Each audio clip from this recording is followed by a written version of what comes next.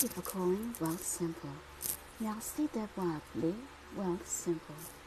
For service in English, press 1. Pour le service en français, faites le 2. Thank you for holding. We're sorry. We are currently experiencing higher than normal call volumes. All of our agents are currently busy, and we are not able to connect with you at this time. The most effective way to get an answer to your question is to visit our help center at help.wealthsimple.com and access articles on frequently asked.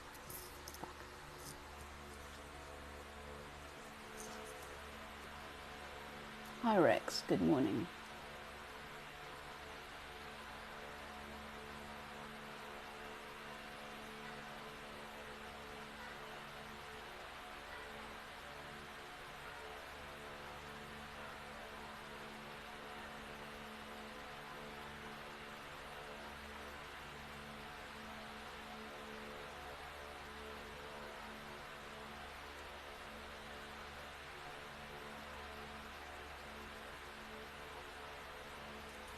Good morning, guys. Yeah, thank you. And welcome to our regular live Friday shift session. Weekend na, no? Weekend na pala. Sino bang sumweldo dyan? Sino bang nakakuha ng 13th month?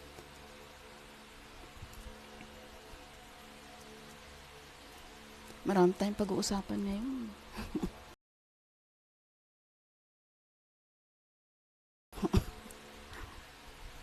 Tsaka dahil may mga nagtatanong sa akin about what are the best VA agencies to apply to. Hey Kira, what's up? Absent ka last week. Namiss ka namin. Namiss ka namin ng pamilya mo. Ayun. May mga nagtatanong sa akin, like, what are the best VA agencies to apply to? Honestly, I don't know all the VA agencies because I haven't worked for all of them. Pero based dun sa videos, hi Coach Chi, what's up? Hello. Kamusta ka na? Ito, I haven't been seeing you in a while siguro. Parang hindi ko It's just a few nadadaan yung mga days. videos mo. Any tips po, madam, para mawala ka ba sa final interview? May bagong company next year. I'm gonna do a series called Kakaba on yung kaba sa interview. Yeah, Coachy, so I actually posted on Monday and Tuesday, siguro just the last few days. Hindi ako masyadong active. One, kasi yung mga nag-viral na videos is the ones about the VA agencies, okay? And I don't want the VA agencies to shut me down, okay? Two, medyo na busy ako with like castings and recordings, sa voiceovers, and then I had an interview or a meeting with another client, which I'm going to talk about later because honestly, it's the most horrific interview experience that I've ever had. It's horrific. Yeah, magandang topic yan. Like, and I consulted my daughter on that. Yung anak ko is BS Psych. She's a licensed psychometrician. And then yung sister ko, who's talagang HR talaga, because she's been doing IT recruitment for maybe 16 years or so. I consulted her as well on what happened in that interview, and their reaction is the same. They're like, what the fuck? Parang ganon.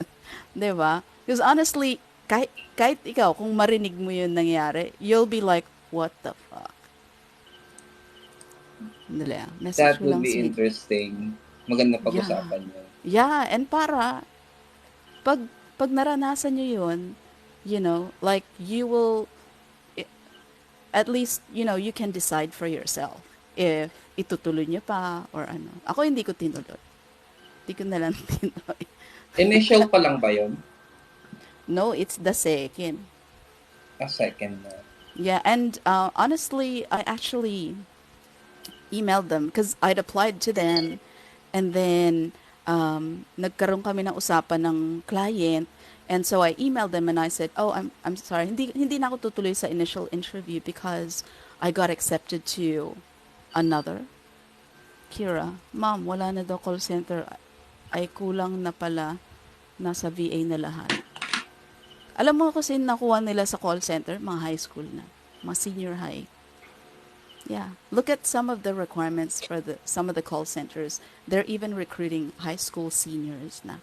Kaso yung mga binibigay lang nila, hindi mataas, nasa 17, 28, mga ganun yung mga presyohan na sa ano.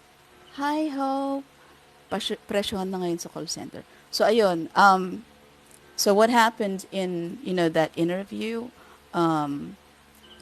they contacted me and they said, so I told them, hindi ko na itutuloy yung initial interview. Thank you very much. Because, I got hired already. And then, yung nag-email back was the CEO. And he said, oh, that's a shame. He was like, you're one of our top applicants for the post. Blah, blah.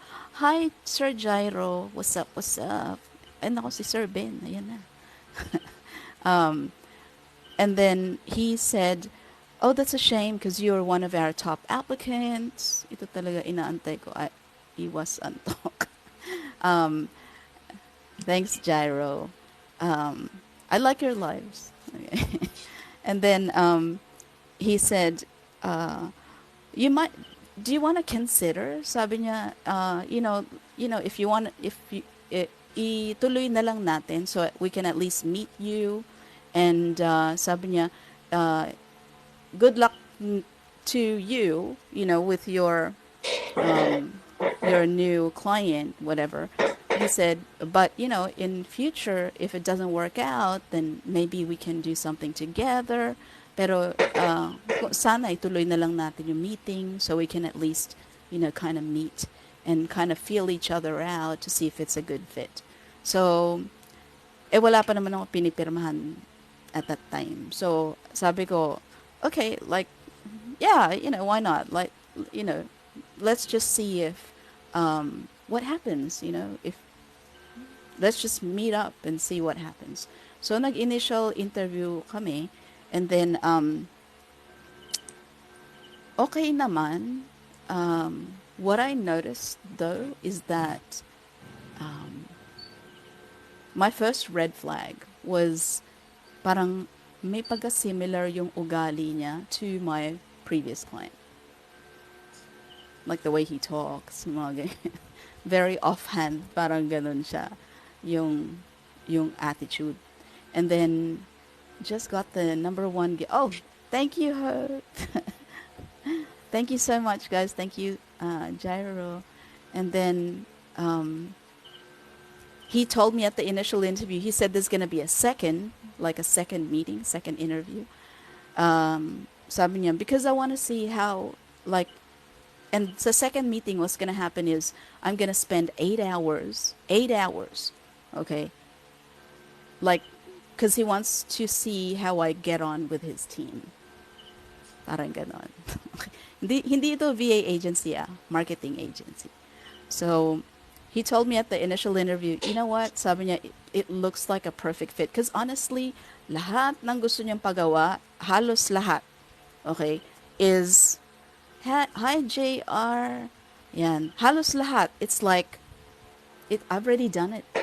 It's stuff that I've already done.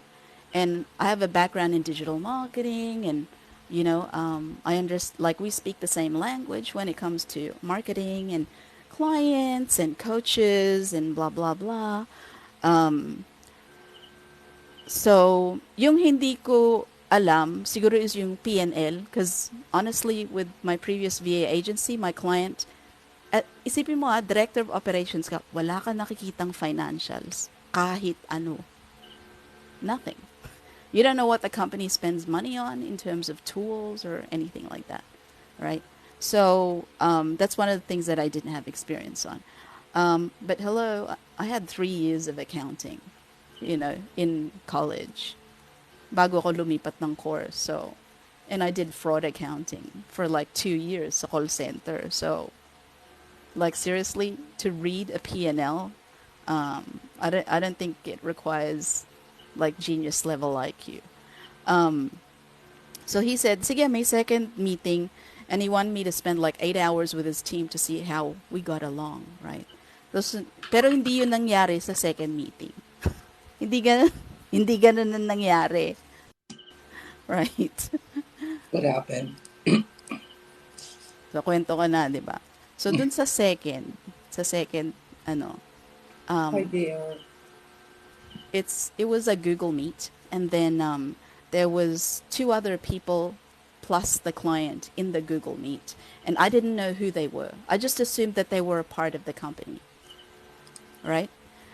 Um, and then may nag-email sa akin from his HR team daw na to remind me of the meeting, ganto ganto, and sabi niya, sabi ni client that it's gonna take up to 90 minutes. So sabi niya, please make sure that you allow for, 90 minutes. And then I said, uh, sabi ko, he told me that it was gonna take a couple of hours. Sabi ko, are you sure it's just gonna be 90 minutes? And then she said, yeah, he said 90 minutes. So in that Google Meet, bali apat kami. And what he'd actually done is he had put me in that Google Meet with those two other people, na applicants as well, for the same post. Ginroup interview kami for like a COO position. You know what? His his first he told us that there's going to be an activity, it's going to take 90 minutes, blah blah blah, and then he introduced us to each other, that we're all applicants for the same post. And then he said, what we're going to do is we're going to interview each other for him. Ano What? reaction mo doon? No. See, you're like, No, it's a what? no sa akin. What? Right? And I was like, um, like I've been interviewing people for 8 years, and this is the first I've heard of it. Okay. Kaya nga kinonsult ko yung anak ko, tsaka yung sister ko, because I've never heard of any system like that. Because you put three people in one room, and they're gonna interact with each other as interviewer, interviewees, and the other person is like auditor na magpo-provide ng feedback. What do you think they're gonna do? Naturally, they're gonna tear each other apart. 'Di ba? Yeah. That's what they're He's gonna like do. creating he's like a he's like creating a survival game within the interview. Yeah, and you know what? When that happens, nobody gets a fair shake. Meaning, like, nobody really gets the right attention.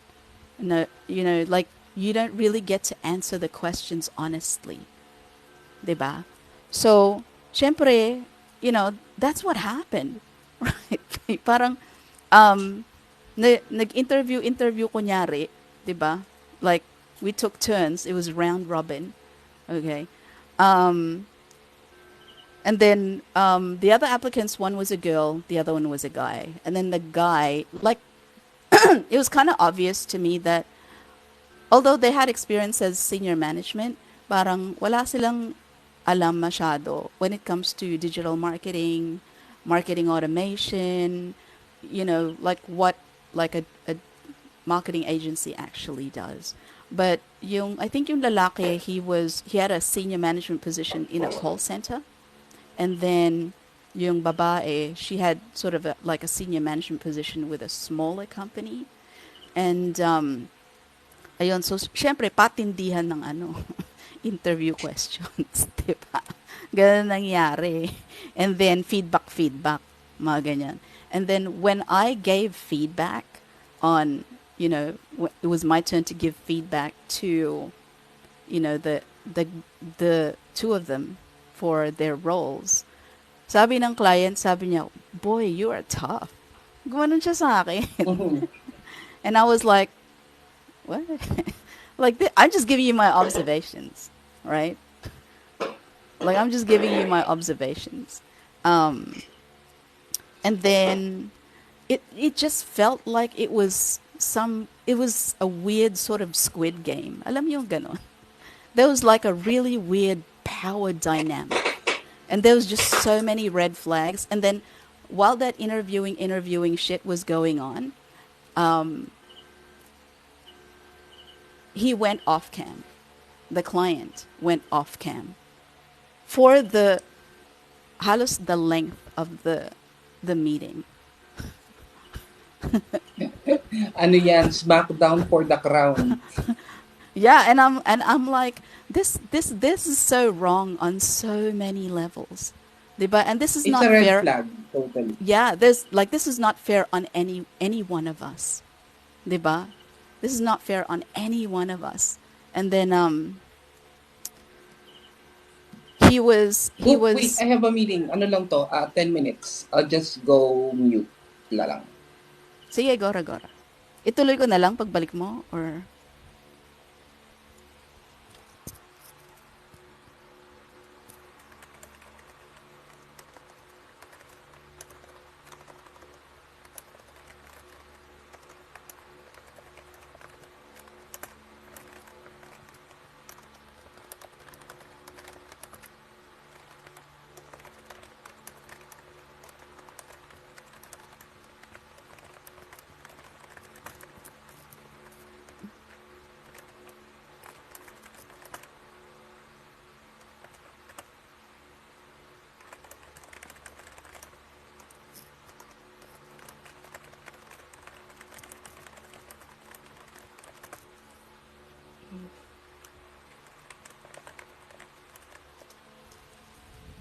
ay, wait, sorry.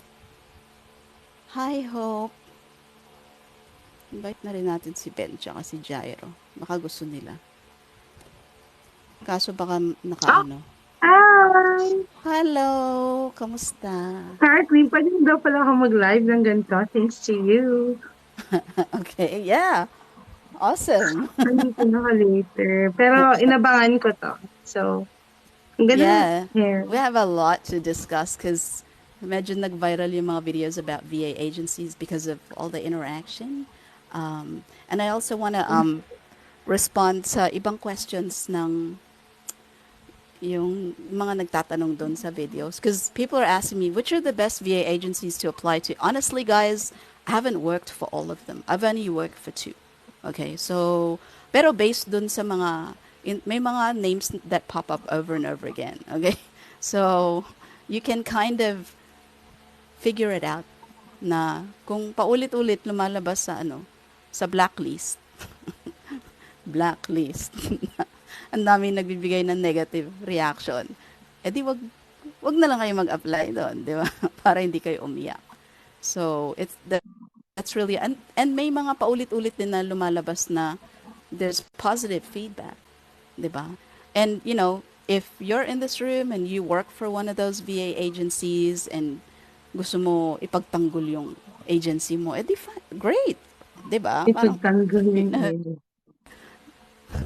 by all means, come up. Di ba? Yeah, why not? Yes. Gora lang. Hi, JR. What's up?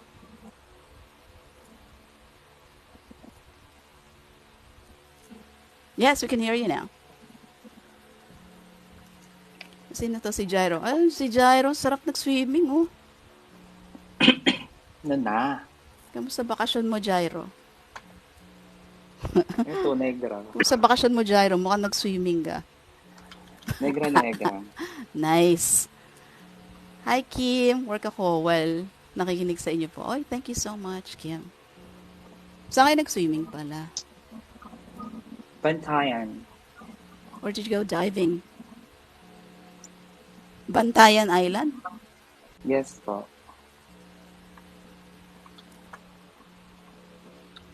Ilang hours ang biyahe dun? 5? 5 hours? Just 5 going to to, 6 or is that to by and from? land. Depende siguro kung gaano kabilis mag-drive yung Oo. Papunta pa ano, lang yon. papunta. So may dala kayong sasakyan. Okay. Awesome. Uy, yung asawa ni Miss MJ is second interview na for team lead position na-advertise dito.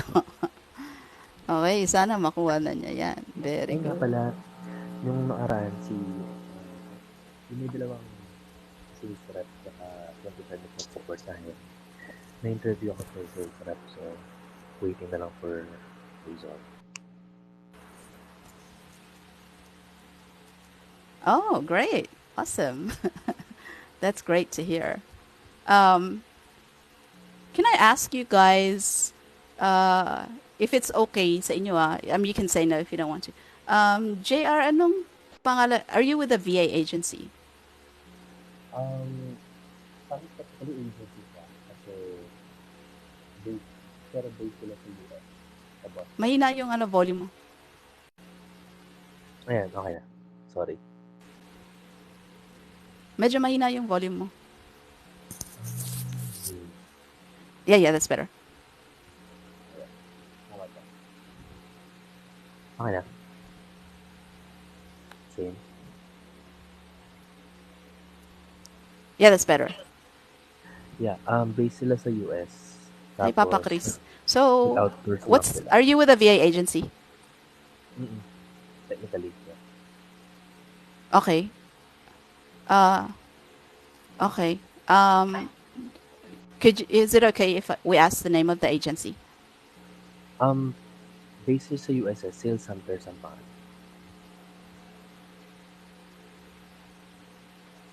Ano yung name niya? Ganun mo ba, madam? Sales Hunters. Or mahina? Mahina siya. Wait, Mahina. I'll join again. Sorry. Okay. Sana all VA. Yeah. Well, Hey, be careful Gobs. what you wish for. Yeah. Hi, Jairo. Okay lang ba tanungin yung you're direct ka, di ba? Yes po. Are you direct or? Direct clients. Okay. So wala ka sa VA agency, no? Wala. Hi, Hindi ako, Raylan. hindi ako fan ng agency. Wala, okay. Ewan ko ba?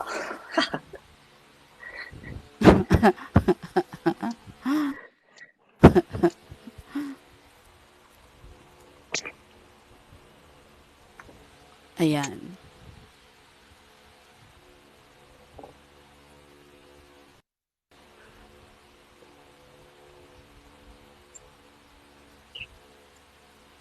Hi, Raylan. Kamusta po? Okay. Balita Si mo Raylan pag na baby mo. ka ng full-time ni Pumapayat tayo Sino pumapayat? Pumapayat ka daw, Hope. Ano? Naka-meeting ako, feeling na. Hindi, nakikinig Ano lang bang ako. ginagawa mo? Pumapayat? Ito, Okay. Hope, mag-off cam ka. off ka na.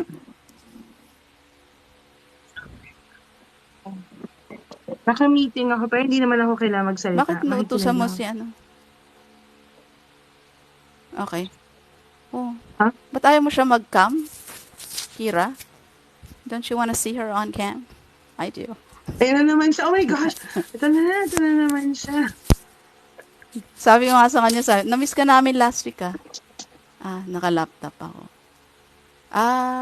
Okay. Are you on live studio? Is that why?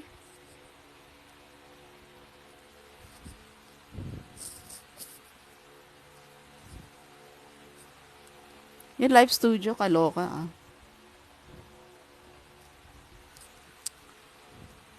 Ba't ako pinag-off? Nagalit talaga sa akin to si Kate. Oo. Ba't pinag-off ka mo si Hope? Ano ba? Gusto Ano ko bang meron? Gusto ko mag-cam kasi ngayon lang naman. Yes! Naglalag ako. Bakit ako yung mag-off cam kung ikaw naglalag? Kaya mo na nga. Oh. Why? Why?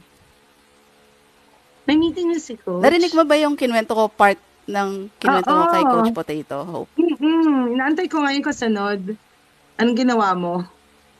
Yeah, he has a meeting now. Y- So, I didn't want to be rude and, drop out. And honestly, like, if I started something, I'm going to finish it. Like, tatapusin ko siya. Right? So, detalye ko na lang nangyari yung nung nag-interviewhan kami. Okay. Interview. So, di ba, interviewhan kami. So, um, in the course of that round robin interviewhan, lumalabas talaga na yung personalities, ng yung mga tao na nandun, right? So, yung girl, she was always talking about how she buys books, how she reads Mm. from books. And then,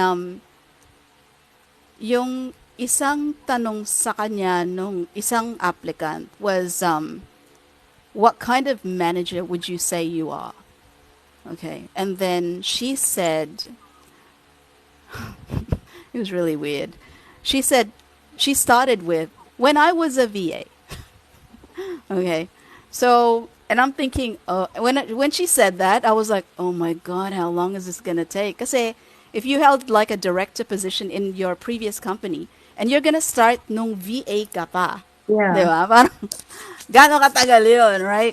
And then, she talked about when she was a VA, kasi apparently she had this manager nung VA siya, who Mm-mm. was a bad manager. Bad daw na manager na parang nagpa-power trip, tapos minsan minumura yung mga underling niya. And she actually used profanity to illustrate her During the story. interview, She, yeah, to illustrate her story. She was like, because the manager would, tell, the other VAs, well, you don't need to be such a fucking idiot. You don't have to. She used the F bomb, to illustrate her story. Kung gaano kasama na manager ano, yung, like, kasama niya dati. And then, and then she said, yun, so in-illustrate niya na she had this bad manager, and then she said her first promotion, that's the kind of manager she actually turned into. Diba? mm. Because she really didn't So know may a history pa lot. siyang kwento. Oo, may backstory pa siya na May kinuwento. backstory siya. Oo. And then, to kind of transition into, like, now, sabi niya, well, I actually bought this book na ganto-ganto, yung The 1 Minute Manager, yada, yada, yada, da, da, da, da, da. And she subscribes to that theory, ganto-ganto, ganyan-ganyan, ganto-ganto, ganyan-ganyan. And then, that was it. That was her answer, right? So she didn't And really nung, answer the question. exactly, She just, exactly. And then when I gave her feedback, I told her, okay, first of all, you didn't answer the question.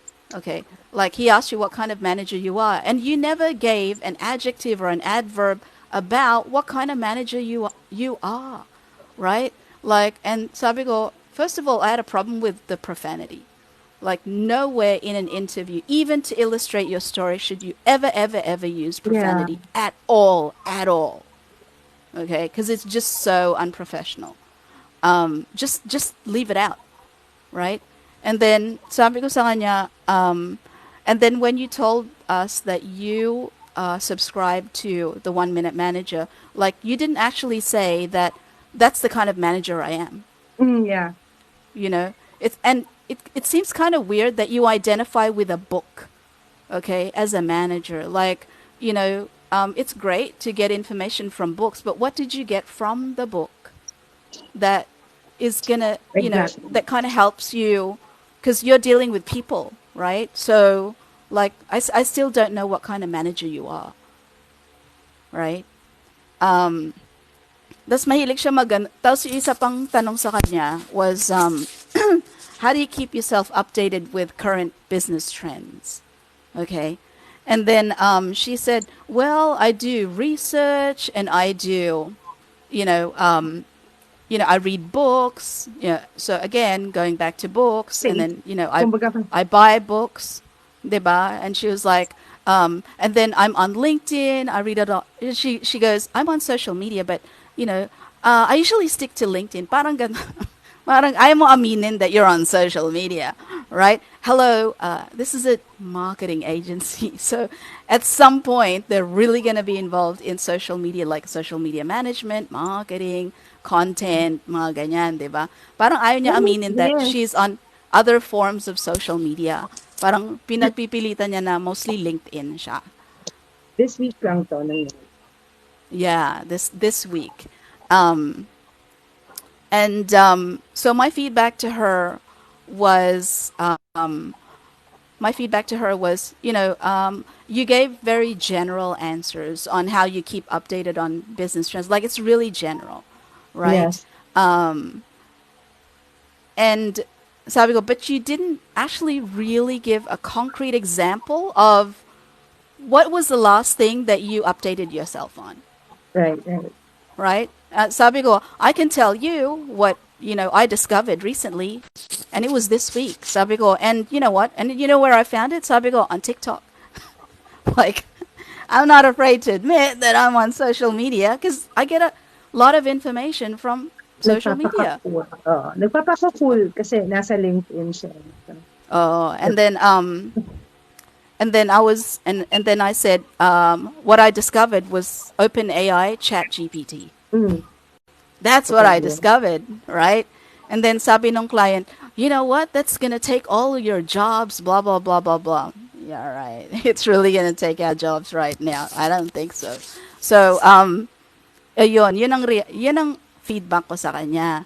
And then, yung isa naman, yung guy, and I was asking him questions. My first question to him was, what do you think is the most underrated skill for any virtual worker, like whether you're ISA, GVA, director, operations manager, like doesn't matter what your position is in, what is the most underrated skill for any virtual worker and why?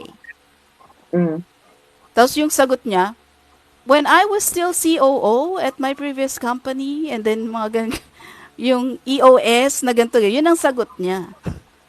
Jumargon. Yeah, Jamar, and he kept bringing it up like all the time when he was COO, when he was Ginto, when this was his position, and when this was blah blah blah. Ay, baka pwede. Yun yung ano niya, yun yung pambanat niya. So again, like he didn't actually answer the question. Like I don't even know if Mm-mm. he even kind of heard the question. Hey, good morning, Paul. So like that was his stance. He kept bringing, "Hi, Jezza." He kept bringing it up over and over again that was his previous position. At alam mo, vinolunteer niya why he left his previous company.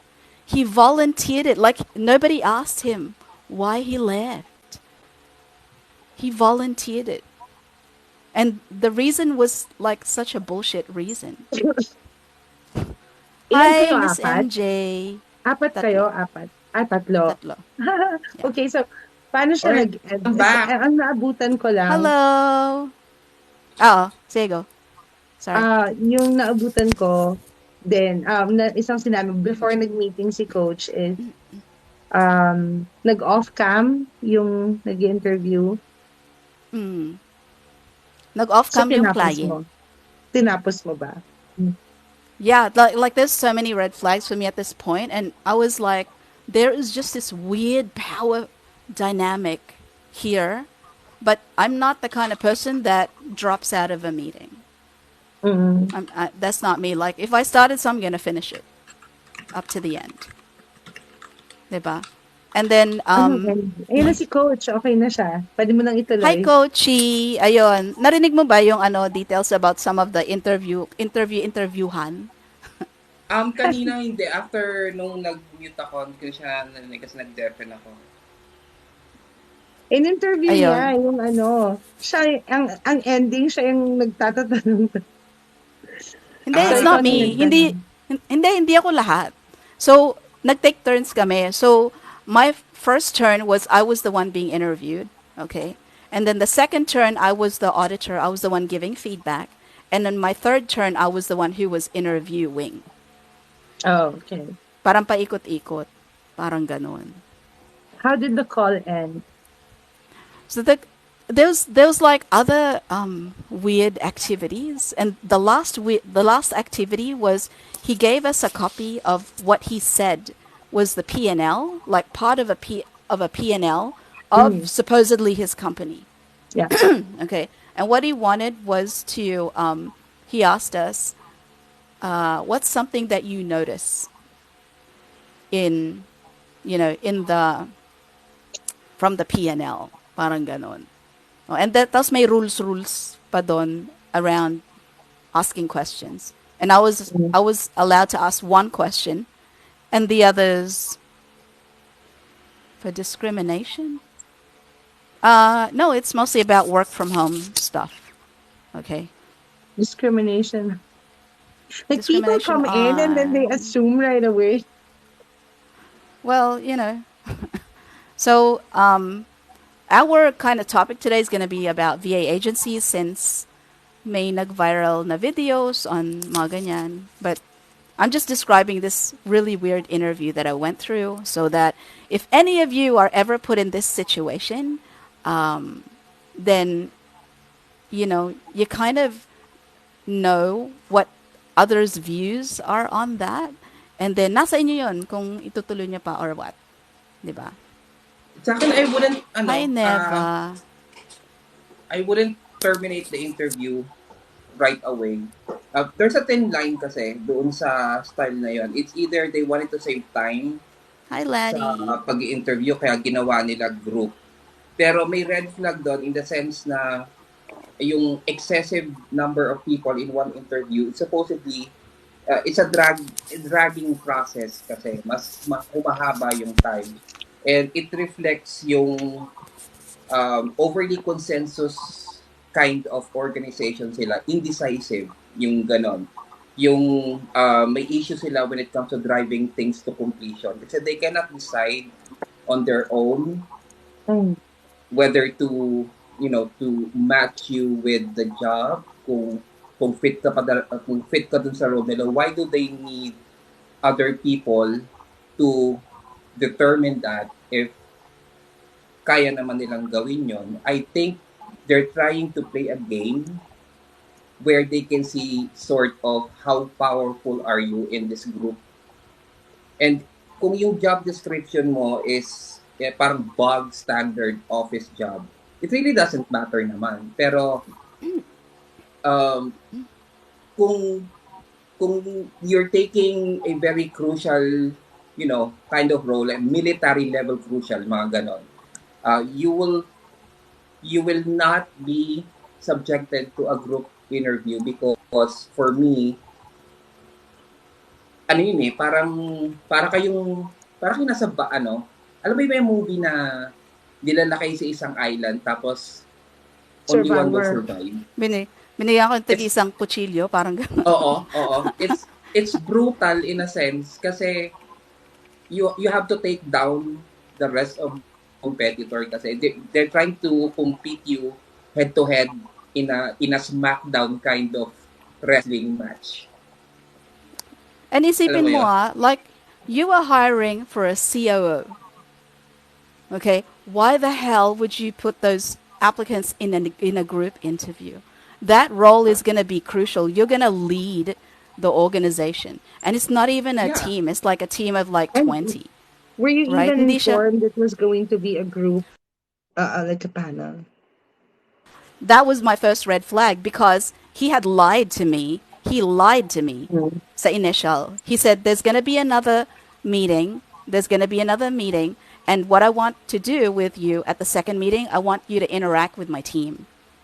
Diba? It's going to be eight A super hours. red flag Sabi niya, yan. full shift. Sabi niya.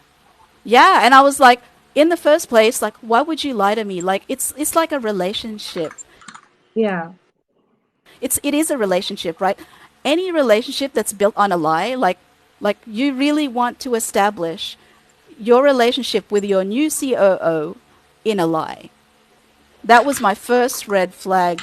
Because when I stepped in there, I wasn't expecting to, like, iba yung expectation ko from dun sa Mm. nangyari. So, talagang first red flag. Actually, second, kasi yung medyo ugali niya nung, first interview is like really similar to yung ugali ng former client ko. So, it was the second red flag, right? But I was already there. I was like, you know what? I'm gonna be who I am. Like, I don't know how to be anything else. Okay, like I'm gonna be who I am gonna be because my experience speaks for itself. So, tinapos ko na lang siya. And then after siguro so natulog ako after nun. And then, siguro mga few hours later, in-email ko na lang yung HR, tsaka siya, and I said, I think I made it a point to tell him that, so we agreed to meet to see if it's a good fit, and I think we've done that. 'Di ba? Yun ang pinag-agreehan natin. Okay? And I did my part. Like, I agreed to meet up with you, and I did. Okay? And I said, I don't think it's going to be a good fit for me. Because, you know what? In an interview, and I always say this, it's not just the company trying to figure out if you're a good fit for the company. It should also be you. You look at the company. Ikaw isipin mo, is the company a good fit for me? Kasi mamaya yung kultura doon is, halimbawa, nag-hire ka ng tao na sanay sa exciting na kumpanya na palaging may pizza on Friday, may mga raffle, may mga kung ano-ano, sanay sila sa ganon. And then you go to a company where it's kind of boring. The culture is boring, like there's not a lot happening. 'Di ba? So you also have to look at the company and think, are they a fit for me? And for me, it was like definitely a no. So I actually emailed and I said, yeah, it's not gonna be. I don't think this is the right fit for me. But May thank you very tumatawag much. talaga. Kanino yun? Kanina yan. It's not Akin. me. Sorry. Ah, okay. Oo. Ayan. So, Ano ganun siya. sinagot niya? Sumagot na siya? Yeah, you know what? Honestly, I didn't bother to read his response. Kasi ganun ako eh. It's like, if you're worth my time, I will give you my time. But once I've decided you're not worth my time, I'm not even gonna read it. Sumagot siya, nakita ko sumagot siya, but then I like click delete. Sorry, that's just who I am. Okay, I didn't bother to read the response at all.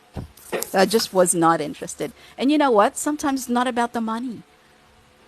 Sometimes like you're gonna like subject me to something like this for how much? 'Di ba? Parang you wanna see. Tapos ito pa, parang like why would you do that? Like it's a sadistic thing. May pagka 'di ba? Sadistic. It's like natutuwa ka to see three people try to tear each other apart just to get this job? Like seriously, you want to start the relationship like this with your new COO? Alam ko favorite movie niya, Hunger Like Games. ano, Lord of the Flies. Hunger Games. Hunger Games. Mm-mm, Diba? pang Hunger So, Games. ayan, sabi ni SYB, naalala ko yung applyan ko, they have a boot camp where they exploit the applicants as free labor. Well, they should be paid, but, kahit papano, kahit minimal. That's not a good sign. So, if you, like, it was such a weird situation to be in, and I really didn't know what the purpose was. And yung final red flag ko kasi, yung last na situation, binigyan niya kami ng parang screenshot ng PNL, supposedly. Hi, Emil. Emil, Pinakita tatanungin na ko niya rin agad sa'yo. yung PNL Okay? niya. Kasi alam ko, it's only part of a PNL, supposedly, okay, of he said his company. And then it was like August to November, something like that. And then he wanted to know what is unusual about the P&L. What can you say about it? Can you comment on the health of the company? Na blah blah blah.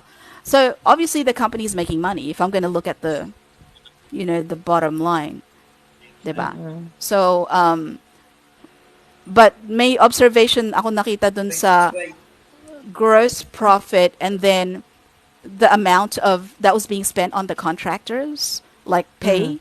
And then tinanong ko sa kanya, is that directly related? Like yung pagbaba ng gross profit, is it in, is it directly connected to pagbaba din ng yung sa payroll? And then he said, not really, parang ganon. And then my red flag was kasi yung dalawa in any interview when people start to make promises, that's a huge red flag for me. When Mm. I'm interviewing media buyers or yung mga social media manager na nagba-promise na parang, yeah, no, sure, no problem. We can do a campaign for retargeting. And when we retarget, your conversion rate will go up by 25%. Yung mga ganyan, di ba? Or, sure, Oo. I can help you grow your TikTok follow. Like, honestly, I helped my previous client grow to 20,000 followers in like 30 days.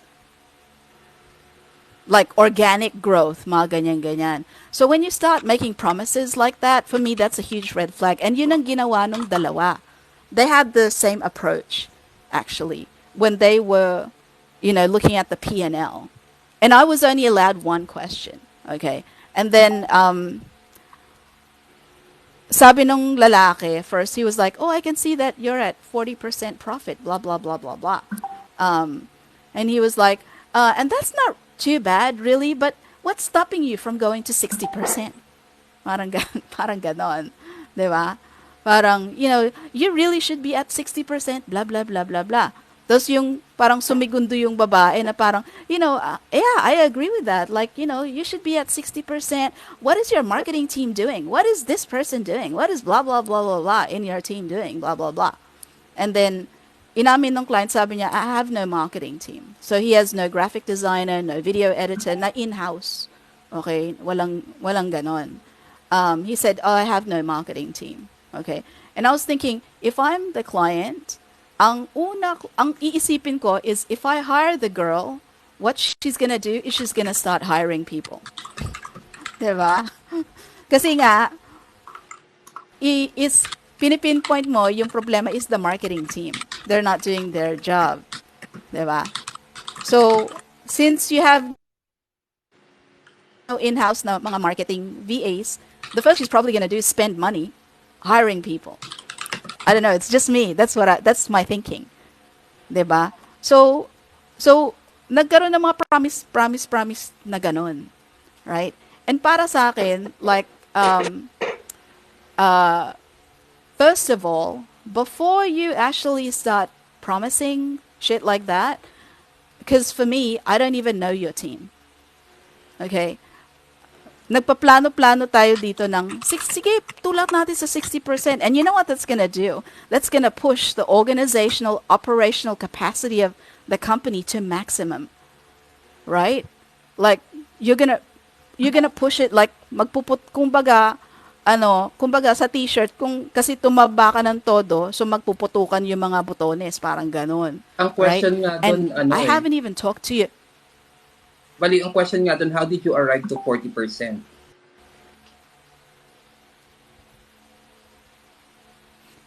Just based on the part ng P&L. Apart lang, Yung hindi niya parte. pinakita Kasi lahat. nakikita mo naman yung net. Oo. Net loss, It's only net from profit. August to November, parang ganon. Parang ganon. Tapos yung lalaki parang may gawa-gawa pa siya ng mga numbers. Well, I'm seeing for the whole year and I'm looking at it, I'm like, it's not for the whole year. It's only from August to November. Hello. Right? May gawa-gawa pa siya na ganon. Tapos sabi pa niya, in my masteral blah blah. Hello, there's no word like masteral, okay? It's masters. And he was like, in my masteral blah blah blah, mga ganyan-ganyan. Tapos may gawa-gawa siya na, like I can see for the whole year, and I'm like, I can't see anything for the whole year, right? Okay, but sige, sinabi mo yan. Because for me, the first thing that I would do is actually talk to your team. Kasi mamaya, Mm. yung ikaw, your head is at 60%, but when I talk to your team, their heads are at 0%, right? So, and they're not happy with the way that you manage them, or yung there was a recent malaki yung turnover ng mga VAs, mga like I don't there's a lot of factors that I don't know, right? Because, for me, it's like, I wala akong like previous experience with looking regularly at a P&L and thinking, oh, this is where we can save money. This is where we can save money. But guess what? The VA agency that I left is still profitable. Okay? Because my principle is you have internal clients, you have external clients. Yung external, yun yung mga nagbabayad na clients. Okay? Mm. Your internal clients are your people, right? And you treat them the same way. Yung parang external clients, nagbabayad yan, pero kung nagbabayad yan monthly, or minsan yung iba daily, may mga problema, 'di ba? So, if you solve the problem for the client, if you keep solving problems for the client, right, they're going to stay with you. They're going to stick with you. And it's the same with your internal clients, with the VAs, right? Some of them are going to have problems once a month. Some of them are going to have like daily problems. Okay? Some of them are going to bring problems to you that are not even really problems. But, halimbawa, kailangan nila ng hingahan, yung mga ganon. Na para sa akin, I don't even know where your team is at. Okay? But, I know that if I get your team to a position where nasasarado lahat ng problema nila, nasasagot lahat ng mga issues nila, right? They will, now you can, now there's room, and there's space, and there's mental freedom for them to do better in their job. 'Di ba? They'll be more open to new ideas, to your ideas on how, like, syempre, hindi mo kailangan sabihin sa kanila na ipupush mo to 60%. Like, you don't need to share that with them. 'Di ba? But yung mga plans and like the improvements and stuff like that, they will be more open to that if you're solving all their problems continuously. I mean, that's just me, right? And I can't promise you that. I can't promise you anything. And I'm not going to fucking promise anything. 'Di ba? I don't promise shit like that. But if we get your team to a place, and I don't know where they are right, they could already be there, 'di ba? To a place where like they feel like they're safe in their work environment, they're actually asking for more work, 'di ba? Then you can start to plan on, yeah, let's push it to 60%, 70%. But then you are also comfortable yourself in thinking, my team is now ready, right? Now we can, really take off. Now we can, really make those plans para lumaki, mga ganyan-ganyan. So, ganun yung and that just really gave me a lot of insight into the kinds of managers there are. And these two, they were younger than me. Okay? And it just seemed like they were very idealistic. Na parang, you get your knowledge from books and, stuff like that. But hello, you're dealing with people.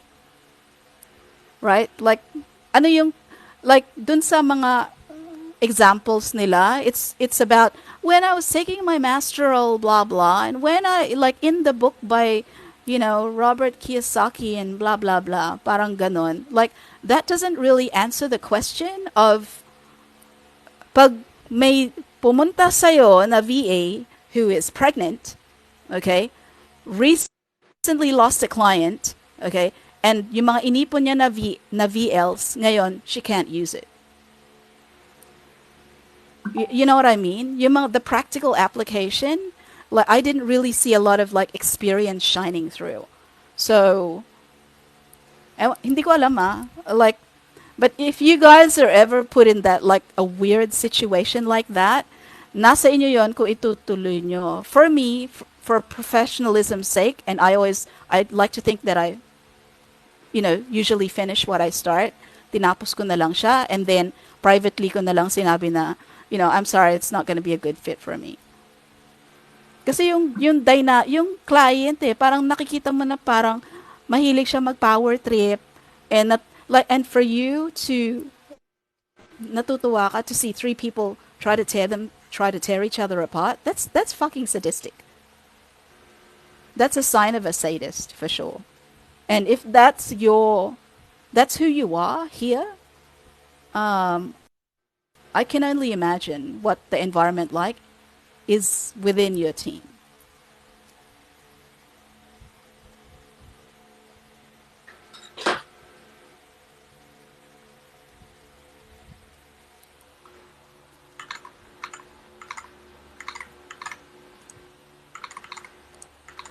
What did he So said about talagang sa ano, like doon if sa, you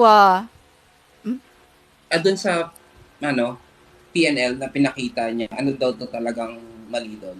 He asked, he asked you, di ba? Ano, what's wrong with this PNL?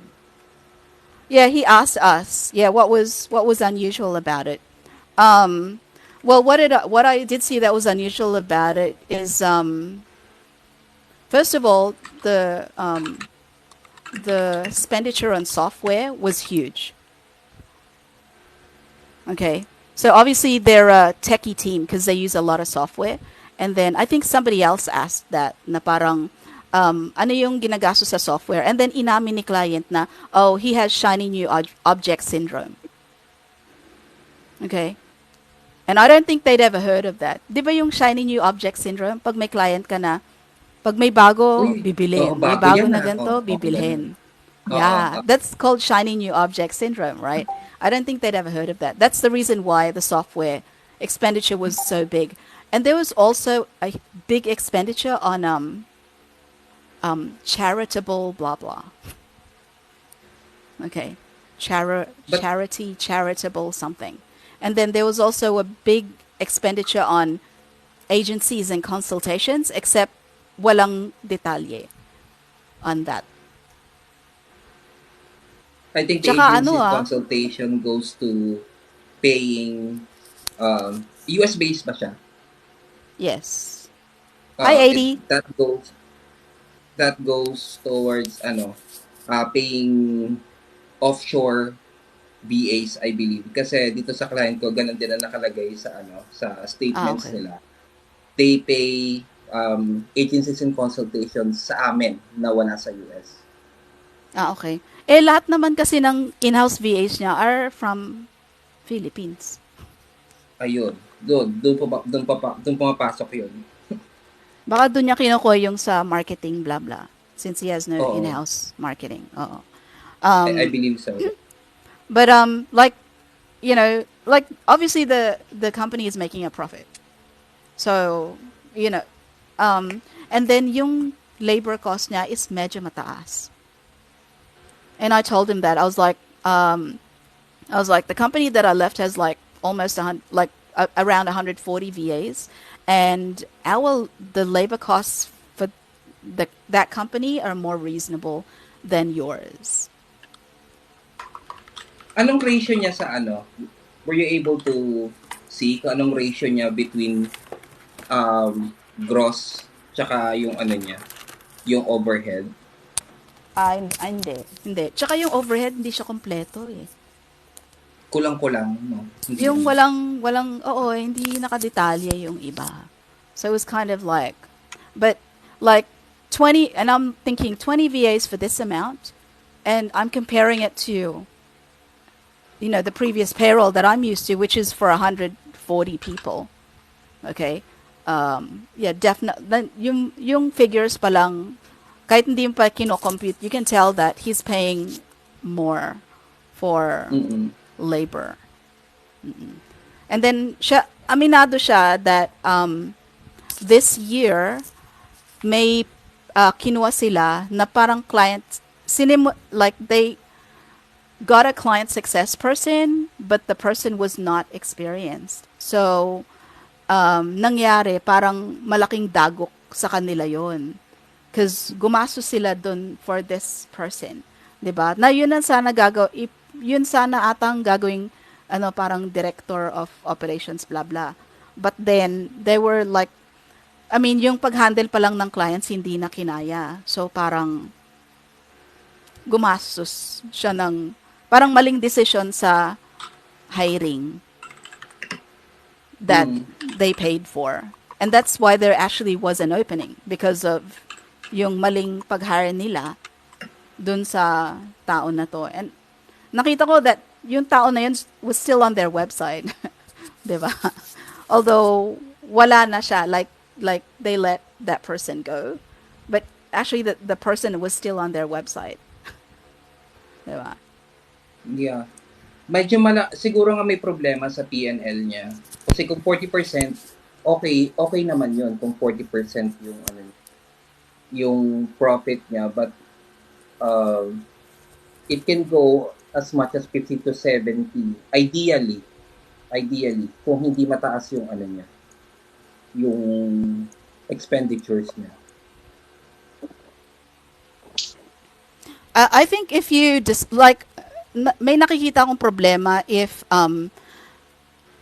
yun nga yung sabi nung girl na what's the marketing team up to? Oh yeah, they're doing their jobs, blah blah blah. I'm thinking once you start hiring in-house marketing people, dun na sila magkakaproblema. And they have basically one line of business. That's it. Like one Parang product, one service. Yeah. Like one. Right? Like ano bang product nila? Marketing agency sila. So, marketing plans or packages for a certain niche. That's it. That's it. Although yung niche nila is quite exclusive, and I understand that they're like number one in that niche in the whole country. Okay, and I hope it continues that way, right? But you have one product line, you have one service line, basically, for one niche.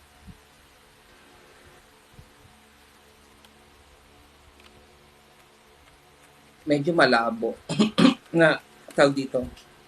Ang hirap mag-assume ng PNL kung hindi mo kita lahat. Oo. Tsaka hindi kompleto. And malay ko ba kung gawa-gawa mo lang yung PNL na yan? Gora lang, Ladi. No problem. No worries. So, you know what?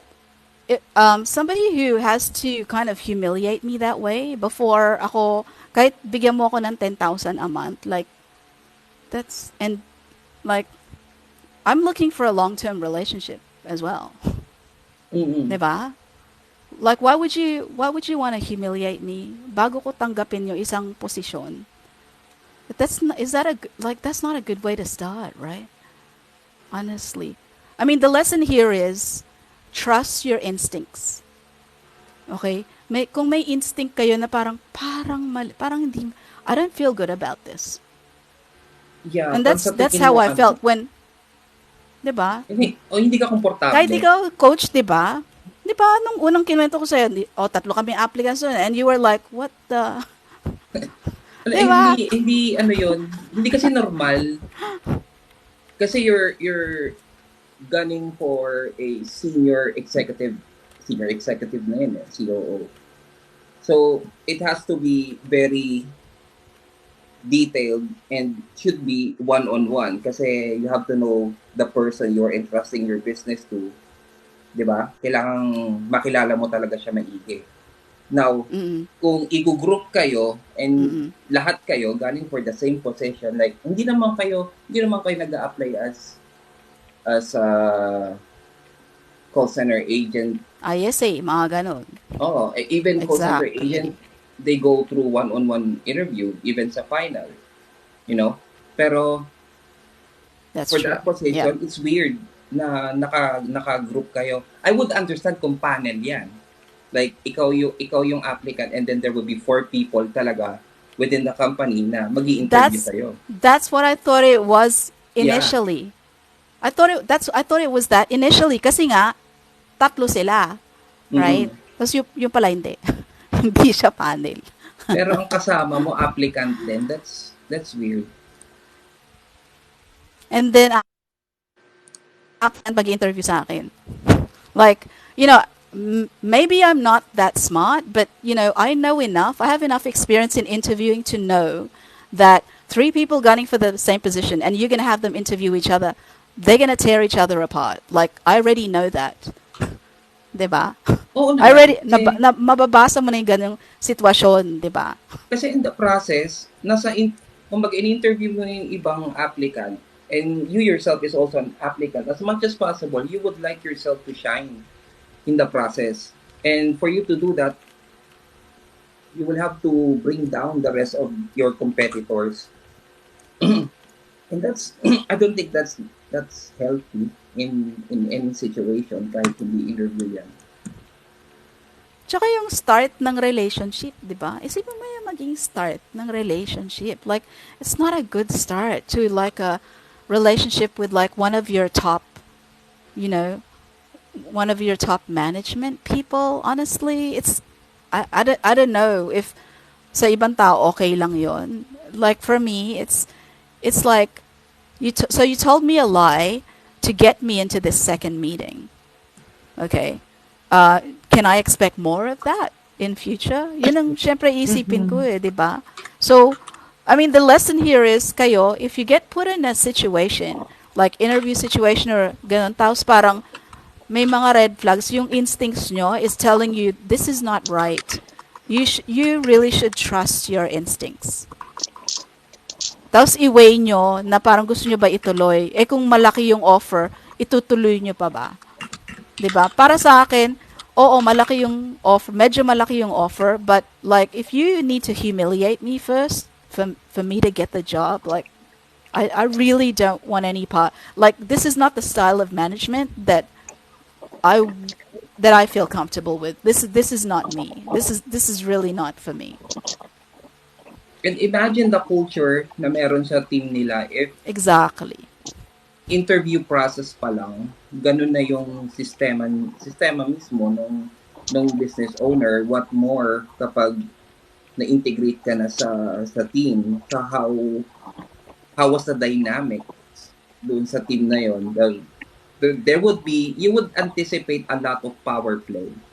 Yeah, and malamang yung mga VA roles na let's say rank and file, mataas ang turnover sa kanila. I'll guarantee that. Malamang mataas ang turnover nila. Tinanong mo, how is your attrition rate? I mean, I don't need to ask him that. I can already kind of tell. 'Di ba? Sa ugali. So weird. That's why I had to ask, Emil, nandiyan ka pa ba? Emil, may ganyang interview, technique na alam mo? Kasi tinanong ko na kay Ayomi, okay? And I asked my sister, right? And my sister is like talagang bihasa na HR.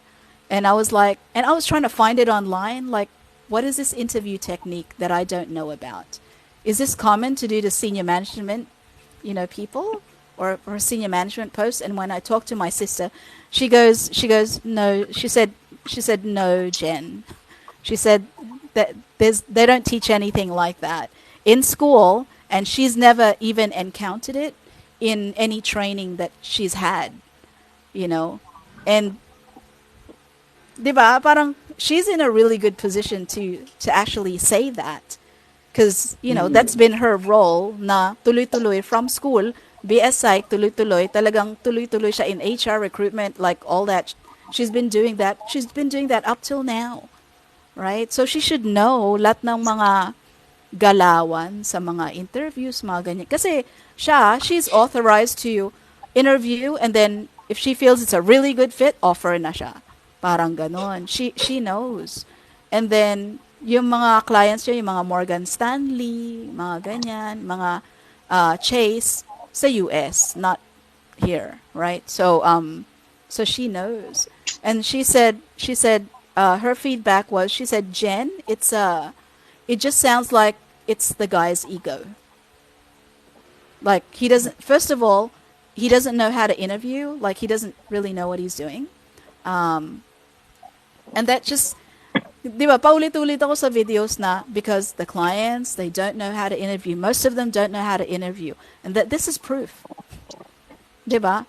And it's lazy. It's like, Okay, so for today, I'm not going to interview you. You can interview yourselves for me. Like what? It Like, shows a lot of it shows a lot of indecisiveness. yes, Yung ano exactly. kanina, nabanggit ko kanina. You're Hindi absolutely kasi right. you can't decide on your own. Why do you depend on other people? First, you know, nag-a-apply din. Depende ka ng decision sa outcome nung taong nag-a-apply din. So, it doesn't make sense. And you're looking for someone to take care of your business that way. It's weird. Talagang weird. So, and that was the weirdest interview experience I have ever had in my entire life, ever. Okay. It's just the weirdest thing. And sabi ni Kim, meron po akong ganyan experience panel, tas management level din pero BPO. Pero off yung start, client yung nag-interview final. Okay yan. Like you know, if it's a panel interview, it should be company. Yung panel should be composed of like company people. Okay? Not It should other applicants. not other applicants. Why are other fucking applicants interviewing me? Like, tanggap ko pa yon kung panel, lahat sila from the company, including the client. Tanggap ko yon. If pangit yung interview ko, panel interview ko, di pangit, tatanggapin ko yon. Di ba? Pero yung ibang aplikante for the same role is sila yung magi-interview sa akin. Like, meron din ba, din ibang, yun nga, yung dalawa, we're all the same applicants for the same role. Pina-interview ako sa aplikante rin. It's just such a strange, I don't Very know, strange setup. super strange. So, if ever mangyari sa inyo, pina-interview kayo sa kapwa nyong aplikante rin, that's like, big red flag. Sabi ni AD, kung ganyan sa interview pa lang, toxic na sigurado yung environment noon, patayan, hindi tulungan. Yeah. Yeah. Because you know what? Any business takes on the personality of kung sino yung may-ari. It takes on that. Tapos meron ako mga ibang kasama, ako na lang po nahiya. Yeah. I mean, that's why I said after, I said it's not the right, like, hindi ko sinabi in so many words na you're not the right fit for me. I was like, I don't think it's a good fit for me.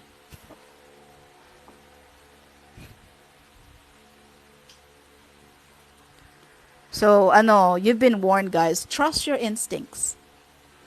Trust your instincts sa interview. Sometimes matatapat ka sa interviewer na medyo off. Like, trust your instincts. If your instincts are telling you that something is off, something is off. Talaga. And if anyone ever finds that technique, like, ever online, kasi wala akong mahanap talaga eh. Tsaka yung mga nakausap ko parang, like, they're HR people already and they don't know that interview technique exists. And you know what? That I even exists. asked him. I said, so this technique, sabi ko sa kanya, that you're using, is it something that was suggested by your coach or something that you found online? I actually asked him that. And parang Ang sabi niya? hindi niya ako sinagot. Parang vague yung sagot niya. Well, it's something that we're trying. Parang ganun. Parang ganun. Well, it exists depending on what position is available and anong purpose nung group interview. Pero kung group interview yan, magkakasama kayo ng ibang applicants, then dapat may facilitator, which is yung nag-i-interview. Hindi yung ini-interview yung magpa-facilitate sa other interviewees. Yeah, and I do group interviews where I've had people in there who applied as media buyers, tapos yung iba as marketing automation, mga ganon. Tapos, kiniklear ko, okay, so, you three, you applied for this role, but you applied from online jobs. Sabi ko, so sinaset ko expectation na, so my questions for you guys are gonna be different from you. Yun ang sinaset ko talaga expectation. And I always tell them, always, that, you know, we're trying to see if you're the right fit for the role, naturally, but it's a two-way street. You should also be looking at us, like doing your research and figuring out if we're the right fit for you. Diba? Fair lang yun eh. That's a fair shake. Right? So, hi Anastasia. Ayan. So, like, it is the weirdest interview experience ever. So, if hopefully you guys picked up something. Now, if you're ever put in like a similar situation, it's not right. It's very, very wrong. Hi. Hello. So, hindi dapat mag-interview po sa inyo is kapwa nyong aplikante. Sabi ni Kim, ang masama pa doon, sinasabi lagi na hard sa akin. Tapos 5 times ako palipat-lipat ng account. Ayun, masakit po sa bangs. So, hard ka. Sa interview process, nililipat-lipat ka ng account. Parang hindi ko tuloy alam if ginagamit yung interview ko for recording nila. It just sounds like, kung palipat-lipat, and they make you do like, they make you do a new interview for each account, that's wrong too. Like, what does it matter? Kung sila rin pipili ng kung saan ka ilalagay na account, that's wrong. I mean, you can do group interview, pero during the screening process, not screening. Second. Sa screening, No, yes. not the Applicable. final. Kasi you're trying to sift out the applicants from, separate the good from Yeah, the good not apples sa from the final. bad. Not sa final, di ba? Hindi Not sa final. Yeah. Never. Yung dinidescribe ko na situation, that's initial. Di ba? Kasi yung schedules ko for interviews before, halo-halo. So it's just one calendar, right? Because I only have one calendar. So kung sinong mauna, right? But kaya sinasabi ko sa initial interview na parang, you applied for the media buyer role, so my questions for you will be different.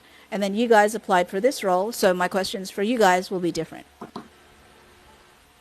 Diba? It's only fair. Like, honestly, what impression do you want me to have of your company? Do you realize that, by lying to me, like, what kind of impression are you giving me of your company? And you're hiring for a very important role. Saan mo nakita yung client na yun? Sa online jobs, in-applyan ko, and then natanggap ako sa iba. That's why, hindi pa nangyayari yung initial ko, in-email ko na sila. I said, hindi na ako tutuloy. Diba? Like, you know what? I've been nothing but upfront with you from the start. Kayo yung naghabol sa akin to say, hindi, tuloy natin yung initial. Who knows in future na ganto-ganto, ganyan-ganyan. Sila yung naghabol. Ako yung nag-cancel ng initial. Sila yung naghabol na, hindi, tuloy natin, you are gonna be one of our top applicants na blah, blah, blah, blah, blah, blah, blah. And then you're gonna put me in that kind of situation? Like, Awkward. are you serious? Like, seriously? Ayan. What other red flags yung napansin mo kay client aside from that? Well, syempre, hinanap ko sila. Okay. So they have a YouTube channel, but the videos aren't updated, which is not unusual because, usually in a marketing agency, if you have a lot of clients, yung pupunta sa back burner is yung trabaho for your agency. Diba? And then the copy, like the content on their website is like the Generic? spelling is off, No, it's not even generic. It's like the spelling is off, the sentences, some of the sentences don't make sense. Yung parang ganun, parang walang nag-QA. Like, I understand maybe it's older content. Okay, maybe you haven't updated it yet, but like, even if it's old content, like somebody should have QA'd it so that because yung website nyo is yung mukha na inihaharap nyo sa buong madla, 'di ba? In And like, short, pati yung website nila hindi rin properly curated. it's not. Parang hindi na QA. And honestly, the design of the website is like, oh my God, 2005. Parang ganon. Parang ganong klaseng, and, like the mix of the colors, like the color palette was a little bit off, you know? It looks very elementary ba? It's, because, common sa logo is dalawang kulay or tatlo. Oo. Diba? And the best, Complementing pa yon. exactly. So there has to be a strong color, then there has to be a weaker color, or there has to be one strong color. I-redesign yan. O dapat mag-alok ka sa kanila, Raylan. So, like, there's one primary and then two weaker colors. Mga ganon, diba? Like, look at some of the best logos in the world. Nike, McDonald's, mga ganon. Usually mga two colors or three. That's it. Right? They have like 4 colors in their logo. So it's really busy. Like, the color palette is really busy. Yeah. And then the design of the website is like 2004, 2005. And then the content, like, there's a lot of, there's spelling mistakes, there's like syntax errors. Like, obviously nobody is QAing it. And then there was meron dun sa ilalim, assorted yung kulay. O parang biskwit lang. Diba? Tapos dun sa ilalim, like, it's common sa website na parang if you want to sign up for their newsletter, mga ganyan-ganyan, leave your email. And I clicked on that, and it goes to a 404 page. So the page doesn't exist, but it's still on the website. Right? And I clicked on more than, like, dun sa home page, kinlik ko, ganun pa rin. And then I tried on 2 other pages, I clicked it, ganun pa rin.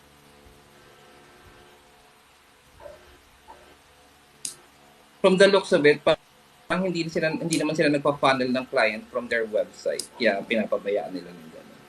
Yeah, I mean, I get it that a lot of their clients are from referrals, which is fantastic. And common naman sa marketing agency na parang yung trabaho for the agency na bibinbin. Kasi syempre, inuuna nyo yung clients nyo. But still, like, even if this was created from 2 years ago, like, how are you gonna, di ba? Parang yung mga bibisita sa website. I mean, even if the language is very simplistic, di ba? It should still kind of make sense. And at some point, like, your agency's been around for like 4 years now. It didn't look like it had been redesigned from when it was initially designed. Hi, Iya. Sabi ni AD, we are family here. Opening ng interviewer, red flag yon. Exactly. Walang monthly check-up ang website. Exactly. Exactly. Yun ang ginagawa ko sa dati kong team. Like, ako na mismo naglalagay sa Asana ng monthly task. Okay, ini-schedule ko. Ina-assign ko dun sa VA na paki-check yung website, pati yung sa client, sa lahat ng landing page, gumagana. 'Di ba? Ngayon, pag nagreklamo si client, it's not my fault anymore, it's your fault because I already assigned it. And I usually do that at the start of the year until, we hired an OM to take over. So, January pa lang, nakaplano na lahat ng task mo for the entire year to do a monthly checkup on our websites, our landing pages, even the clients' websites and landing pages that we create. Okay, yung maintenance, yung regular maintenance, kasama na dapat yan. So, tama si AD. Obviously, there's nobody who's checking it. There's no regular maintenance happening. And I hadn't even checked the SEO, right? And I'm not an expert on SEO, right? But I can look at a website and tell you if it's a good website or not. Right? Tapos yung mga call to action, para medyo kulang sa call to action din.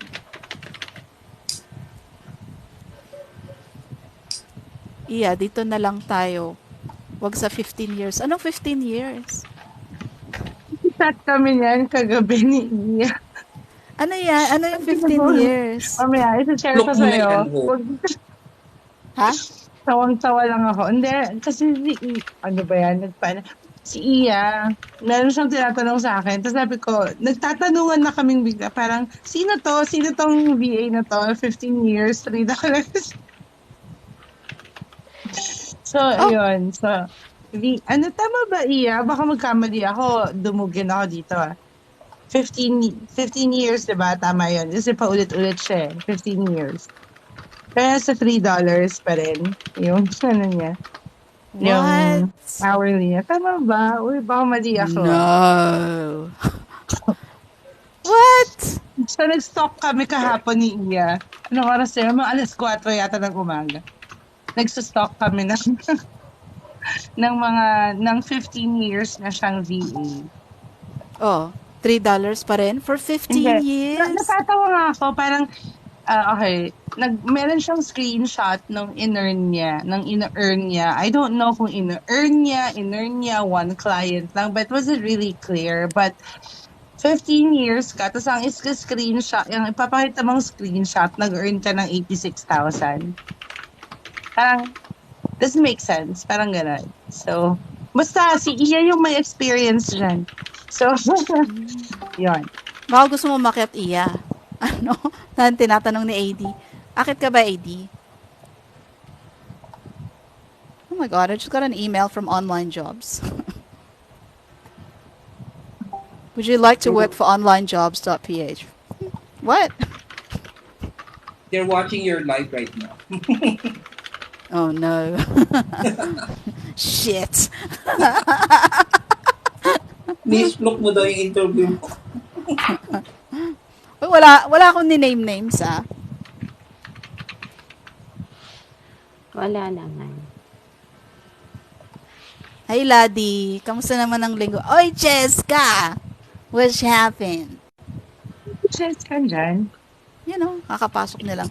Ladi, how was your week? Kamusta naman? Tiring. Oh, yeah? Yeah. Ah, okay. Medyo, May ginagawa ko wait sa lang. AT. Papasko What? kasi. Oo. So, ang dami na naghahabol. Sino pa naghahabol? Ay, hindi ako ang tagahabol. Pero, kasama ako sa kailangan maghabol. Ganon. Yung part na Sige, gora admin, lang, Cheska. tapos na para sa client. So, it's more on the sales side na. And although I'm not doing sales, kasama ako sa team na magpo-formulate ng strategies. Kaya, bigaan ng utak. Okay. And that needs to be done when? By Monday. Okay.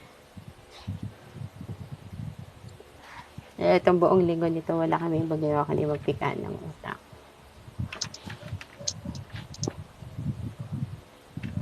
Busy pa rin sa inyo. Ano sa client ko, sobrang relaxed. Parang isang buwan na ata kami slow. Kasi mag-end of the year. Oo. So, ano sa inyo? Parang medyo laid back na, Coachy? After second week after mag-Thanksgiving, maluwag na dito. Medyo na, lie low na. Like, Kasi nakompleto nyo na yung mga assessment, mga ganon. Yung mga annual assessment, mga ganon. Okay. Yes. Wow, in advance. Oh. How to be yung coachy. Oh. Hindi kasi dito kasi sa amin,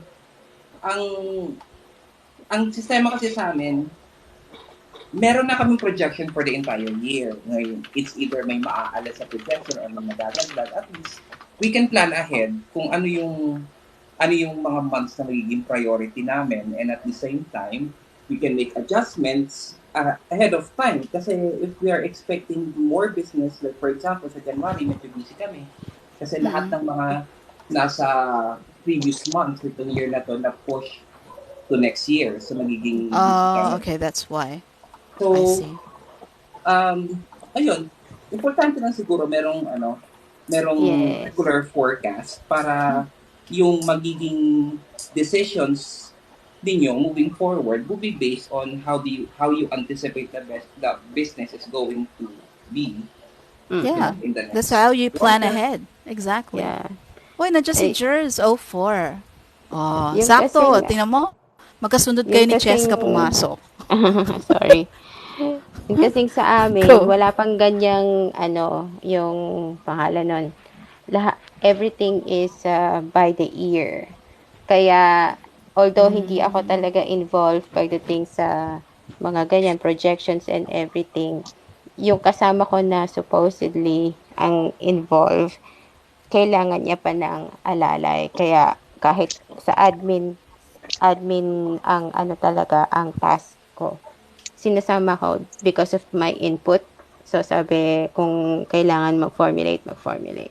Kaya nauubos yung oras dahil doon. Pero kung Gaano na ba tutuusin, katagal yung business ng client mo? ah, pa yung turnaround kasi nila, dahil karamihan, um, tawag dun, remote workers, uh, in the business and including the client that I'm currently working, yung uh, sineserve ko sa kanila yung tawag dun, client success effect, ganyan. Uh, 10 years na. Pero, Ah, okay. pero yun nga, since ako yung point of contact ng client ni client, uh, I'm tasked mostly pagdating sa admin, yung cataloging, yung QA and everything. Sa admin talaga. Pero dahil gusto nilang tumaas yung sales, nag-hire sila ng another VA specific for sales. Pero nangangapa pa siya, kaya kailangan pa ng input ng madami. Ah, okay. Very timely ba yung pag-hire nila ng sales for this period of the year? Hindi nga strategic eh. Sinabi ko dapat mas maaga pa to eh. Dapat noon nyo pa sinabi. Yung, yung pagsa-send out pa lang ng newsletter, gigil na ako kasi bakit mo ako minamadali? Hindi naman to kasama sa ano, yung kapag pati ba naman yung yung Christmas newsletter, nabitin. Ngayon pa lang sila nagpadala. Dapat first week pa lang ng December. So meaning November pa lang tapos na, or October pa lang tapos na, meron ka ng ano naisip na ipapadala. Wala, hindi nila na-anticipate kaagad 'yon. And since wala Eh, nga yung planning na tinatawag, ngayon sinabi, ano na, dahil may kompleto na daw yung team, mag-project na kami ng mga ganon-ganon. yan yung isa sa mga bagay na ano yung nabanggit mong magiging in demand, madam, na na BA position. Operations. Operations Operations OBA, di VA. ba? VA. Ano na? Tama ba, OBA? May nag-describe dito dati, like, OBM, right? Oo. Online business Business manager. manager. Yeah. Yun din ang sinabi ko na ang kailangan niya is OBM. Pero dahil multiple clients siya, ang kailangan din niya is client success manager. That's another Yeah. one, not client Uh-huh. success. Actually, I'm So, thinking that that's what I want to do. Because, actually, if dun sa ano, sa role ko ngayon, isa ako sa mga client success manager ng particular client na 'to. Si client ni client, gano'n. Pero dahil wala pa silang marketing team, pati yung marketing team involved kami. Kaya, what? So, you're servicing yung company ni client at yung client ni client. Parang reactive yung approach ni client sa business niya kasi he makes decision based on what is happening now, not oo, you know reactive. not Yeah. decisions based on what's gonna happen next. Yes, pero ngayon kasi, merong nang na-add sa team, isang finance manager at saka isang marketing manager na talagang magiging involved daw doon. So, hopefully, over the next few months, syempre ngayon medyo nitty-gritty pa dahil they're all obviously familiarizing themselves ng operations at saka ano yung mga pwede nilang idagdag. So, pati kami, kasama sa kailangang pukpukin. So, Kailangan na, nila ng OBM, pwede mag-apply? I will suggest kasi Lahat totoo a-applyan naman, mo. totoong kailangan Let's Coach know can namin. lahat. afford you. Totoong Pwede kailangan namin. mag-apply. Kaya lang dahil medyo nag-aano pa siya, nag titipid, medyo tipid din yung OBM niya, tinitiyak ko. So, sabihin ko, pagka Like how ako, tipid? okay na Daddy, ako sa paano kung anong meron tinitipid? ako. What do you mean tinitipid? Kasi Or nga, parang kaka-hire lang niya ng and UK, babarating, ganun. kaka-hire lang niya, UK counterpart pa kasi sa UK based yon. Mm. So, medyo mabigat yung yung pangalan nun. Yung expenses nila this time. Tapos, yun nga, kaka-launch pa lang nila ng product. So, madaming ginastos pagdating dun sa launching yung product mismo ni client, hindi na client. So, kung ako tatanungin, okay na ako dun sa client ni client. Kung kailangan niya ng OBM para dun sa mismong company ni client, go. Iba na lang isasuggest ko. Ayoko doon. OBM sa business niya talaga, hindi sa Sa client, business hindi niya talaga. client niya. Oo, sa Hindi yung business. sinaserve niyang client, yes. Mm-mm. So, you'll never know kasi alam mo yun Okay. nga, ang dami niyang vision para dun sa company niya. And isa dun is magkaroon ng strategic offices within Asia. Kasi, sabi nga niya, swaktong-sakto daw ang Pinas. Kaya, tapos ilan kami dito? 5, 4 ba? 5. Kaming remote worker niya dito. Iba-iba kami ng role. So, parang gusto niya magtayo ng office dito. Tapos, may kasamang sales kasi involved. Ang target market niya is UK colonized na mga countries, Malaysia, Thailand, Singapore, Australia, yung mga yon. Kaya Hong Kong. So, kailangan niya obviously ng counterpart dito. Mag-i-expand pala siya. Dapat Mag-e-expand siya. may Kaya dapat mag-streamline muna siya. yun nga Pero sabi ko, isa-isa lang. Kasi, syempre dahil ang dami niyang gustong gawin, lahat kami kailangan kumilos para din sa kanya. Na kami tuloy yung parang, teka, hinay-hinay lang. Hindi pa kasama yung mga ginagawa namin mismo, diba? Parang Madam, yung what client time ng mo? asawa ko, parang ganyan. Ano na? What? Ikaw, madam, i-hire ka nila. Online jobs At nga They just asked if I would like to interview for them. Like what? What posts? There's no JD. Diba? no job description pa. Wala pa. Muna. Tawag doon. Muna sila. Identify muna nila kung ano yung mga kailangan gawin bago mag-oo. Bakit hindi yung atin ang bukas para Ang sa, di ba? What? Balik daw Bukas siya. para What? sa Mashi-fashi. libangan doon po. What? I don't get it. What? So, sagutin natin yung, so I've had people asking me because of yung, di ba yung, sinagot ko yung comment nung isang, kasi yung shinare ng isang commenter na dun sa VA agency niya is binibigay ng agency to the VA is 24K. Pero binabayad ni client, si Marie Lido, kinoment niya is 98K ang pesos in pesos. So I guess she already converted it. So she said that in her VA agency, and we don't know what it is because she hasn't actually said what it is. And wala ata dito si Marie. Hanapin nga natin.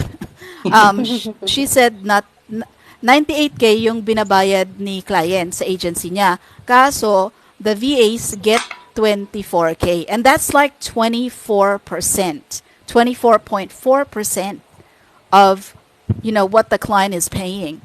And there were a lot of reactions to that. Ito yun, nakakadismaya na reaction. And it was on Facebook because I actually posted that as a reel on my Facebook. Tapos, may sumagot na Filipina na VA. Okay. And she said, that sounds right.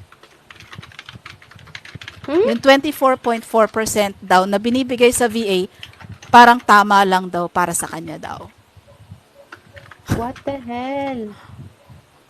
Exactly, see? That was my reaction. Sige, bulong ko na lang sa'yo mamaya. Medyo kilala siya. And she belongs to a certain Mataas. group na kilala. Okay? And Okay.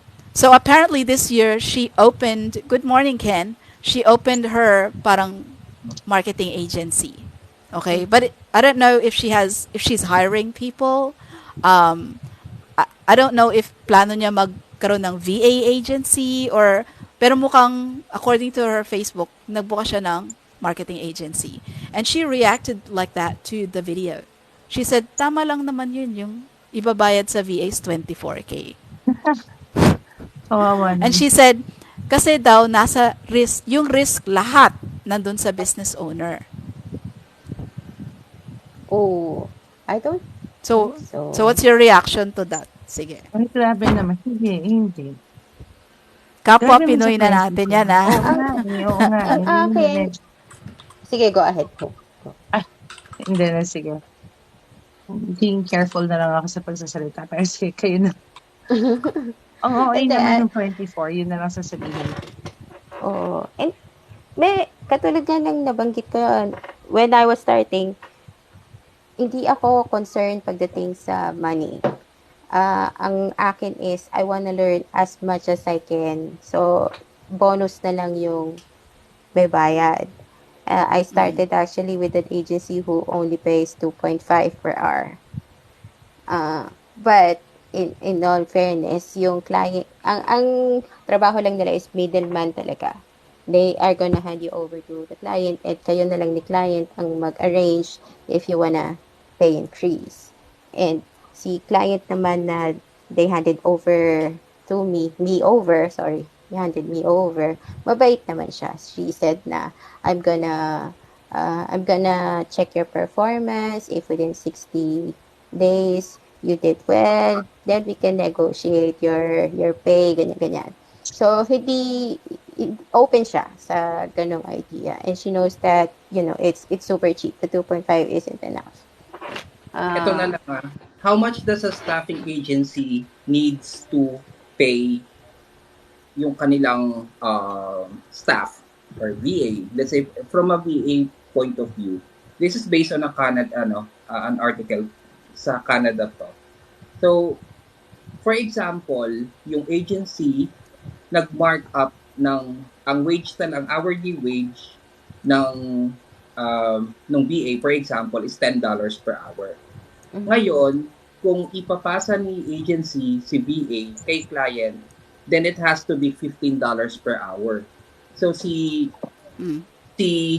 tawag nito, si agency will get the $5 out of 15. So that means magkano? Around 30%? Yeah, 33, let's say. something like that.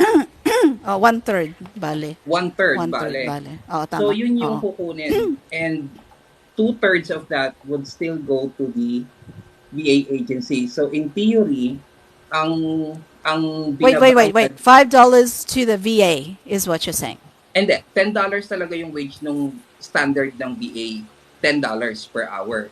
Now, ipag pinasa ni agency kay client, magiging $15 per hour si VA. But ang makukuha ni VA is 10 lang. Yung $5 will go to the agency. So, 1/3 nga kay agency, 2/3 kay client. Ay, 2/3 kay VA, 1/3 kay agency. Yun ang sabi? Yes, so in theory, around 50 to 75% ang mapupunta dapat kay VA and 25 to 50% kay agency. I see. So, yung 24% is too low. Yeah, Kumbaga, it's too low.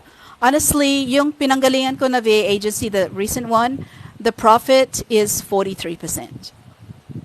Mhm. And honestly, like, yung 24K na sinasabi ni Marie, on average, yung mga VAs dun sa agency, they earn at least twice as much as that. Mm-mm. So, kaya, like, when it comes to pay, like, yung previous agency that I was with, like, wala akong masasabi. Kasi hindi sila super naglo-lowball. 'Di ba? Mm-mm. It's still it's a livable wage, okay? So, and then syempre if you get promoted or if your client promotes you is, it goes up from there depending on the Yes. client. Tsaka yung mga bonuses is 100% pass through, which I can Mm. definitely vouch for. So wala silang mali doon. But lumalabas dun kasi sa video is karamihan ng karanasan ng mga kasamahan natin is with a VA agency is they really pay like really, really, really low. Mhm. Like Totoo. 24K is around $3 an hour. $3. Yeah. 3, 'di ba? Tama, 'di ba? Mhm. Yes, tama, Yes, yes. tama. Mga 3. Ayun nga, so sabi ni Jam, San Agustin, yung actual work kasi, si VA talaga yung gumagawa. And Oo, speaking yan. of, may meron, nakakatawa nga 'to kasi pinush ko pa yung kapatid ko mag-apply dito sa agency na 'to. Ano, 350 yung bayad nila, Mhm. 350. Tapos kailangan 50 hours ka nagwo-work ha, a week. And then makikita ta's so chineck ko yung website nila, kahit man lang sana kalahati, kung 350 ganyan, ang singil nila sa client parang 850 per hour. So, parang sumama pa yung loob ko na parang, "Ay, kahit man lang sana kalahati, 50-50 Mhm. kayo." Yun, Here- so di ko kaya, hindi ko na kayang gawin. ito may sample computation. For example, 100,000 ang kinikita ng $100,000 kinikita ng agency per month and meron siyang 10 VA. So yung 10 VA nag-generate ng 100K. So imagine how much pinabayad kay VA, $10,000 a month. Ang charge ni agency kay client VA. for Ay, each kaya. VA. Now, Mhm. kung ang hinahanap ni agency is profit margin around 50 to 60% ng 100,000. So supposedly ang overhead niya kasama sa sweldo ng VA is 40,000. Yung 60,000 Mhm, kanya na yon, profit na niya yon, let given. Yung 40,000, um, ilas natin, hypothetically, 50% is overhead niya, operational costs and everything, kung wala naman siyang physical office. So, reasonable na yung 100, yung $20,000 out of 40,000 is reasonable na for expenses, operational expenses, kung wala ka namang ibang pinagkakagastusan sa agency mo. So 20,000 would still go to your VAs, 10 VAs, which will get $2,000 per month. And from 100,000 to 2,000, no. From 10,000 per VA to 2,000 na makukuha ni VA. So that's like 20% lang yung napupunta kay VA. Mhm. mm. Mhm. Parang ganun yung sample computation na nakita ko. Ayan, sabi ni 20%. Jam, nasa side tayo ng si agency nag-process and all yung actual work. Ay, okay, you read that already. Sabi ni Ken, then mag-post ng TikTok earning ng 6 figures yung pala cut nila. Tapos, si AD, sabi niya, most agencies kasi dito sa Pinas, it's enough lang daw.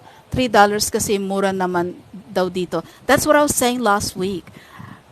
A lot of clients see us as a country of $4 an hour VAs. That's how they see us. Sabi ni Lana May, sa amin $3 per hour, full-time daw, pero most ng VAs dito sa agency namin 6 hours lang. Ah, okay. So yung 6 hours, is that what's considered full-time? like sa agency? Or, what if 8 hours? What is that? OT na yung 2 hours? Or,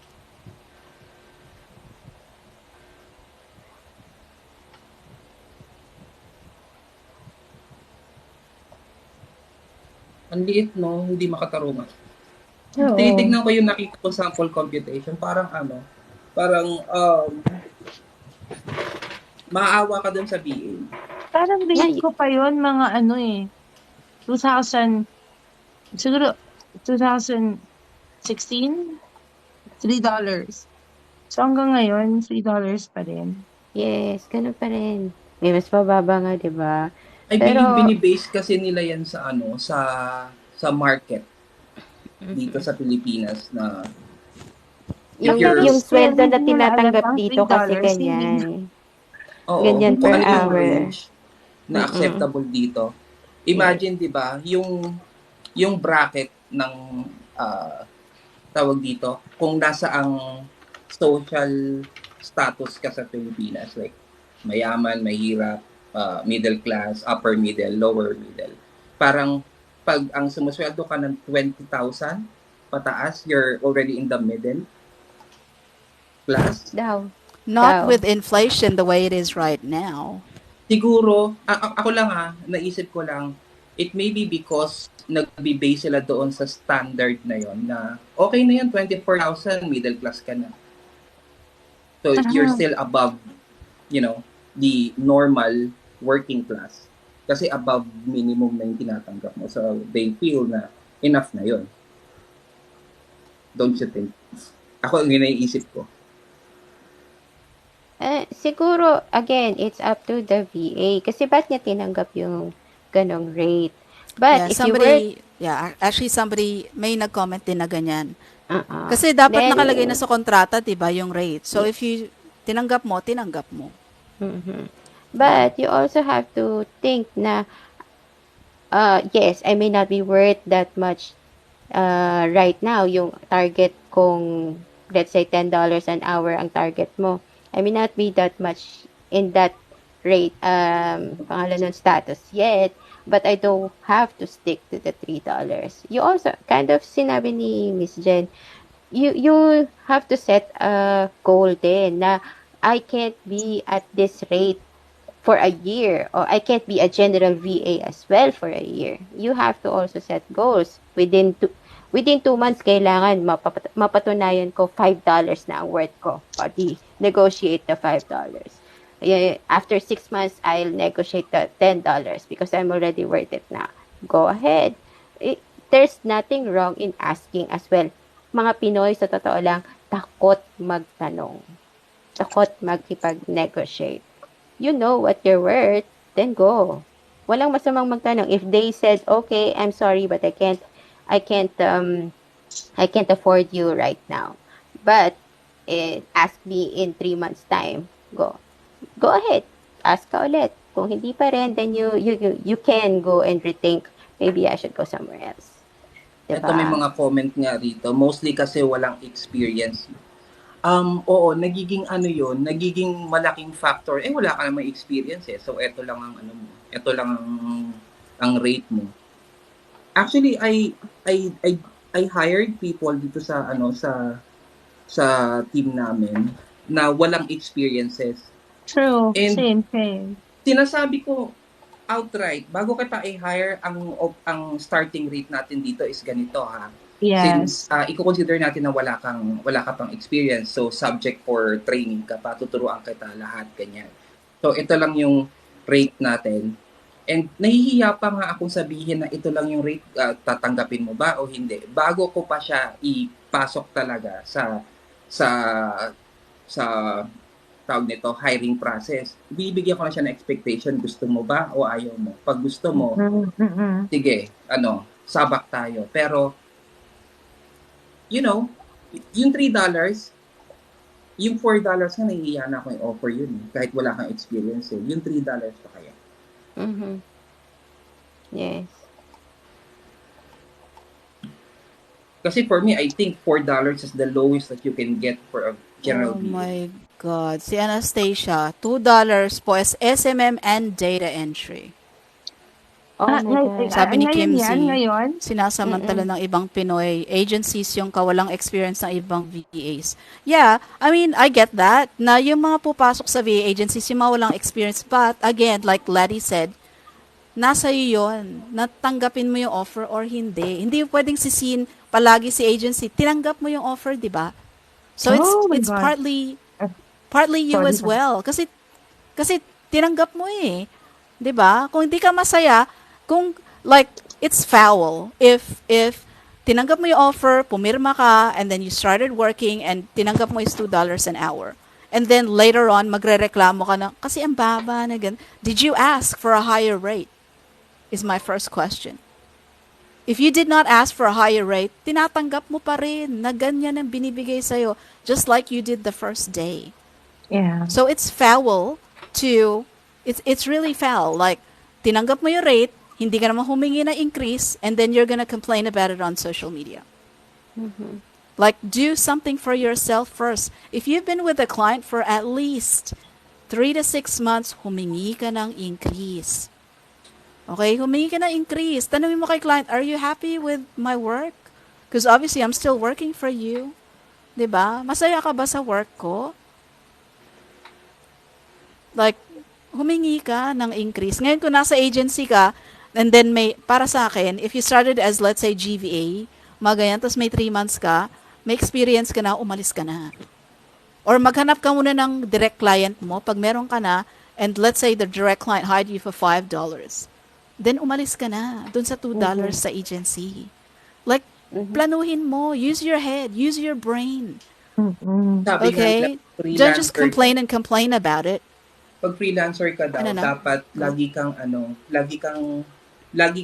hindi ka mawawalan dapat ng fallback. So kung nandyan Correct. ka sa medyo unhappy place ngayon in terms of rate, get something on the side. Mawala ka man dyan, at least may fallback ka. By the time na makahanap ka ng mas magandang offer, at least hindi ka pa rin nawalan. Totoo. Yes.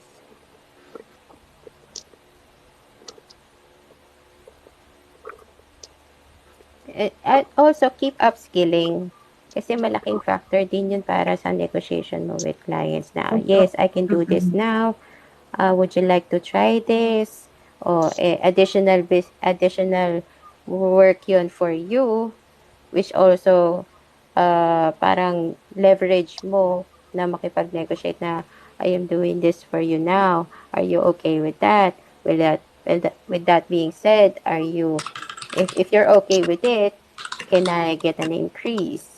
Well, I'm targeting this much, but can we negotiate?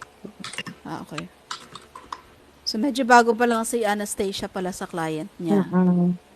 Kaya, pero sinasabi ko si $3 Anastasia, mga after 3 months, like, if they don't want to increase you, like, try to find, you have some experience na. Diba? So, maganap ka na ng direct mo.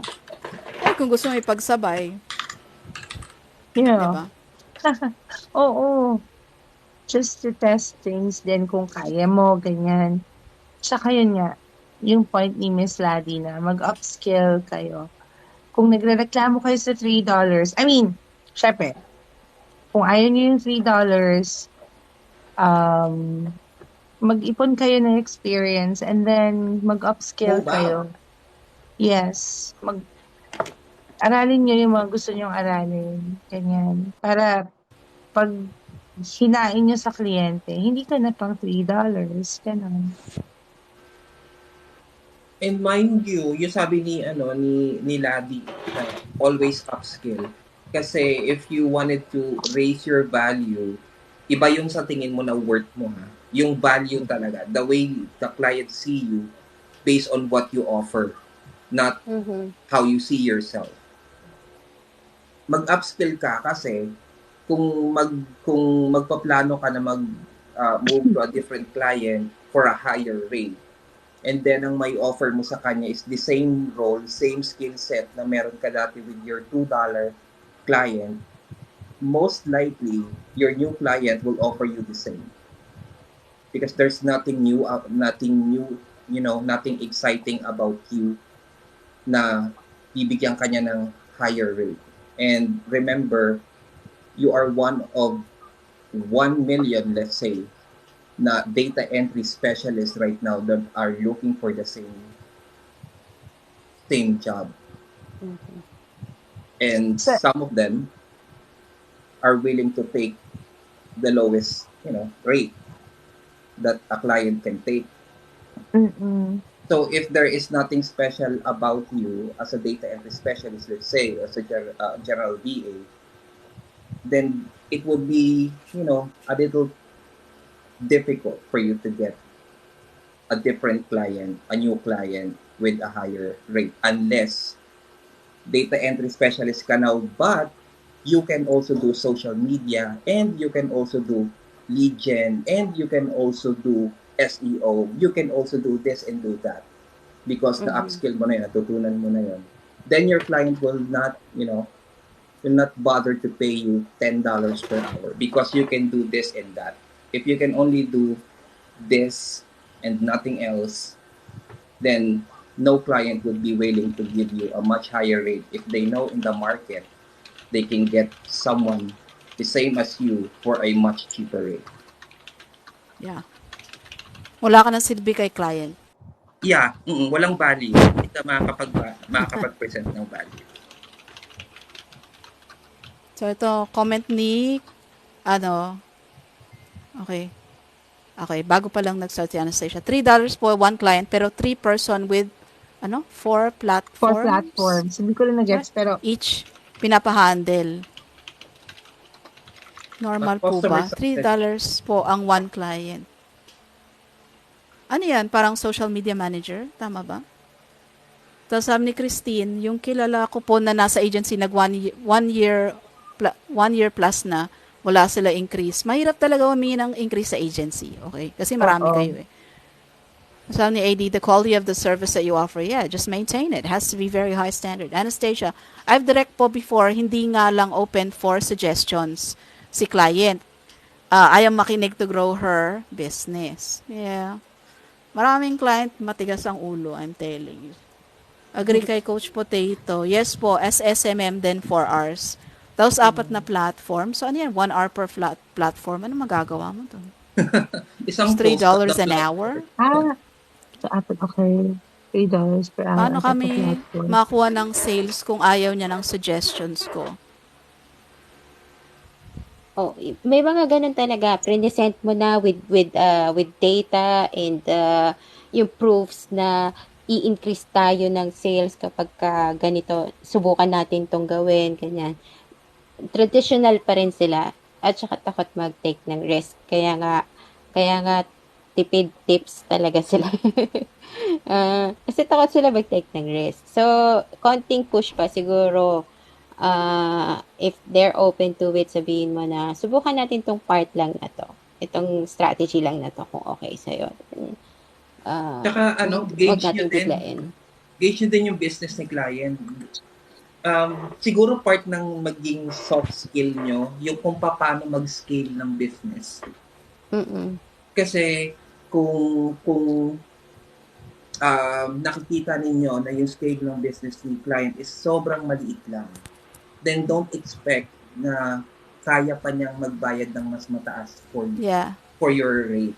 And if you know that the business is doing well based on quarter one profit, quarter two profit, if you know how to look at that and then see where the business from a year ago to now na nandyan ka pa din, and it appears na yung business niya is shooting up, dramatically in terms of numbers, then it's about time na manghingi ka sa kanya ng something in return because at one point you've been instrumental to your business success, and the way you see your business client right now, it's only fitting na manghingi ka sa kanya kasi you can justify, pwede mong isama yun sa justification mo pananghingi ka ng increase, like when we started this business it was this and that, and now that I see the business is growing as much right now, then I believe it's high time that we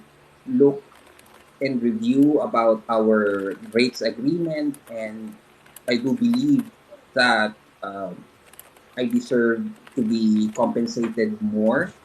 Mga ganong Correct. introduction, 'di ba? I'm sure your client will not ignore you kasi alam naman niya kung ano yung naging effort mo and alam naman niya na lumaki yung business niya. And at the same time, andyan ka pa din, hindi mag-hesitate si client. So, part of the skills na dapat siguro matutunan mo din is how you look at the business in terms of scale, in terms of growth, yung kaya mong makita yung Mhm. current trend ng business ng client mo para alam mo kung saan ka papasok when it comes to asking for a raise. Ang sabi ni, hirap makahabol. Anong hirap makahabol? Hindi, tinanong ko kasi kung lahat, like Ah, captions, yung captions, graphics, graphics, hashtags, and all kasama ba that siya stuff. sa 4 Oo daw. hours, tapos Mukhang oo. Totoo, oo yun.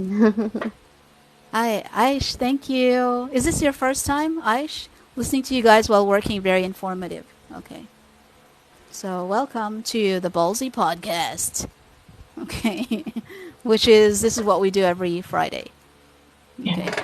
So, like, if any of you guys commented dun sa video on the 89K versus 24K, gusto nyo umakyat and then share, in-invite ko si Miss Marie yung nag-comment doon. So, she can share. If you wanna share about your VA agency, kasi ang dami nagtatanong sa akin, which are the VA agencies that I should not apply to? And which are the ones that I should apply to? So, dun sa video pa lang na yon, may mga, okay, first time here, been in freelancing for almost 5 years now. Oh, great. Fantastic. What's your role or what's your job? What are your skill sets? So, if you want to tell us that. So, yung mga paulit-ulit na lumalabas na agency doon that you shouldn't apply to, you can probably see. Yung mga may positive reviews na lang, doon na lang ako mag-focus, di ba? Para positive. Like, people have positive feedback. Athena. So, Athena's kind of mixed. Some people say, like, I'm getting a lot of, like, positive, people saying that they love it there. And honestly, like, yung mga people on TikTok that I know that I work from Athena, like si Fran, si Miss MJ, si Brian, mga ganyan, they seem very happy with Athena. Of course, not everyone fits in an organization. So yung mga hindi masaya is, and sometimes mistakes are made. Okay? Like in an organization as it gets bigger, so there's prone to be mistakes, right? So we can't discount that. 'Di ba? And si Mike, ano rin yan, Athena din yan si Mike. Ayan, si Mike. Yeah, Okay. Athena din yan. Perfect. Kaya pala EA. And then Athena is the only VA agency right now na registered sa Pinas. So their VAs are actually not VAs. They're employees na po. So binabayaran na ni Athena yung nila, Pag-ibig, SSS. So kino-convert na lahat ng VAs nila into employees. So magkakaroon sila ng mga, benefits. So like magkakaroon sila, like of course they're gonna be taxed. Okay, so may tax na, pero at least like now if you want to travel, there's documentation. Right? You have a real, like you can actually have a company ID that says, yes, I'm employed. Okay, you're not an independent contractor anymore. You are employed by a company. And Athena is the only company to do that right now. At bakit? Kasi naghahanda sila sa House Bill 8817. Okay. Naisingit ko pa yun. That is gonna wreak havoc with your clients. You guys should be discussing House Bill 8817 with your clients. Okay? Read up on House Bill 8817 kasi yun yung first step ng gobyerno natin, first of all, to try to track how many VAs and freelancers there are in the Philippines. Okay? And how to tax everyone. That's the first step. So you guys should read up on it. One of the requirements, if that bill gets passed, is yung mga may online client, hihigan kayo ng kontrata ng gobyerno and to send them a copy of your contract with your client. That's in the House bill that's being discussed right now. So you need to discuss that with your clients. Athena is the only company right now that's getting ready. Mhm. May night Naiintriga shift ako dito kay differential pa. yung nagkukwento, yung kausap ni Hope diyan sa sa Ano chat. pangalan nito, Hope? At Di ko kilala. At. Oh, si At. Okay. Bookkeeping, si Aish. Okay, agency won't hire me. Well, you're probably better off if you've been around for 5 years, okay? Sabi ng coach, normal lang daw. Pero ang hirap po talaga. May iba-ibang preference yung tatlong may-ari. Oh my God, may-ari ng account. Wait, tatlong clients mo sa $3? Okay. Grabe, bayani ka. Bayani ka. I agree. Okay. Um, yeah. So, guys, read up on House Bill 8817. It's gonna wreak havoc with your clients. Tapos isa pa yung hinihingi ng gobyerno is yung mga clients start paying night differential, Mhm. hazard pay, mga ganun. And if your client Yes. is, yung parang client ni Anastasia is, halimbawa, maliit lang yung budget, like, maliit na nga yung budget, hihingan pa ng gobyerno, oy, bayaran, dagdagan mo pa yung binabayad mo sa... What's gonna happen is the clients are gonna start moving away. Mhm. Okay? They may transfer to South Africa or Nicaragua or cheaper, India. yeah, India. Mga ganyan. Pagtsatsagaan nila yung ibang bansa. Max Store. teka, ESL may teacher meeting din lang ako. ako. You can. Sige, go na lang, Coachy. See you You later. can apply as a VA.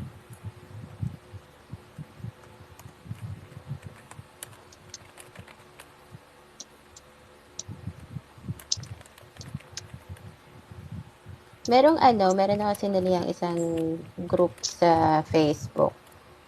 Ang rule lang nila dun sa group is, you can post any job listing, but anything lower than $10 will automatically be deleted. What? If your offer is less than $10 an hour, we're gonna delete the post, or they're not even gonna let it through. Sa Facebook Yun group yan?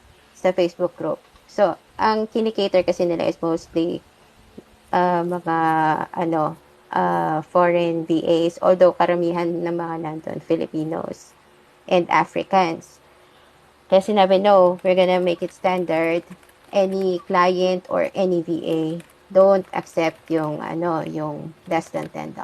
I think that's great, but they also have to be careful kasi karamihan nandun, direct clients na.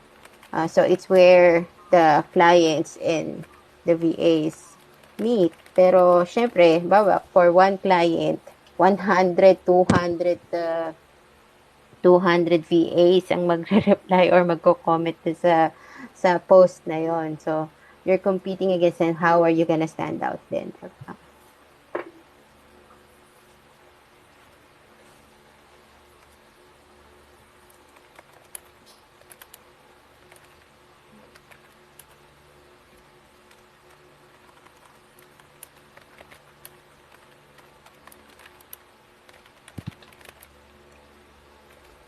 Oy, Kim, ikaw ba yan? Kaibigan ba kita? Ayan, si Kimsey, alam niya yata lahat ng nangyari sa akin simula nung nag-start ulit ako mag-VA. Ah, talaga? Okay. Mm. Tapos, alam mo, ang weird pa nun kasi yung PayPal. Hindi ko alam, nung time na yon hindi ko alam na pwede na palang i-connect yung PayPal sa GCash. Tapos yung sabi niya sa akin, pwede na. Tapos hindi ko siya trust. So yung sinusweldo ko na 4,000 a week. Ganun kababa bilang VA. 4,000 a week.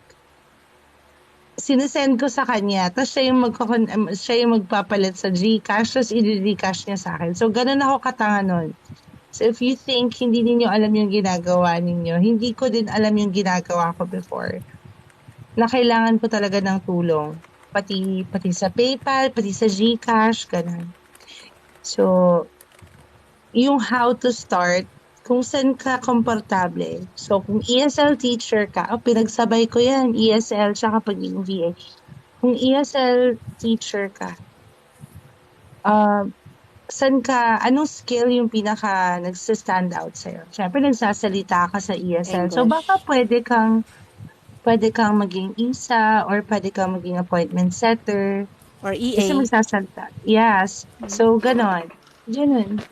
Yun yung pinaka-gist ng how to start. San ka komportable, san ka marunong. Trainer. Ako sinimulan ko sa trainer. Kasi may teaching background ka na dahil you teach ESL. So, yung mga curriculum coordinators, yung mga gumagawa ng curriculum, pwede, merong remote din nun.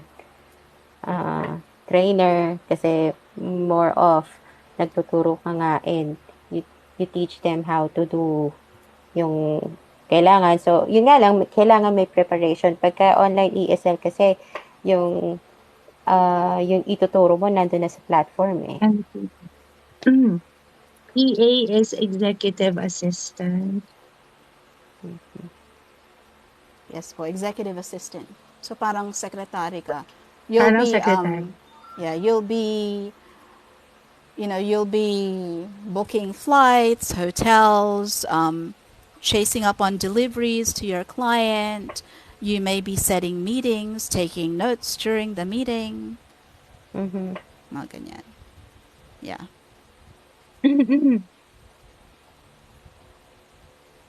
Sinong nakakalam SMTP host and port? Sa email Diba yan, ano ano? yun? Using Leads Gorilla. Sa email That has yun to eh. do with email marketing. So, Yeah. ibig sabihin, para hindi, yung sa email marketing kasi nabablock yung ibang, may spam filter kasi. So, and pag binlocklist yung email mo, email address mo, like, pretty much you're done. Like, you're not gonna be able to send any more emails. So, Palit email, kumbaga. yeah, you have, like, so you have to know how to use yung junk, do you know the process sa yung mga junk email? Like, you should learn that.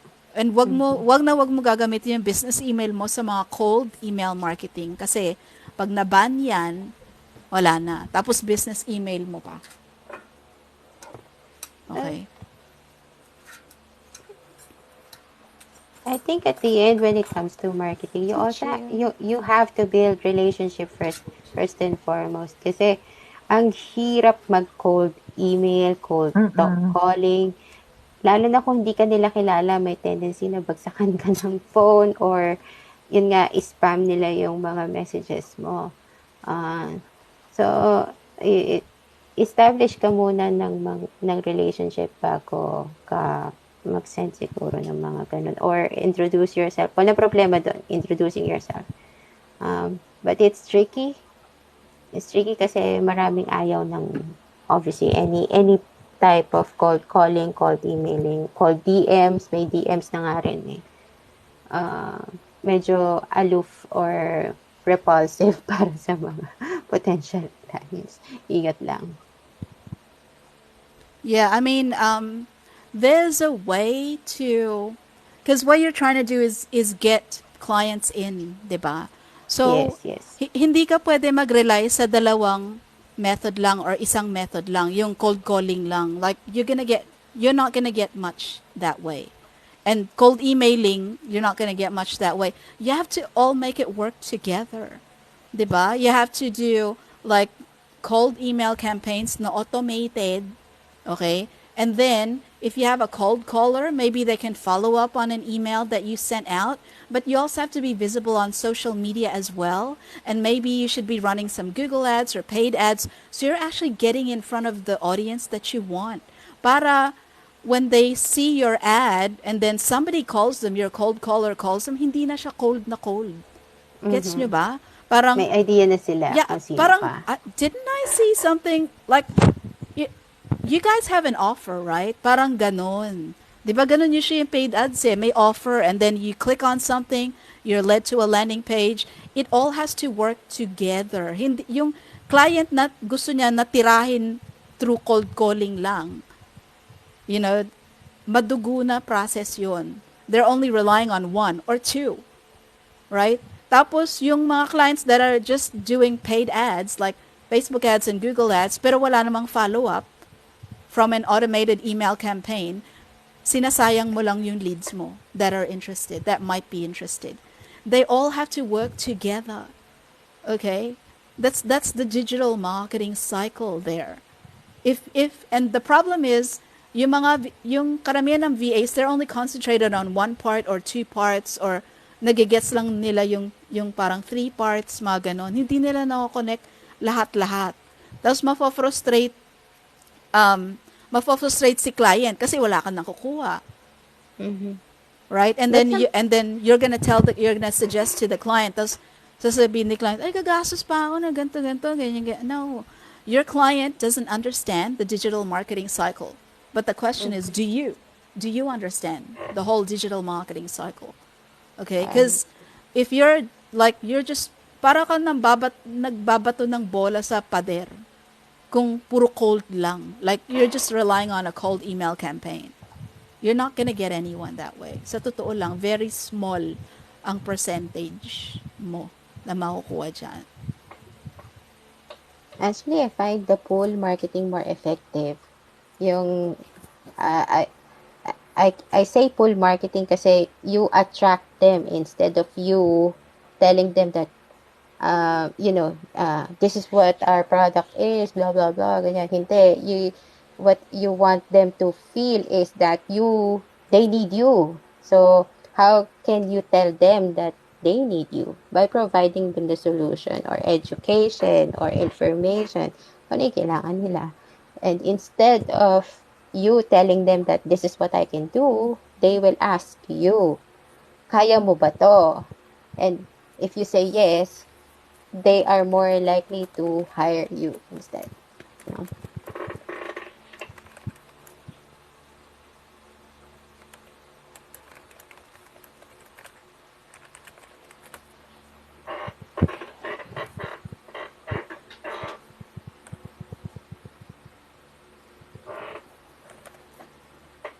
Masarap kaya pakinggan yung kapag tinanong ka nung potential client mo, kaya mo gawin to? Yes po. Kaya mo gawin to? Yes po. Have you done this before? Opo.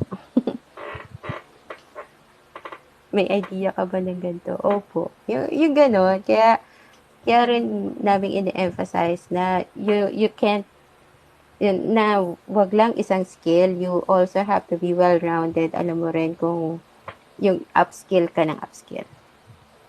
Tinanggal na ako kasi nakinig daw ako ng kwentong barber. Nung prospect. Uy, hindi lang ikaw Ako nga, second week ko, gusto nila akong tanggalin. Diba? Parang, kakabigay nyo lang sa akin ng access na ba nangyari dito? Kasi wala daw akong appointments for the first 3 days na nagtatawag ako. Hello, bagong-bago ako, di ba? Tapos na expectation, first 3 days may appointment na agad. Hindi ka pa nga nakakapag-build ng grapo eh. I know, right? You have nothing in your sales funnel, and then, like, kalaban mo pa is 4 pa na tao who are calling the same leads. Mhm. But Unahan na you're lang not the kayo. only one. Oo, ganun. Unahan talaga, friend. So, and syempre sila, they've been there longer. Mas kabisado nila yung script, kabisado nila yung tools, mga ganyan. So, sasabihan ka ng second week mo, if you don't get any appointments by Tuesday, there's the Bye. door. Parang ganon. And para sa akin, ang sakit nun. It's super, like talagang dinamdam ko yon, because like, nobody's ever told me that. Diba? Nobody Mm-mm. has ever told me that, hello, I'm British educated, English is my first language, like, what am I doing wrong? Like, I'm just new. I Mhm. just came in, hello, like, what's happening? Diba? Pero, the lesson there is, yung mga clients sa virtual, they don't care. Mhm. Kaya mo ba gawin yung trabaho? If hindi mo kayang gawin, thank you very much. I don't care if you're from Yale. I don't care if you're from Harvard. Wala kang appointments. Andun yung Bye. pinto. Thank you. Mm. Parang ganon. Diba? Totoo naman, yung kahit yung Bigel prestigious po. prestigious universities, they don't acknowledge that kapag ka tinanong ka, can you do this? And you can't deliver, goodbye. Ganun talaga.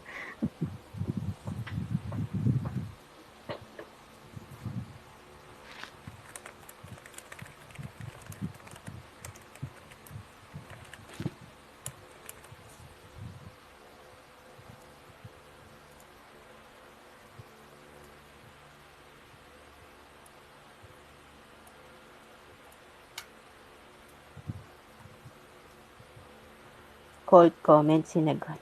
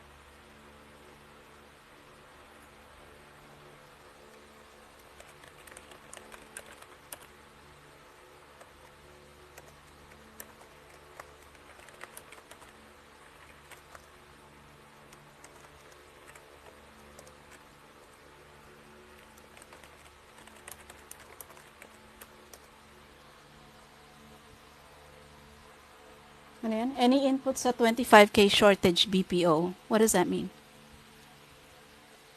Anong Yung news shortage? kasi ngayon, Ah, meron okay. 25,000 workers shortage sa mga BPO industry, and ranging from from uh, ITs to mga developers, and then yung mismong customer support, whether call or chat. Ganun. May shortage to ng 25K. What? Really? Kasi lumilipat na Mm. sa work from home. Yeah, and uh, pero nagiging competitive sila in the sense na they are willing to provide na daw yung equipment if they want to work from home, it's flexible na, or hybrid, yung ganon. Pero advantageous pa rin talaga yung mag-work from home. Mm.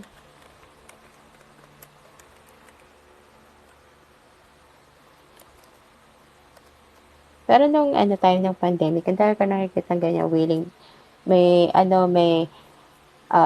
internet subsidy, may bigas every month, may provided ang equipment, ganyan. Kung wala kang internet, they'll provide you yung prepaid broadband, uh, tapos online lahat, ganyan, including the interview, you don't have to go dun sa offices nila. Mm-mm. Maganda siya, pero ang sweldo din is around Pababa lang 23 to din. 25, gano'n. Hindi nila tinaasan. Wala, gano'n talaga. Okay.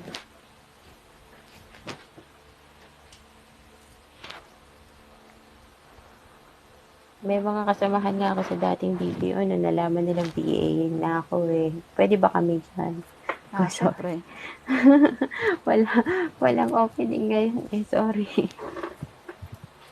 Pero inalok ko sila kasi nagkaroon ng opening dun sa client ko. Ano naman, syempre, kanya-kanya na. Sinabi ko, papasok ko yung mga CV ninyo, but walang expectation. Baka naman, isipin nyo, perket nandun ako. Mm-mm. I'll do put in a good word, pero at the end of the day, si client pa rin ang magde-decide kung i-hire kayo or hindi. No, so, walang sisihan kapag hindi natanggap. Mm-mm. May mga kasi, may mga sensitive pagdating sa ganun.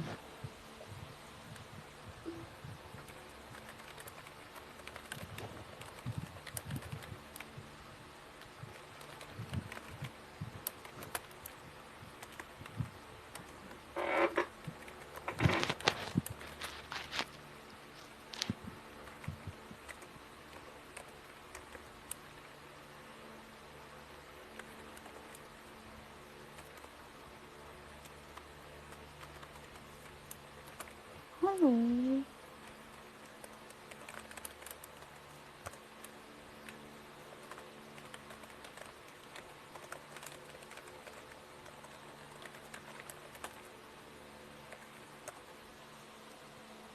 Yung iba nag-VA, yung iba naging networker sa pyramid scam. Yeah, well, kasi kung bago ka, talagang you don't know which is valid yet and which is not. 'Di ba? Enticing din naman kasi mga offer nila. Makukumbinsi ka din. Correct. Normal na normal ba na ma-hurt 'pag yung tinulungan mo makapag-freelance, kinalimutan ka na once they get a client? Actually, oo, totoo, nakakadismaya, pero don't take it personally para sa akin. Ano Ilang brand beses dog ko na rin food? kasing ginawa yun. Kinalimutan ka na once they get a client. Yeah, don't when you help somebody, huwag ka mag-expect na may papalik. Like, yung mga tao, by nature, selfish talaga tayo. Okay? And once bagong client yan, busy na yan. Mm. 'Di ba? They're Yes. trying to do a good job for their client. I think you should just be happy that they're concentrating on the client and trying to do a good job with their client. 'Di ba? Mm. So, yeah. It's not that kinalimutan ka na, 'di ba? They're just busy. Maybe after 2 months, pag nagsettle down na sila sa trabaho na medyo kabisado na nila, di kamustahin mo, 'di ba? Pero yung kakamustahin mo yung kakakuha lang ng client like first week niya, like yeah, they're not gonna have time to talk. Okay, Care Bears, anong brand dog food ng bigel namin? Special dog po. Yan. Tsaka pedigree yung mga dentasticks, mga ganun. Basta pagka nag-help ka at nakakuha sila ng work, ako usually sinasabi ko, first 90 days talagang super busy ang mga yan. Saka mo na lang sila kulitin pagka 90 days na. Correct.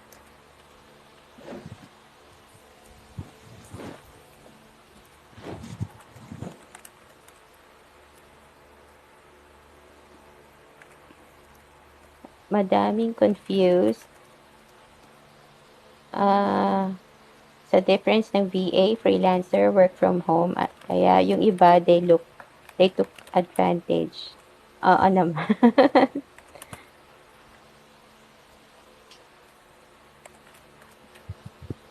Oo nga naman, ano nga difference no, no?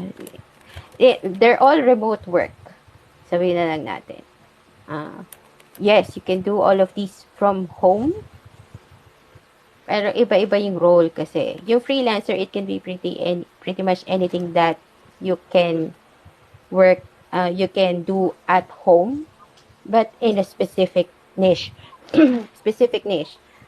Designers, yung graphic designer, web developer, yung katulad ni Aish kanina, bookkeeping. Yun, freelance bookkeeping. Freelance web designer. Freelance graphic artist. A graphic designer, sorry. So, yun yung pinaka-service na nila. They can have multiple clients, but they're only doing the same role, which is graphic design. Pag VA kasi, ang role mo is pretty much the office bitch, according to narinig ko. But remote, yung online. Office bitch because you're the go-to person, you're doing the administrative task, you're doing mostly yung pagse-set up ng meeting, pag-book ng appointments, Bakit naman, bitch? Parang travel. pangit pakinggan. Ano na lang, OG. Like, you the original gangster, di ba? At the office, you the OG. Di Sabi ko ba? nga I am the bitch regardless whether I'm in the office or not. I'm still a bitch.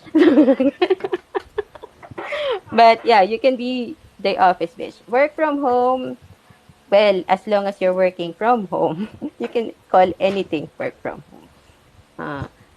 So, katulad nun, yung call center, nagkaroon ng pagkakataon na they allow working from home. So, work from home din. Ganyan.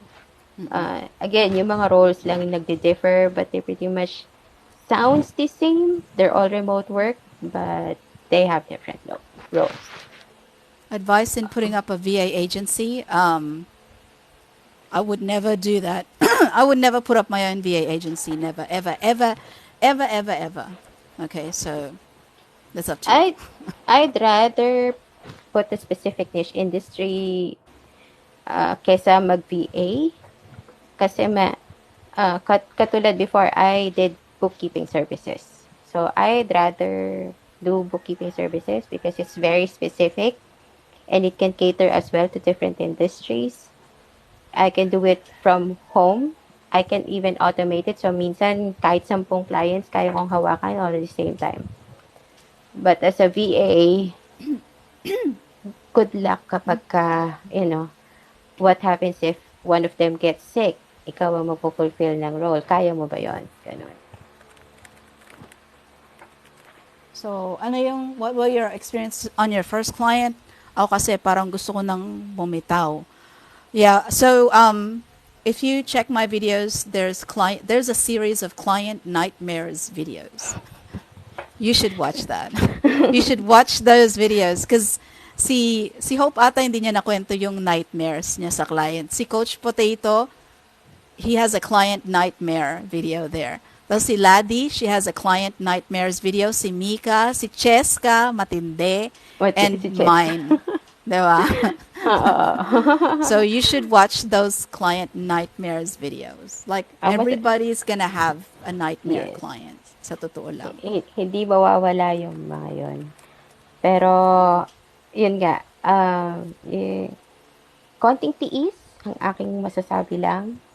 Wag ka munang bumitaw. Isipin mo na lang na this is a good learning experience. Madami kang skills talagang ma-acquire dito.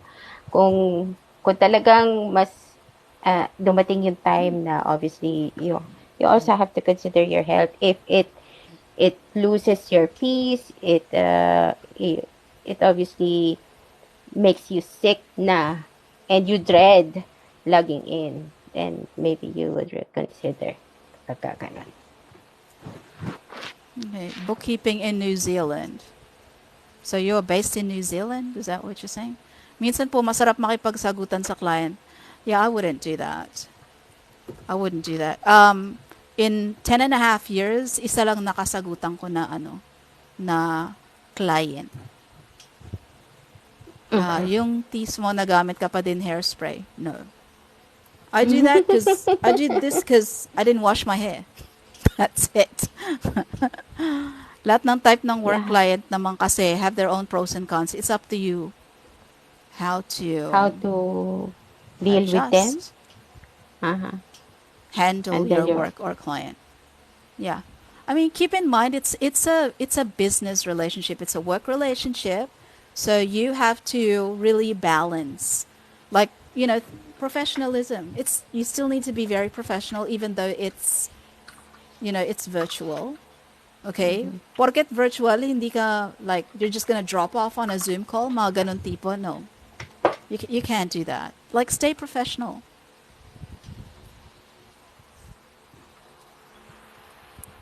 Advisable ba gumamit ng anti-red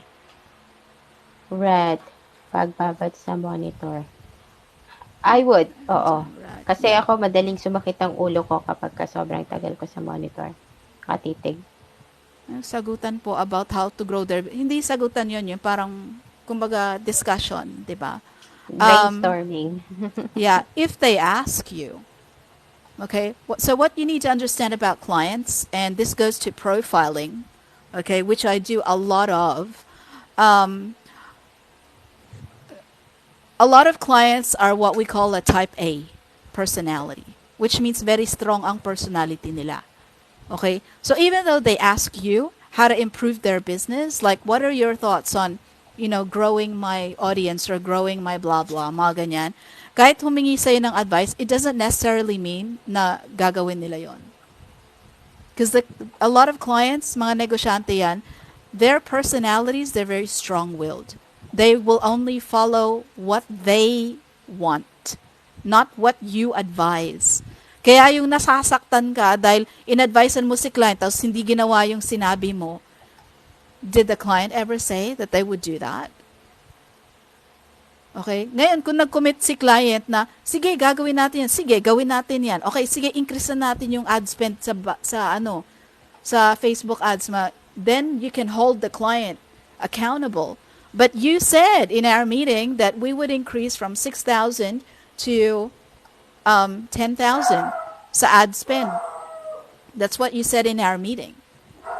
Ngayon, pag humingi lang sa'yo ng advice si client, but wala namang sinabi na, okay, sige, yan ang gagawin natin. Bakit ka masasaktan? Wala kayong usapan, di ba? So you need to realize that about the clients. Susundin lang nila kung anong gusto nilang gawin. Even though they ask for your advice. Nakasagutan ko din yung sa akin kasi dami nakakuha ng sales. Ayaw ako pasahurin. Iba na yun. Ayaw niya yung suggestions ko to grow her business. So, marami na siyang sales, tapos ayaw ko pasahurin. Iba na yun. Iwanan mo yun. Doesn't deserve your time. Mga ganyang klase. Doesn't deserve your time. Another note on that. Di ba nakabalik na ako? Yes. Another note on that, make sure that what you're suggesting actually makes sense to the business. And when you make suggestions, make sure that you are presenting the problem as well. Because they may hear your suggestions, but they don't recognize the problem. They don't know that there is a problem. So, for you to highlight yung suggestion mo, emphasize mo yung problem and how it affects the business. That way, he can realize both sides na, yes, may problema nga. And yung solution mo should be realistic sa kanya. Like, for example, ang maliit lang yung business ni client mo, he can only set a budget for social media marketing, for example, like $1,000 a month. And di effective yon. And then, ang naging suggestion mo is, i-raise natin to 2,000. Kung hindi realistic yung kay client, kasi wala siyang budget para doon, it will not work then your only avenue is to find alternative solution na cost-effective para sa kanya. Yeah. At least, align ka pa din dun sa problem na gusto mo bigyan ng solusyon.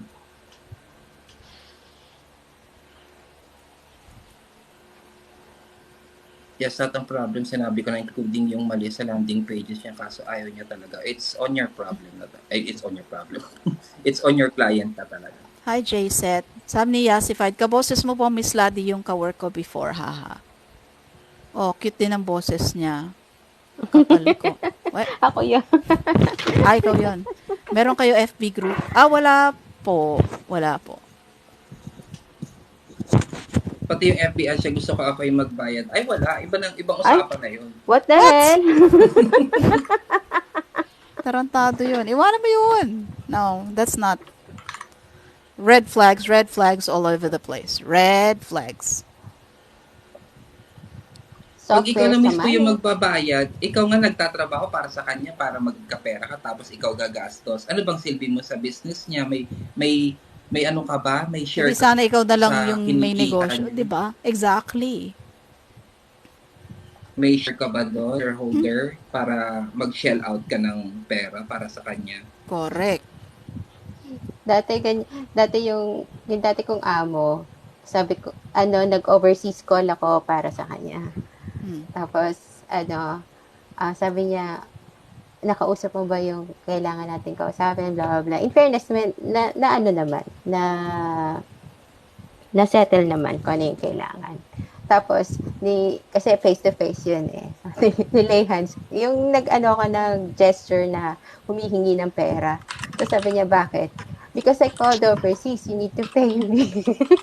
Sabi niya, oh, right, okay, here. Mga ganun, garapalan lang.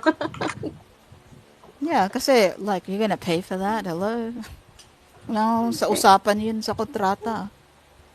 Sabi ni Kerber pala kanina, tawag dito, how do you deal with video king neighbors? Alam mo, kapag may ganyan kang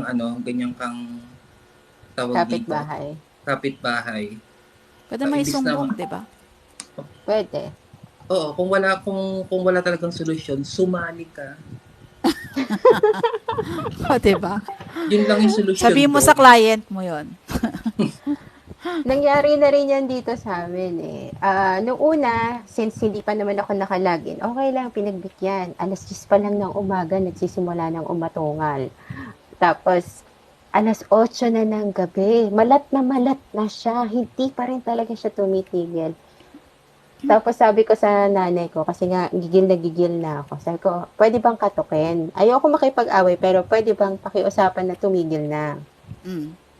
Sabi ng nanay ko, wag kasi pag nalaman nilang ikaw ang nagreklamo, away yan. Kahit na sabihin Yes. natin hindi, yung, kumbaga, nasa point ka naman. Yung may katwiran ka. So, sabi niya, sige, i-report ko na lang to sa homeowners. Yung homeowners ang Oo. kumatok. Sinabi na, pasensya na, baka pwedeng tumigil na kayo, ganyan. And yun naman ang mas madiplomasyang paraan. So, ganun na Correct. lang siguro ang gawin. Pag hindi madaan sa santong usapan, sumama ka, Hi, join the AJ. party. Mm. Oo, Ganun yun. mag-video okay ka rin sa bahay ninyo, mag-aano ka rin. Eh, sabayan mo siya. Tapos labas mo yung Mm. speaker niya dun sa ano. Pagkatapos niya mag-video kay ko, congratulate mo. Uy, congratulations sa album launch mo. Kanina. Very successful. Kakaiba ka, coach. Sige nga, magawa ka yun. Sabit ba yun? Susunod. Congratulations. Sorry. Concert yung baby. O, di ba? If you can't beat Sabi niya, if them, you can join beat them. them, join them. Yes, Labanan mo ng true. biritan. Oh. Diba? Oo. Mm-mm. Sabay kayo, kanta kayo ng gusto ko nang bumitaw. Ganun. Oo. Correct. Ang gaganda ng mga kanta ninyo. Ayun, going back to the VA agencies that with good feedback. For me, parang tatlo lang ata is hi Herbert. So it's Athena. I've seen more or less consistently good reviews by VAs. Pineapple Staffing and sabi ng iba Coconut VA.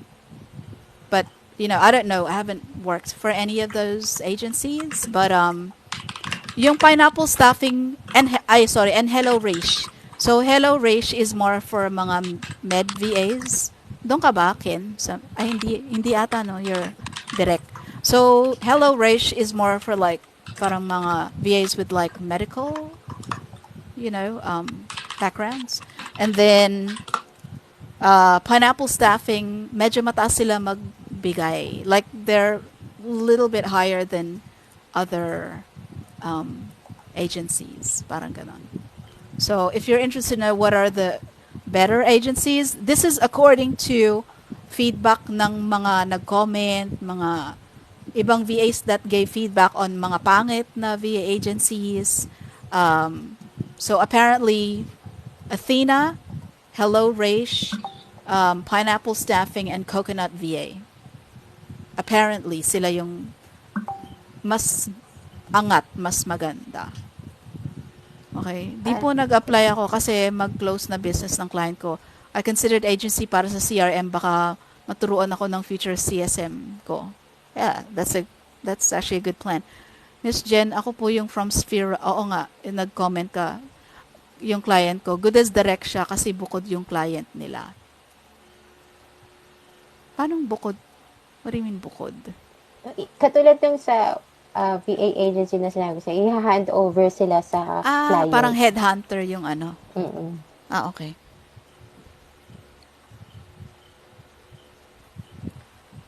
Bukod yung client mentorship. Yasi Fight. Oo, yan ang name ko. Magkasama tayo before, no? Binubuko mo si si Miss Lad. Magkakilala kami nito, hindi ko lang alam kung siya nga ba yun. Anong CRM ang inaral mo? Tinatanong ni Hope. For Med, VA? Baka for bookkeeping siguro. Salesforce po for now. Currently self-study pa lang po. hi, listening while coding. Hey, Herbert, what's up? Ano daw yung Ano? CRM? Okay. SF kasi mostly sa medical. Yeah, daming use Hindi ng po, SF. hindi po ako sa SR. Sumasagot na naman ako ngayon. Akala ko naka-join ka lang sa live. Salesforce. Ah, Gumano. ah.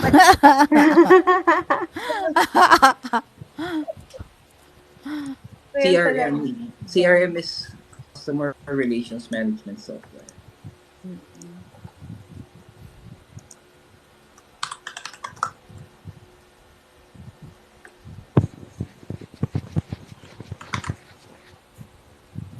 SR ka din daw po ba lang? What's Hindi SR? po. Ayun, hindi ko alam. Kumusta ka na, Yasi? Sabi ko na Sphere kilala rocket. ko to eh. Ikaw naman, binuko mo yung buong pangalan ko. Walang nakakaalam dito.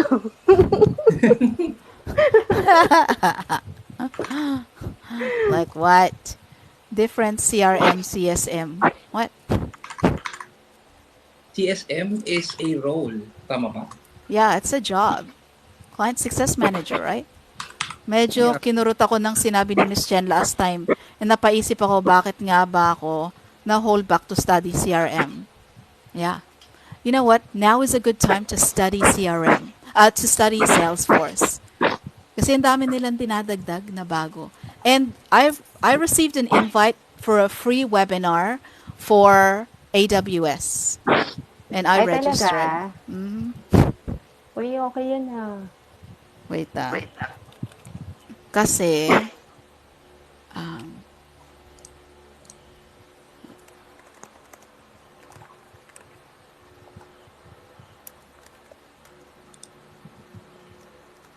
shit, saan yung schedule na yun? Tatlong webinar for AWS. Amazon yan? Amazon Web Services. Ayun, Oh, oo. web services. When is the first one? Alam ko December. Ay, January pa pala. January. Ayun. AWS Builders Online Series.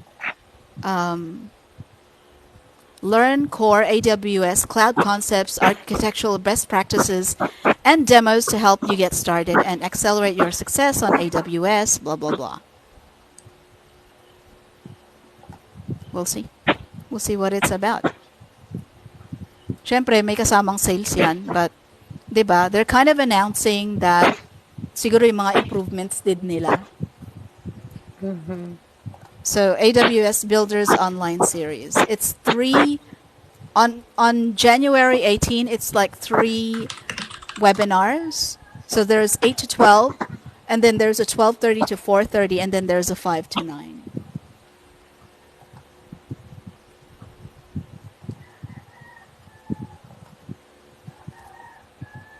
Nice. So, yung mga online technologies, yung mga technologies that are like really up and coming, you guys should be aware of those. I don't know if anyone's tried that Chat GPT. I did. Oh, you did? Kanina lang. Oo. Yun nga yung sinasabi ko. Kaya natagalan din kami kasi lahat, instead of going through Google, doon ko talaga hinanap lahat. Pati marketing campaign, binigay sa amin. Just ask. Like, yay! So, diagram na lang ang kailangan namin. Tapos, Yeah. syempre, konting tweak na lang. And, obviously, yung mga binigay naman is proven and generic. But, you can tweak it dun sa mismong services na pinoprovide niyo dun sa business ninyo. Including email campaigns. Did you get the email. paid? Did you guys get the paid version? No. Nasa beta kasi ako, kaya free to use lahat. So, because there's a paid Yes. So there's a paid version. You guys haven't gotten the paid? I got the paid on my own. Hindi ko ginagamit para sa Okay. client ko. I see. Yung playground. I tried the playground, pero mas nadalian ako sa ChatGPT mismo. Okay. Si Ade din, no? I'm using it for a month now. O, di ba? Ang saya. sobrang saya. Yeah, I would still be kind of a little bit cautious. Yes, Okay. yes. So, Okay. sinabi ko nga, yun din, tsaka, syempre, kung gagamit ka nun, it's not accurate and it's not certain. Syempre, gamit nila is everything that they gathered na open source within the internet. So for general purposes, yes, I'd use it.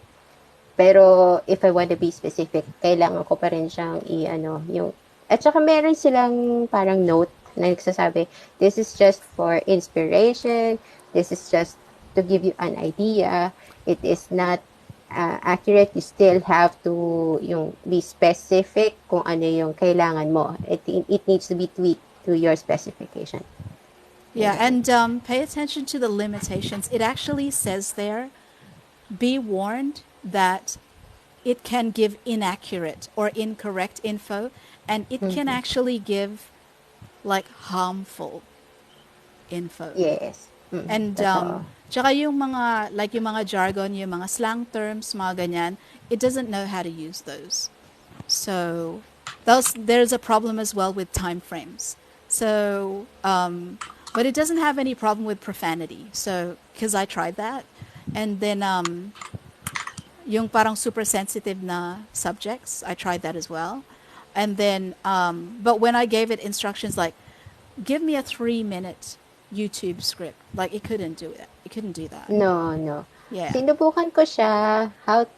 Can you tell me a story? Can you tell me a children's story about the blah blah blah? Let's say you give a character about a puppy running towards a ball. What will he do? Then it really sounds like a kid's story. Kaya sabi ko, oy, okay yan na. Tapos you can create an illustration, yun yung pinaka-gift mo, or you can, it's not original kasi, it sounds super familiar, but at least it's something original na, okay, I can use this. Parang illustration part lang. Pero to sell it, na, I don't think so. I And actually another saw video kanina lang about a guy. Gumamit siya ng AI. AI for tawag dito, yung paggawa ng story, plot and all that. And then pinasa niya yung story sa another AI to create the illustrations. Oo, And then Midjourney. oo. And then print out niya lahat nung output. Binenta niya as a book. Mm-mm. Ayun. So, actually, kumikita nga daw siya ng $10K Mm-mm. doon through Amazon kasi sa Amazon niya yung self-publishing portion ng Amazon Mm-mm. so nag-generate siya ngayon ng sales. So, again, it doesn't sound familiar. It doesn't sound original kasi katulad na sabi ko, I prompted yung AI to tell me a story, a children's story. It sounds super familiar. Kaya sabi ko, hindi pala siya original. Kaya, yeah, it's still generic. It's still very generic. So, nung sinabi na binibenta nung guy, more likely na tweak niya yun para makapag-generate siya. But to do it all together, parang baka siya rin, plagiarize. And another thing that I'll tell you, like with anything new, okay, like so for yung mga tools na have been around for a long time, like, and may track record, like Salesforce, mga ganyan, for me, relatively safe, okay? Even TikTok, like, even though ayaw na mga Amerikano sa TikTok, mga ganyan, like, I've had a really positive experience so far, right? But anything new, like that, and you have no track record to go on yet, the first question you should be asking is, who owns it? Who owns it? Do you guys know who owns it? You might be surprised. I saw a picture of him. Coder siya I saw a picture of him on TikTok. No, it's not. No, it's not. He's not? No, it's not. See? It's no. So, you really should research who owns it, because like I said, any business will adapt the personality of the person who owns it. Okay, that is gonna be like a running thing through a lot of companies. So yung values ng may-ari, like why would they not, absorb yung kung ano yung personality at values at attitudes ng may-ari there. Yes, that's true. Did you see what Herbert typed? Yes. Yeah, I did. I So, actually, ang so nakita ko kasi si Sam Altman. But obviously, OpenAI is just, he's one of the co-founders. Hindi lang siya. yeah, so like so like one question is who owns it, because for me that's going to influence a lot, like how I see it. And it's a new tool. It's not like anything else. It's a pioneer, right? Mm-hmm. So you have Yes. nothing to go on in terms of track record, reviews. You have nothing to run it against. So that's why I say that caution. Mm-hmm. Okay, caution, because we saw what we see what he's doing to Twitter right now, right? Yes. So right. And may nagsasabi na na when he did that to, kumbaga parang sinala daw niya yung Twitter. Okay, now that naalis na natin yung mga bad seeds, He's not. ito na. He's Obviously, he's not. not. He can afford If naman you're talaga on na. Twitter, you can see exactly what's happening on there, Yes. right? Ang pangit na nga eh. Sa bagay, doon pa naman ayoko ng Twitter. Buti na lang. Like I love Twitter because it's the fastest, right? It's like a 24-hour news feed, and he's using it like his own personal little playground to do whatever There, crap, there right? is a And playground in OpenAI. Ang tag playground. As, meron na daw class action suit against OpenAI dahil nga since kinukuha nila yung mga codes from open sources, yun ang ginagamit obviously din ng OpenAI para mag-code. Magbibigay ka lang ng prompt even for someone who doesn't know coding. So, yung mga coders, yung mga programmers, inaano sila, tag din, ang condition daw nila, kaya nila binigay yun as open source, is to give them credit kung gagamitin nila even a portion of their codes. Since ang OpenAI, they don't recognize that, hindi rin naman nila bigyan ng credit, they're suing OpenAI dahil doon. so I would just say caution, okay, because there's nothing to Shiny compare it product. to. Yeah, again, Shiny it's a new shiny product. new object. You don't know like where it's gonna go. You don't know, like everyone's just seeing it as this shiny new thing, like toy plaything, and they're like, oh, I can use it for all my I can use it for social media. I can use it for content. I can use it for sales copy. I can use it for this and that. Like you don't know where it's going yet. Okay, so if it was like go high level, anytime they roll out anything new, like yung team namin before, they know that not to touch it yet. Like you can play around with it, like but don't use it with a client No, because no. tulad nung sa GH, yung sa go high level, nag-release sila ng content planner, okay? And wala pa siyang 1 month, and may clients na nagtatanong, can we use yung ganito yung content planner na para kasi mas madali kung lahat nasa loob na ng go high level. The problem with the content planner is when you start like scheduling posts on Facebook, the images they come out really skewed. Okay, and that problem was still ongoing. Like the company itself, they couldn't fix it. So, and it was already mga magto 2 months na. Hindi pa rin nagagamit yung content planner. So that's a lesson in itself. Like if there's anything new and shiny, wait until some of the shine comes off before you actually use it with clients. 'Di ba? Kasi mamaya ginagamit mo sa client, nasana yung client mo nagre-release ka ng post 3 times a day. And then something goes wrong with your shiny new object. Sinanay mo na si client mo that you're doing 3 posts a day. Nawala si shiny new object. Now what? Yun na. And Like at the end of the day, it's planning, still a lot, right? yeah, it's still a lot better to do if you know how to do it manually.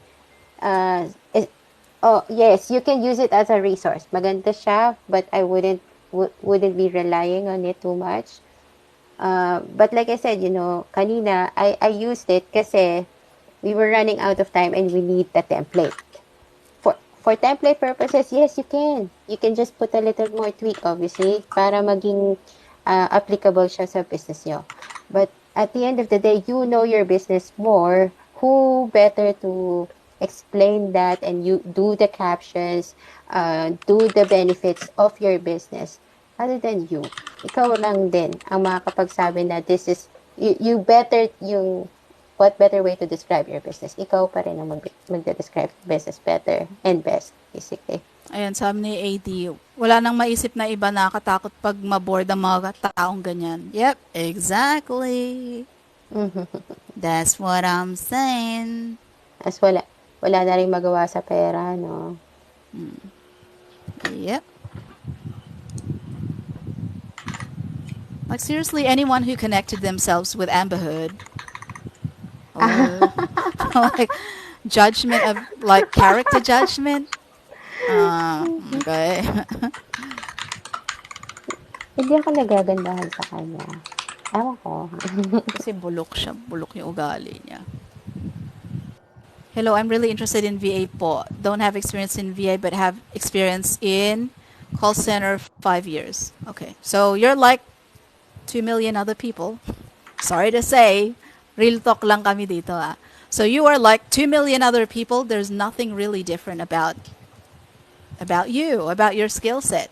Papasok ka sa VA, how have you prepared yourself para pumasok sa VA world or sa freelancer world? What steps are you taking? What preparation? Toothpaste reveal, ano yun? Toothpaste Basta reveal? magawa yun si Care Bears. Kanina pa nagko-comment. Hindi ko mag-get yung Parang comment ano, minsan. matulog ka na kaya? Parang, baka hindi ka pa nakakatulog. Actually, kulang pa sa tulog.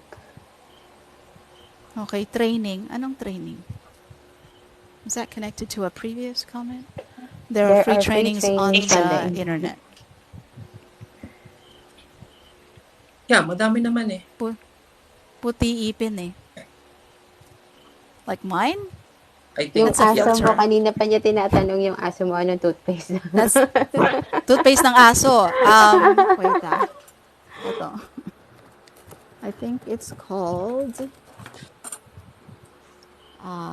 bio... What? Hindi ka pa nag-toothbrush, ano? Yak. Bio something.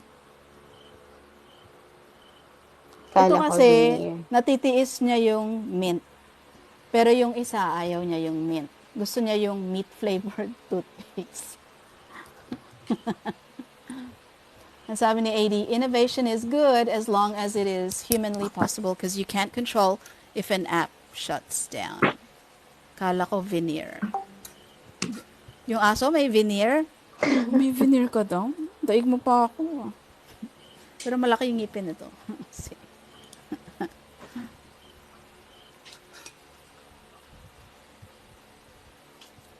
Yeah. Like, I mean, tools are great, but they are still just tools. So, if you're too dependent on them, like, what if biglang mawala?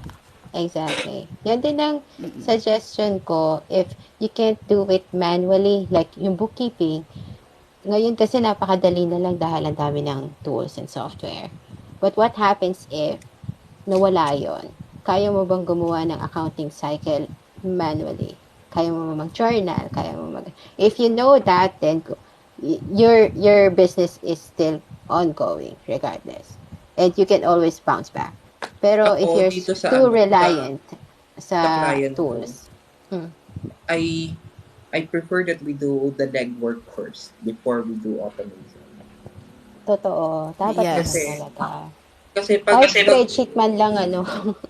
Oo, kasi kapag nagdiretso kami automation, nagdiretso tools kami, mas mahirap kasi mag-transition into legwork kapag nag-breakdown yung tool. Yeah, you always have to have a contingency plan. Always. Oo, kasi it's a very different process pag ginawa mo manually versus sa tool.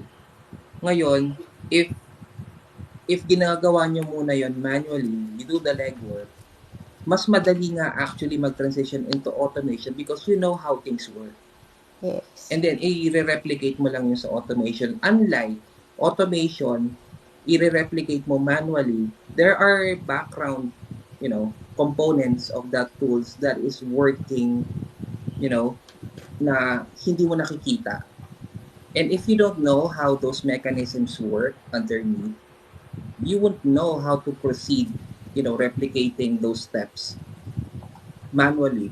Parang sasakyan lang yan. So, kung alam mo kung paano tumakbo yung makina, definitely you will know how to make an engine from scratch yourself manually.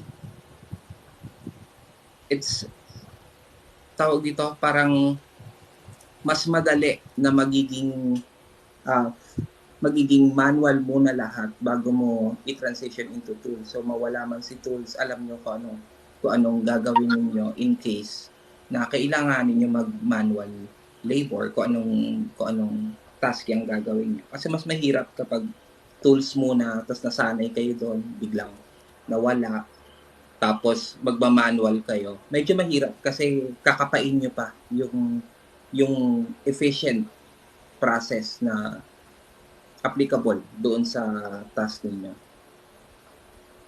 Yeah, I mean, just like even at your company, what if, like what you're using for chat, for example, Slack, okay? And yung Slack, it's very reliable. However, it does shut down like at least twice a year. Do you guys have a contingency plan for that? Kami before meron, because I set that up. I was like, okay, yung mga internal team, meron tayong default Skype group. Okay, and then everyone else, like all the regular VAs, we're gonna use the Facebook group. Okay, kapag nawala yung Slack. Kasi malaking kawalan yun eh, di ba? Pag nawala yung Slack. Dapat talaga, so like, if you have a contingency plan, everyone knows what to do now. O sige, lipat na Skype. Di ba? O lipat ng Facebook group, o lipat ng ganto-ganto, lipat ng Messenger. Just that, like, such a simple, yung chat pa lang like, if you don't have a contingency plan, like, when something goes down, like, talagang mapipilay talaga. That happened to us nung nag-down yung Asana. Like 2 days, no reports. No reports for the project-based clients. And guess whose problem that was? Mine. My problem alone. So, pero na-rebuild naman yung parang reports to accurately, para magkaroon ng parang continuation yung reporting for the clients and also for attendance. So, tsaka naayos naman na siya. But, diba, if you don't have a contingency plan, seriously, you have to ask yourself what kind of manager you are. Ayun. And also, what you mentioned, Kochi, that's where I have a problem with the SaaS.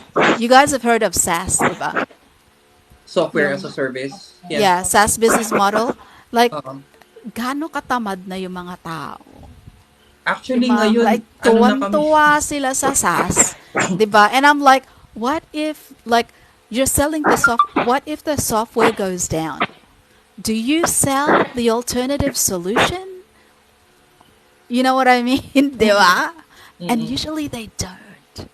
They don't sell an alternate solution.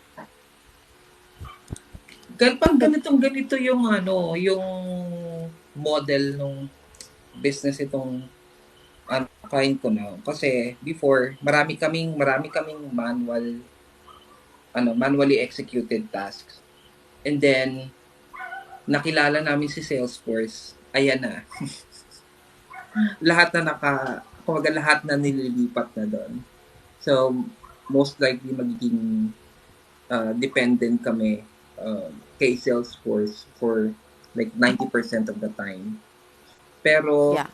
andun nga, may mga bagay na, like for example, kailangan namin makita anong countries yung nagkaroon na kami ng reach, alin yung wala pa. Tapos, ilan yung ganito, ilan yung ganyan. Tapos, ano yung demographic. Yung mga ganong data kasi, pag nasa loob na ng, diba, let's say for example lang, Salesforce, and then dito rin sa ginagamit na platform ng client ko, SaaS kasi to. So, hindi siya website. Web app ang tawag nila. So, pag nandito siya, wala kaming way to dissect the data according to sa specification na hinahanap namin. So, kailangan pa rin namin siyang himayin para makita namin kung ano yung kailangan namin na data. Now, kung yung SaaS na ginagamit ninyo, let's say for example, right now, doon kayo nakadepende for reporting, madali kasi yung yung software na yung gagawa ng paghihimay para sa inyo. But come the time na you need to do it on a specific measurement na kailangan mo, and then wala pala yon sa function ng SaaS. How are you going to do it? Parang ganun lagi yung question. So, kami, laging bago namin i-implement yan sa software, sa platform, talagang inaaral muna namin yung process, ano yung mga anticipations, pag inalis natin yung component na ganito, inalis natin yung component B, ano yung magiging outcome, are we still going to come up with a usable report, mga ganong bagay, at least anticipate the worst outcome, and at the same time, meron kang contingency plan how you're going to manage that without using yung SaaS. Ganun. Yeah. Agree ka ba, AD?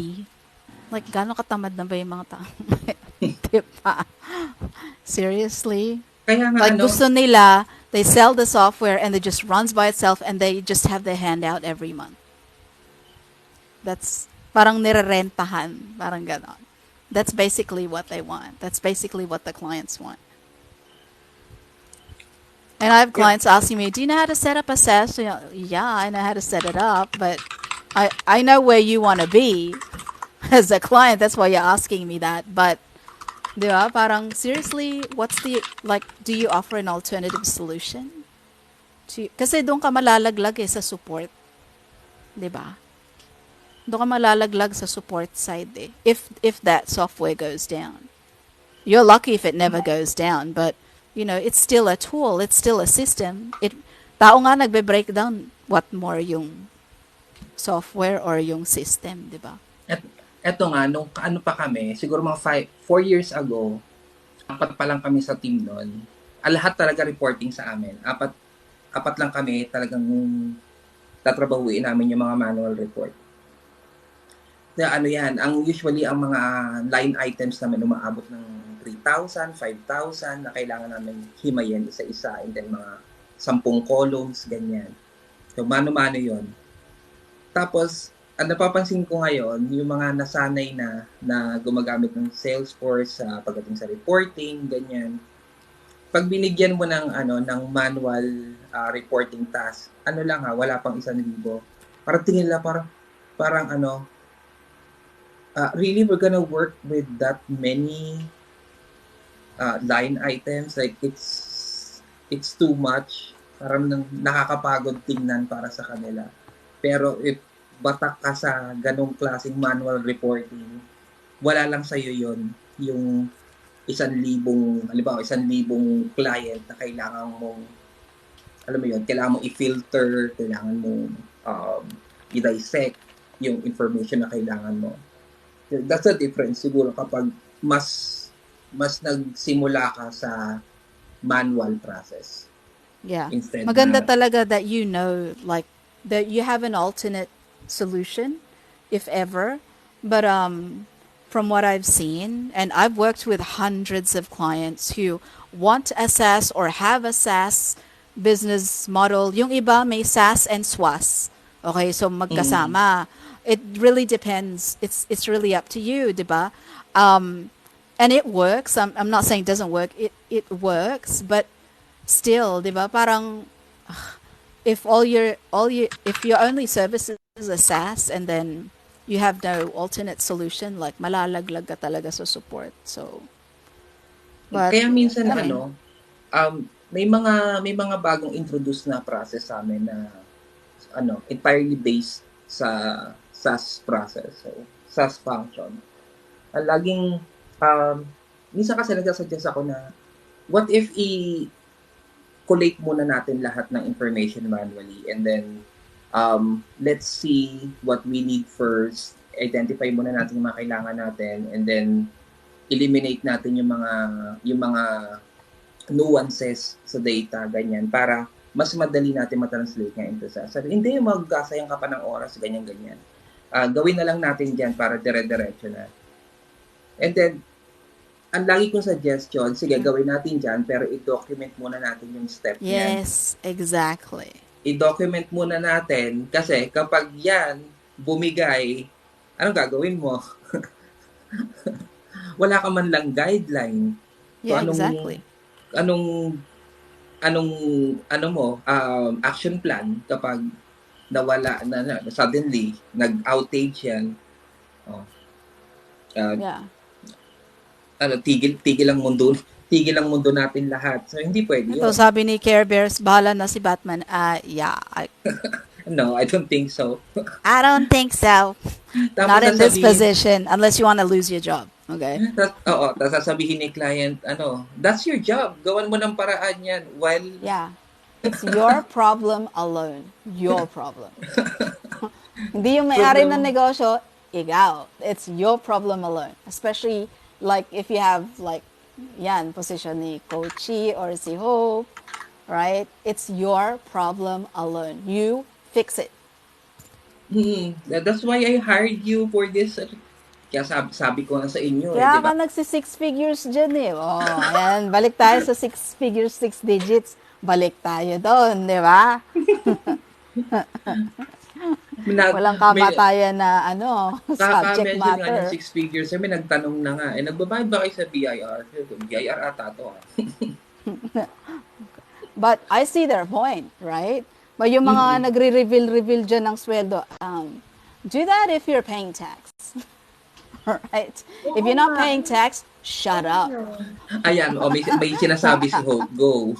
Wala akong masyadong ambag kasi may ginagawa ako. Pero totoo yun. Pag nagpapakita kayo ng mga screenshots ninyo tungkol sa mga bayad sa inyo, siguraduhin nyo rin ginagawa ninyo. Nagbabayad din kayo. So, alam nyo yun? Ayun ako. Hindi ko alam. Alam mo na, yung mga pakiramdam ko sa mga ganyan, di ba? Parang hindi ko ma-express kung paano ako nadi-disappoint sa mga tao. Ay, nagbabayad.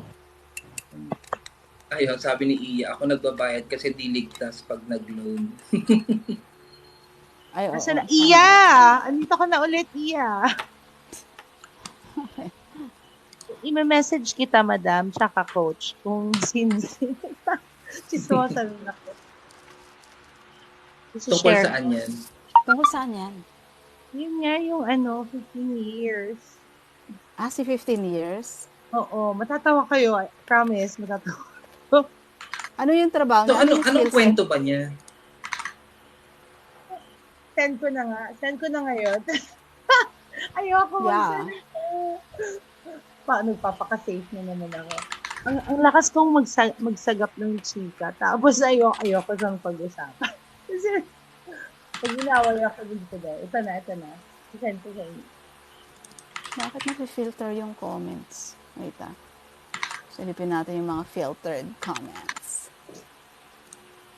Nasisilip ba yun? Ako hindi ko na tinitingnan pag may na-filter. It actually gives you a notification.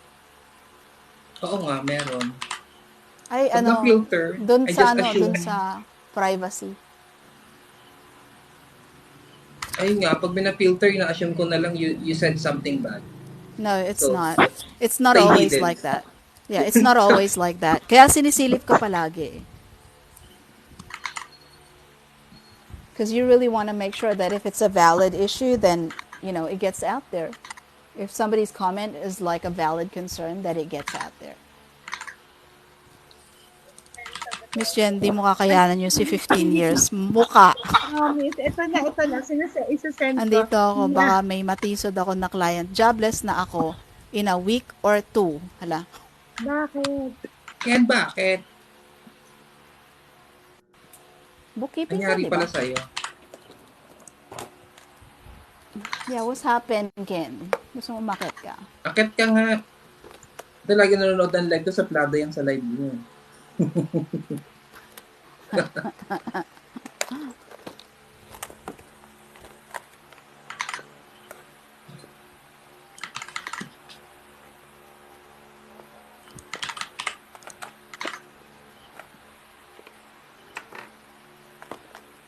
Asan na? Pumasok na ba? Ako din pa-apply. Saan?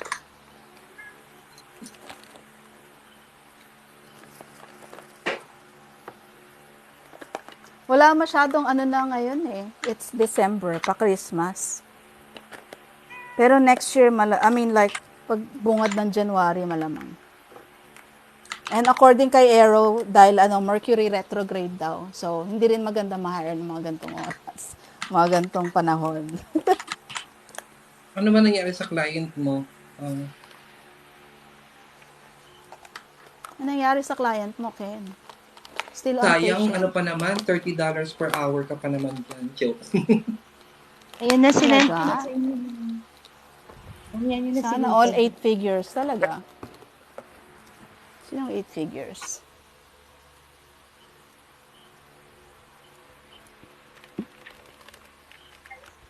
Kaya nagkukwento na.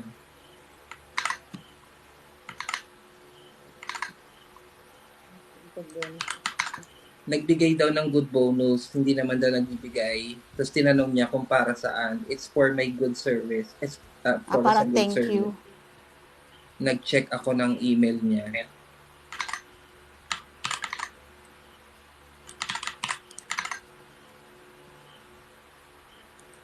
Kailan mo nalaman? Today lang, Ken? Ngayon mo lang nalaman?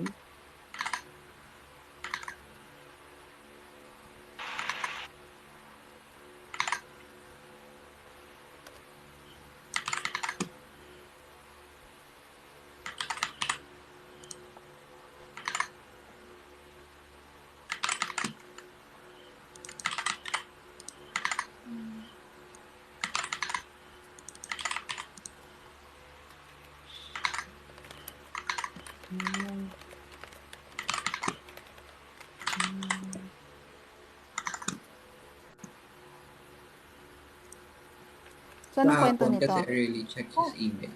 Kung okay lang naman din. Yun nga, kasi sa January pa kasi itong mga to. Pero, tignan natin. Kung paano. Nadagdagan na naman, 5 na naman sila. Kaya, parang, pero sabi ko, magsa-stop muna ako. Ito. Sabi naman ng mga clients, January daw. So, try natin. Yung isa kasi ganun din eh. Yung isang, parang na-train ko, January din sila start. So, try natin. This is the worst case scenario so far. Yeah. Kaya let's talk about it. Hindi ko pa mabuksan eh. Gumagawa pa ako ng... Tapos may bayad pa yung course. Nakita mo na? Yeah. May bayad pa yung course and then $2 an hour. Seriously? 2? 2 ba? 3. 3 yata. 3. 3?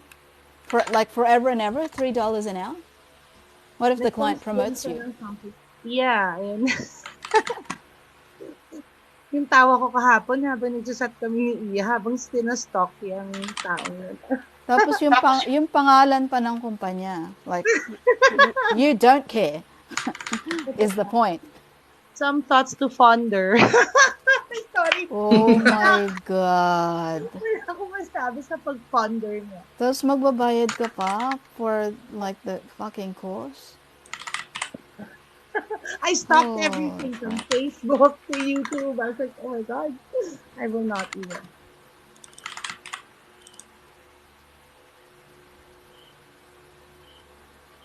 Yun sa CSM. Meron pa yun nga, CSM pa rin yun, pero 50 lang yun na. So kung above 50 kayo, 50 for the first 3 months. At yun, lagi ko naman sinasabi. 3 months. Tapos after 3 months, then evaluation trial. So kung nabababaan kayo sa 50, yun na yun, tapat na yun for the first 3 months. At least, alam niyo. First 3 months. Okay. 50K ata yan si Ken per week eh. Per week, Ay, per week. hindi natin kaya yan. 8 figures daw eh. Stock kami ng stock. Diyos ko, di ba?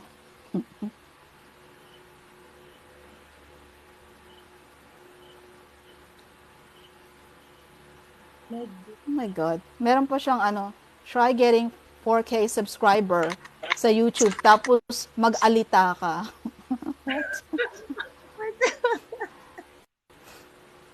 Like, fucking edit your, Asan ba si fucking Iya? edit your descriptions first.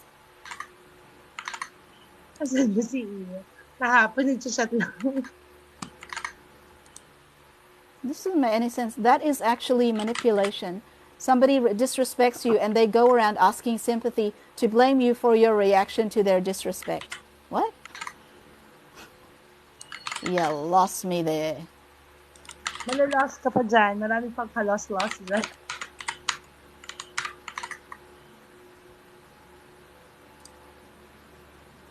Direct client ka nga pala, Ken, no?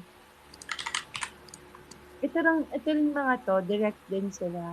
So, hindi sila agency. Wow, sumayaw pa si bakla.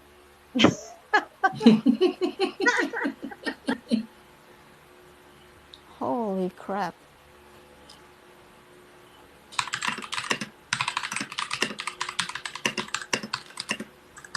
Saka magpapauwi muna ako ng mga tao.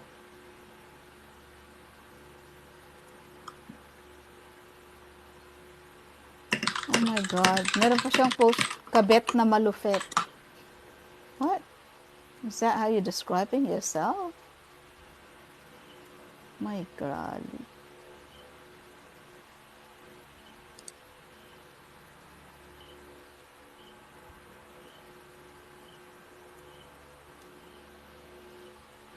Sige, stalk ko na sa Facebook. Di pa tumigil no? Loko yan si Memsh. Yes po. But my girl is learning CRM po talaga kasi dahil sa sinabi ni Ma'am Jen 2 weeks about stepping up kasi 3 years na ako. Andito pa din. Hi Mika. So sa Trailhead, yung sa Salesforce, I don't know if you tried that. Ken? Trailhead, free yun. Oh, free. I'm on there already, actually. Sabi niya ba naman, cool, please send 500 pesos through GCash. At bakit? Sana maging part ako nitong group. Sana lang. What? Masyado ako di umakit ka. Naging kampante kasi akala ko forever. That's my biggest mistake. Kaloka, Miss Jen. So, are you describing yourself? Yeah, that's one of the videos. Kabit na malupit. That's one of the videos. Yeah, Trailhead. You can register for free. Tapos maganda yung community nila actually. So, and Trailhead is provided by Salesforce.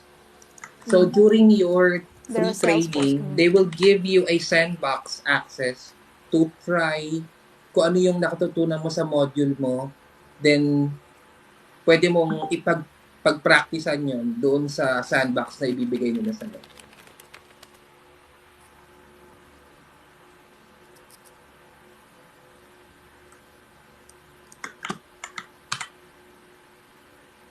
Hindi naman siya exam, parang practice area, practice module.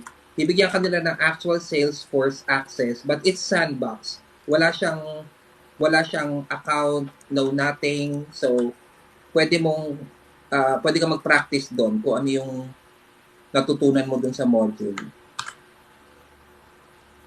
Oh my God. Tingnan mo mga pinapopost sa Facebook. Just Madam.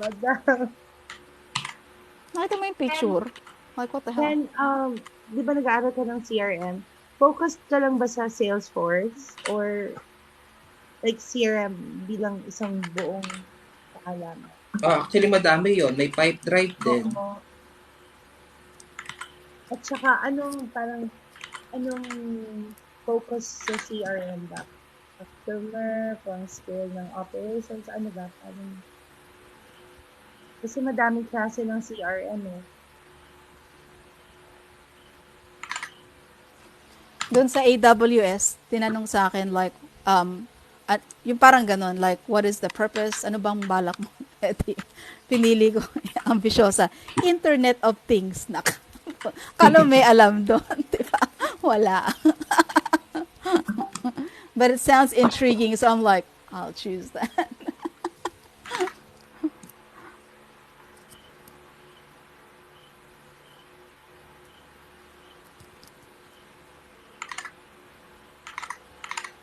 Nakakahiya si Madam. My God.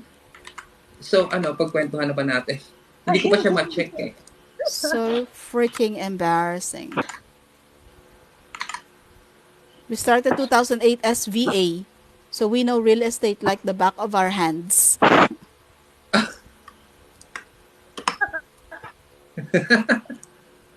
Papatuto daw yan. Ay, sorry. May advert siya, mga madam, $8 naman daw. For FISBO expired probate, pre-foreclosure absentees, etc. May $8 and are daw siya. Daw.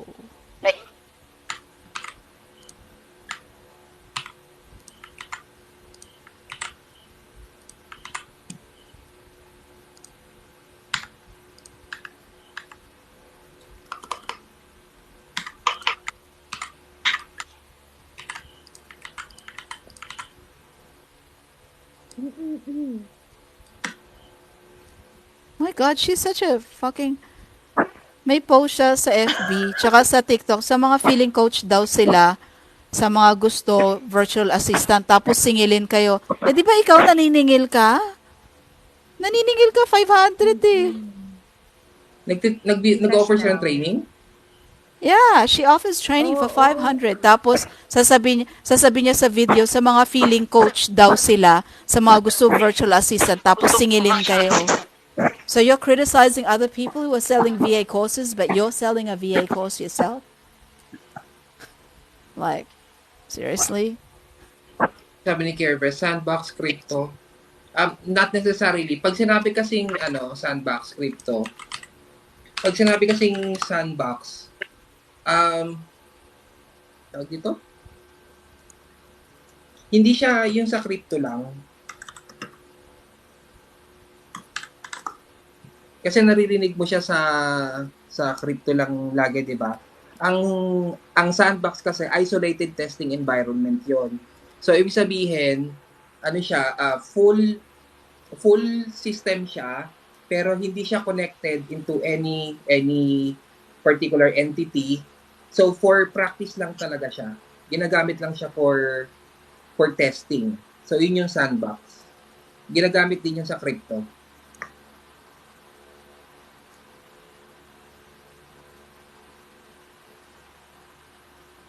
Andito ka for the chismax or for the client? Ako both. Okay.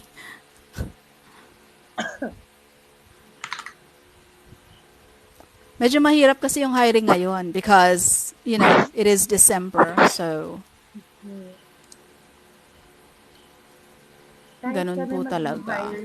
Kahit kami mag-hire din, kanya lang, ganun lang sabi ko, January, hindi itong month. Ay, madam, yung husband ni Miss Mia. Oo. Kagabi ata yung second interview. Hi, Soliloquy. May pangtawid lang, sapat na. Oo. Kaya sana makuha na. That's a good sign, like second interview na, di ba? Mm-hmm. Usually, yes. sa experience ko, pag second or final interview, it's more on formality. But most likely, 80 to 90% hired ka na nun. Yeah, siguro mga pinagpipilian na lang is mga dalawa. Ayan. Mm-mm, Yan mm-mm. yung 100K TL, tama. 130, Ken. 130. So, hindi ka pa nag-try, Ken. Sana trinay mo na din. Oh, Ken. Ako parang feeling ko gusto bumalik ng client success because I'm good at that. Right? And like I've got a lot going on like the voiceover side, so I'm like, yeah, maybe I don't want to do the director blah blah anymore. Like if I just manage clients, like I can usually do that pretty well, and then I won't have to do as much. Parang ganon. Si Dalia, alam na alam ko, chismoso talaga. Yeah, sa ngayon, like there's not a huge amount of, jobs that are, or if ever, like they're not gonna hire you within this month. It's probably gonna be for January. Yes, but TL post is I think 110 to 130. Okay, Si I ano, don't know. yung 130, ano ba yung 130 to 150? Project manager. Project manager. Yes, Care Bears, you heard it right. Ganun na mga offeran dito. Ng trabaho dito. 100,000 ang sweldo. Yung sinabi ko sa inyo, yung winery.ph, Edsel Ramirez, hello po, love from London. Hey mate, how you doing? Okay. So, yung sinabi ko sa inyo na winery.ph, yung 180, they still haven't hired anyone. They extended to December 31 ang applications. Pero may nag-a-apply sa kanila. I don't know. Why it's taking them so long? Or sobrang mapili lang talaga sila? Marketing director. Marketing director. Yun lang kasi hybrid eh. So it's like mostly remote apparently, but Makati yung office. So you still need to go there like maybe a few times a month, like I don't know. 'Di ba? But you have your own parking space when you go there. Diba? Ano pa, may health insurance, dental, gym membership. Like, it's local. So, employee ka talaga. Employee ka talaga. I have no idea about CRM. Now ko pa lang po sinisimulan yan. Yeah. Hello po mga coaches. Hey Raylan, mag-publish po ka ng portfolio websites and you will? Yan. Saan? WordPress ba yan? Okay. 3 years na benta ko sa bigas yun. Okay. So, magsimula ka na ngayon, di ba? Di ba, Care Bears? Paano pag slow yung growth pero bet yung mga tasks, kasundo yung client, is it worth it to stay? Well, at some point, you have to grow din. Hindi lang si client ang nag-grow. Like, you kind of have to, are you asking for more work? Are you asking for additional tasks? Are you saying to the client, you know what, the task that you gave me, I get that done in like 2 hours. So maybe you should give me something else. I can help you with this. Do you want to hire more people? You know? Like, I would like to be promoted. Diba? Opo, WordPress. Para mapasok ko rin basic ng website dev. Oo. Ano yan? Elementor or Divi? Hello, Soliloquy. Hello, beautiful minds. Yes. Even if just the minds are beautiful, that's enough. Diba?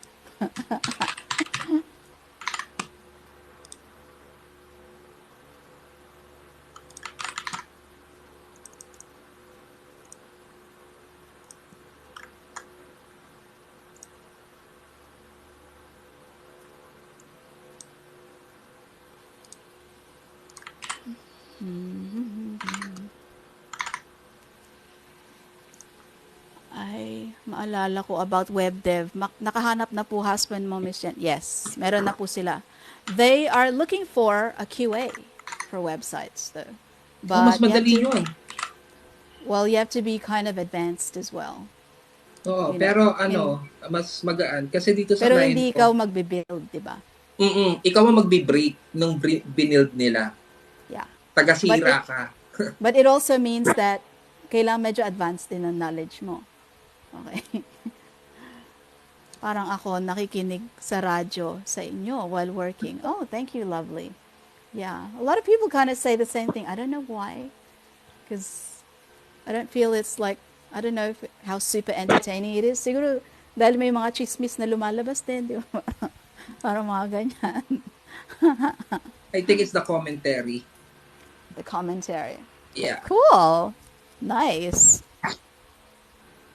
Minsan yung nababasa ko sa comment na parang nakikinig ng radyo kasi may, yung commentary, yung opinion mo sa ganyan, opinion mo sa ganito, which kahit minsan hindi tayo nagkakasalubong ng opinion, but then again, we are able to express it openly.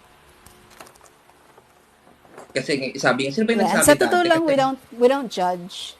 Parang, sino yun yung umakyat na parang medyo bagong OM? Nalala mo yun, Coachy? Oo, yung Coach nag-hire Potato. din ata siya ng naghahanap siya ng i-hire. Ayun nga, kasi iba yung way niya kasi medyo bata pa bagito. So, iba yung pananaw niya tungkol sa I forgot the topic, but medyo opposed siya doon sa sa opinion natin. Well, he is a Gen Z. So. Yeah, oo. So, yun nga, napansin niya walang nag-aaway kasi sa iba daw baka nagkasampalan. Diba? But sabi niya, like, although we kind of pick holes in what he's saying, he doesn't feel disrespected. Okay? Because why do you need to disrespect someone? Okay? Just because they don't think the same way as you? Like, nobody, like, who really thinks like you? When you think about it. Tapos parang magagalit ka kasi, like, somebody doesn't agree with you or doesn't think the same way. Hindi mo ba naisip, baka may ma-pick up ka? Di ba? Oo, kasi not everybody has the same experience as you. So, you cannot put other people into your own shoes because magkaiba kayo ng size ng paa. Correct. Magkaiba kayo ng journey, kumbaga. And you can always learn something new. Like always. Even, it doesn't necessarily mean dahil mas matanda ka, mas marami kang alam. Di ba?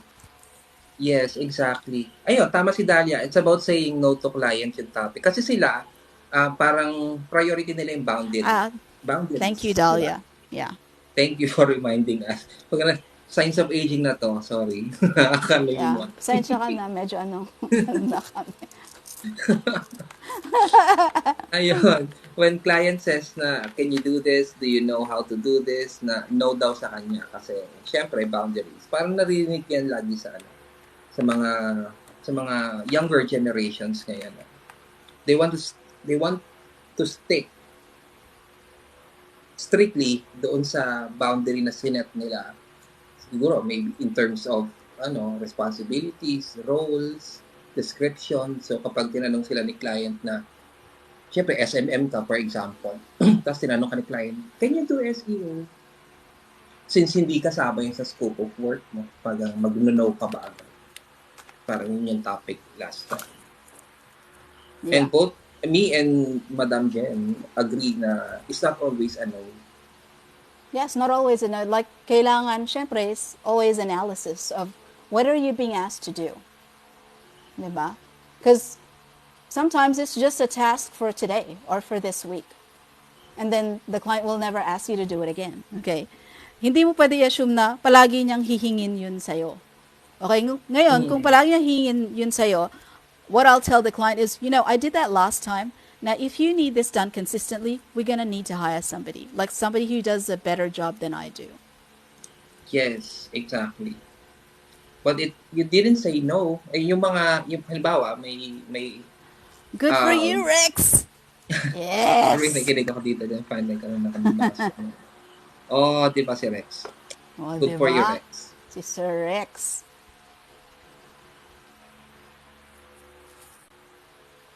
So yun, hindi mo alam gawin yung pinapagawa sa'yo, but doesn't mean na mag-no ka agad. No, I can't do that. So, end of story. It's, alam mo yung requirement ng client and they're struggling with something and in-approach the fact na in-approach ka nila means they think highly of you. Yeah. They think na uy, very skilled to. Baka sakaling alam din niya to. Marami tong alam.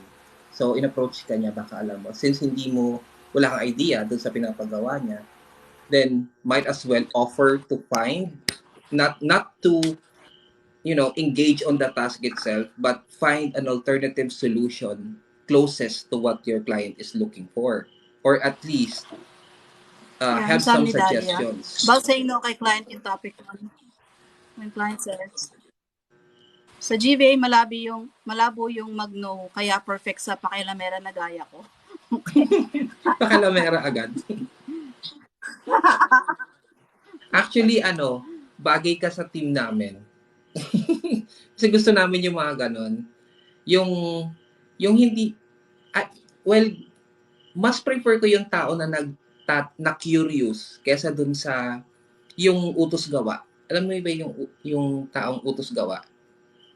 Yung gagawa lang siya kasi may pinapagawa ka, and then kung ano yung pinapagawa mo, hanggang dun lang. Madali lang mauto yung mga ganun eh. Oo. Pag Correct. curious kasi yung nasa team mo, then may pinagawa ka, they will ask questions, ba't natin ginagawa to? Like, wala bang ibang paraan? Pwede bang ganito na lang gawin natin? Ganito. May nakita ako sa ganitong website na mas madali pala yung ganitong formula. Kumbaga, hindi mo na mamano-mano mag-calculate dyan. Yung mga ganang tao, na-appreciate ko yun actually.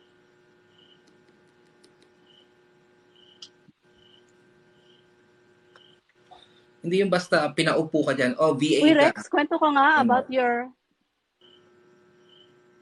how to be a team member. Team member. Rex, kwento ka nga about your other client? Anong niche niyan? Same niche or tsaka mas mataas bang nasingil mo sa client?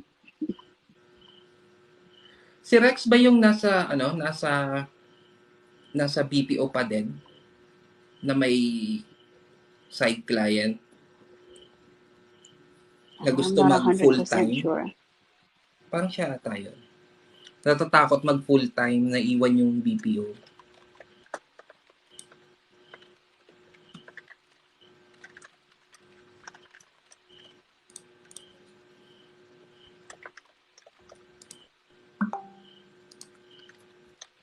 I think siya ata yun. I'm not sure. Ay, si Jamil. Hi, Jamil. Yes po, property management. Nag-ask po ako dati, helping soap, and it helped me a lot. Okay, perfect. Anong question mo, Jamil? Anong team member, Care Bears? Team member of... Okay. How was your weekend? Nag-swimming kayo, di ba?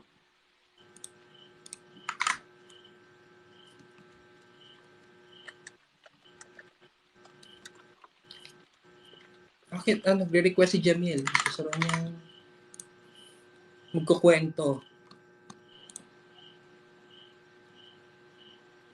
Uyo, sabi ni Rex, from $4 to $10 po per final interview ko po kanina. Wow! Ako may Congratulations! May question ako dito. Okay. Medyo wow. Controversial ba yan? I recently Chismis. Hindi naman chismis. I recently na-invite, not really, recruited by another VA para sa isang construction and flooring company construction company, parang gano'n. Tapos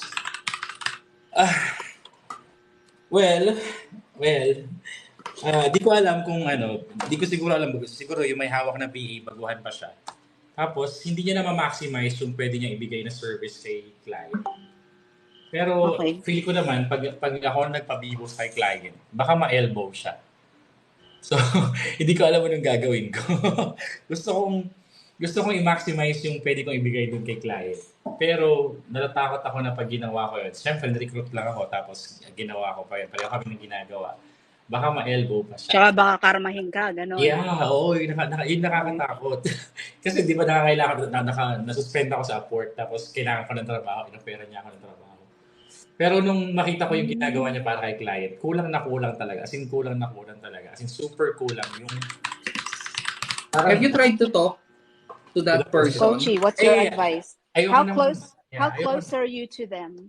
Dati ko how receptive do you think? Dati ko siyang ahente nung nasa BPO kami. Pero, ang problema dito is ma-pride din yung tao. Paano ko, Okay, so hindi receptive.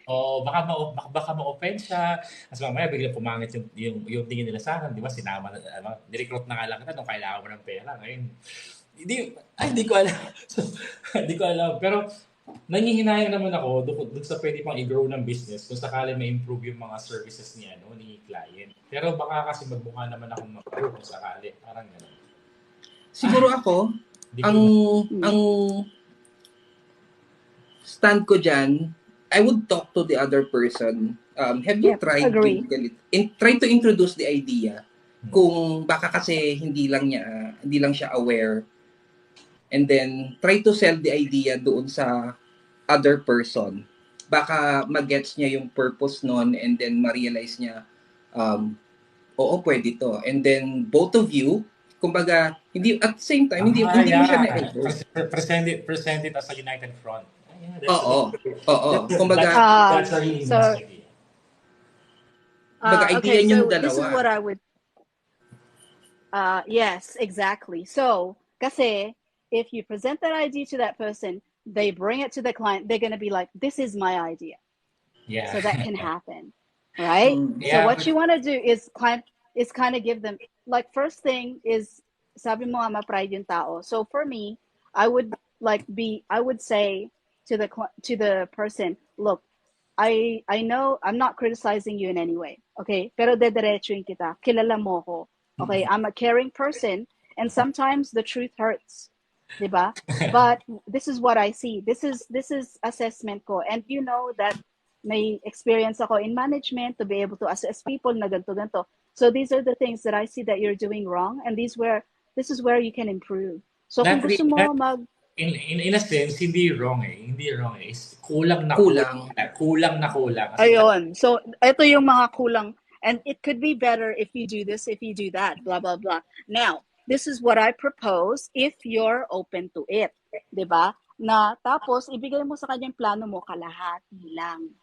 Overview.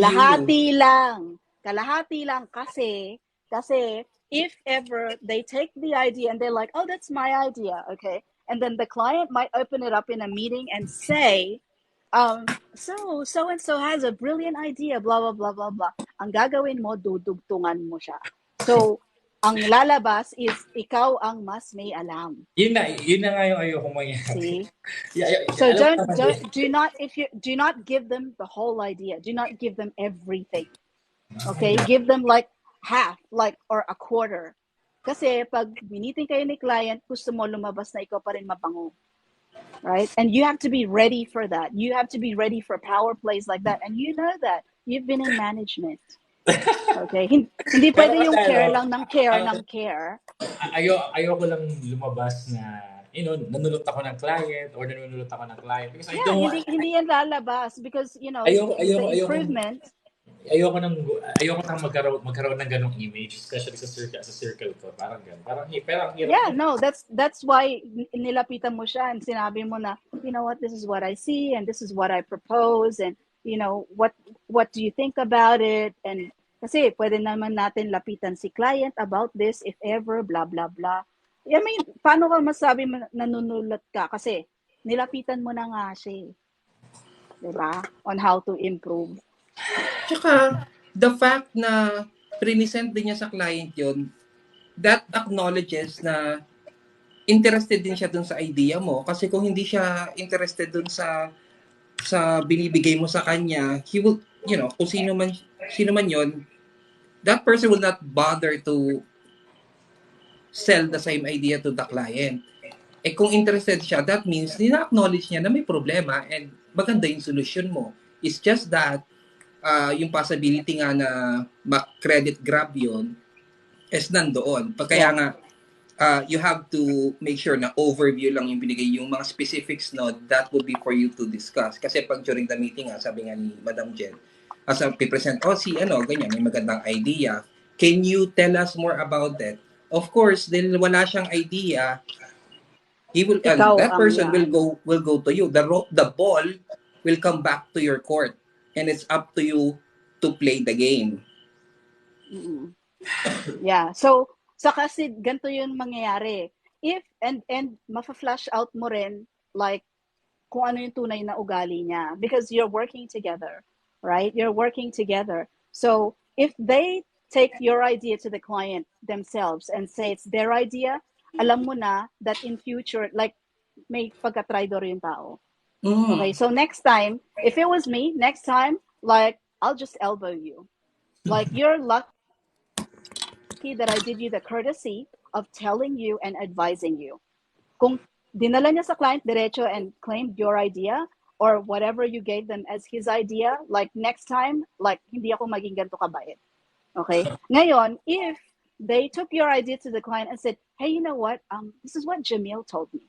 This is what he actually recommended. That is a person you want to work with. Exactly. Okay, that is a person you want to, kasi may malasakit. 'Di ba? Like team player siya.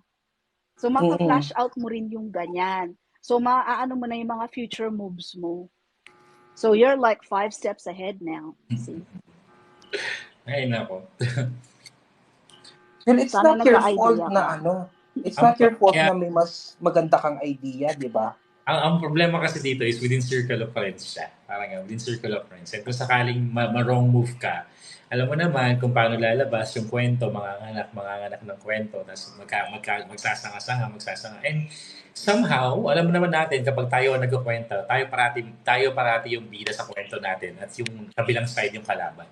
So, ayoko nung ganong image. Parang gano'n. Anyway. Well, di pag chinat mo, mag-screenshot mo, di ba? O may ebidensya ka na. well, a friend, sa akin lang a friend is a friend regardless. And yung relationship niyo outside work is separate from your professional relationship. So kung ano man yung Yeah, meron, that's right. kahit That's true as well. magsabunutan kayo sa trabaho, paglabas ninyo, magiinuman pa rin kayo, that's good. Pero kung yung issue ninyo sa trabaho, pagdating sa labas is issue nyo pa din, well, that's a different story. That's They're not a not friend. really your friend. Yeah. That's not a friend. That's not really a friend. And then kung ganun yung magiging outcome, then bili ka na ng bagong friend. Bili ng bagong friend. Di ba? Di elbow mo na siya para ikaw yung It only proves your suspicion na your point. medyo hindi maganda Yeah, exactly. yung ugali nito. Kasi eventually it will come out. Kung depende dun sa sa magiging moves mo, the most important thing is hindi ka dumiretso kay client. Doon talaga stepping stone na 'yon. Yeah. You gave them a chance kasi, di ba? Sige, kausapin ko muna siya. So anong gagawin mo ngayon? Kausapin ko muna siya. Pero nag-attempt kasi ako na manahimik na lang. Just to stay kung ano man ginagawa ngayon. Pero sayang kasi yung potential ng business mismo. Yeah, don't do that. Ultimately, si client naman na magdidesisyon yan eh. Exactly. Kung maganda naman yung idea mo at na-realize ni client na makakatulong to and napakagandang idea to, kukunin ni client yan regardless kung anong mangyari sa inyong dalawa kaibigan mo. Yeah. Sige, bahala na.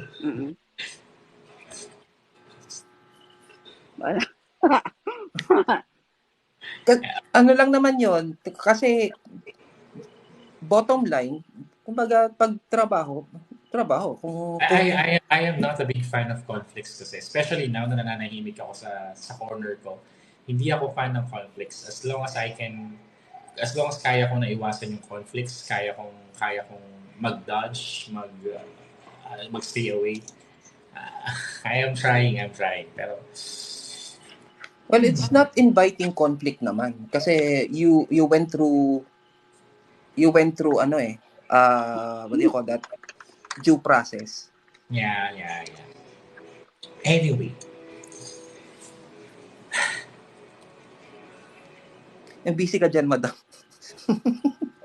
May meeting ako mamaya eh. Ilang oras na lang? 2 oras na lang. Magla-logout na, weekend na. Busy pa rin kayo. Yes, well, actually, kaka-logout ko lang. We're on a half day. So half day pag Friday si Coach. Talaga? Ako may pa 2 hours.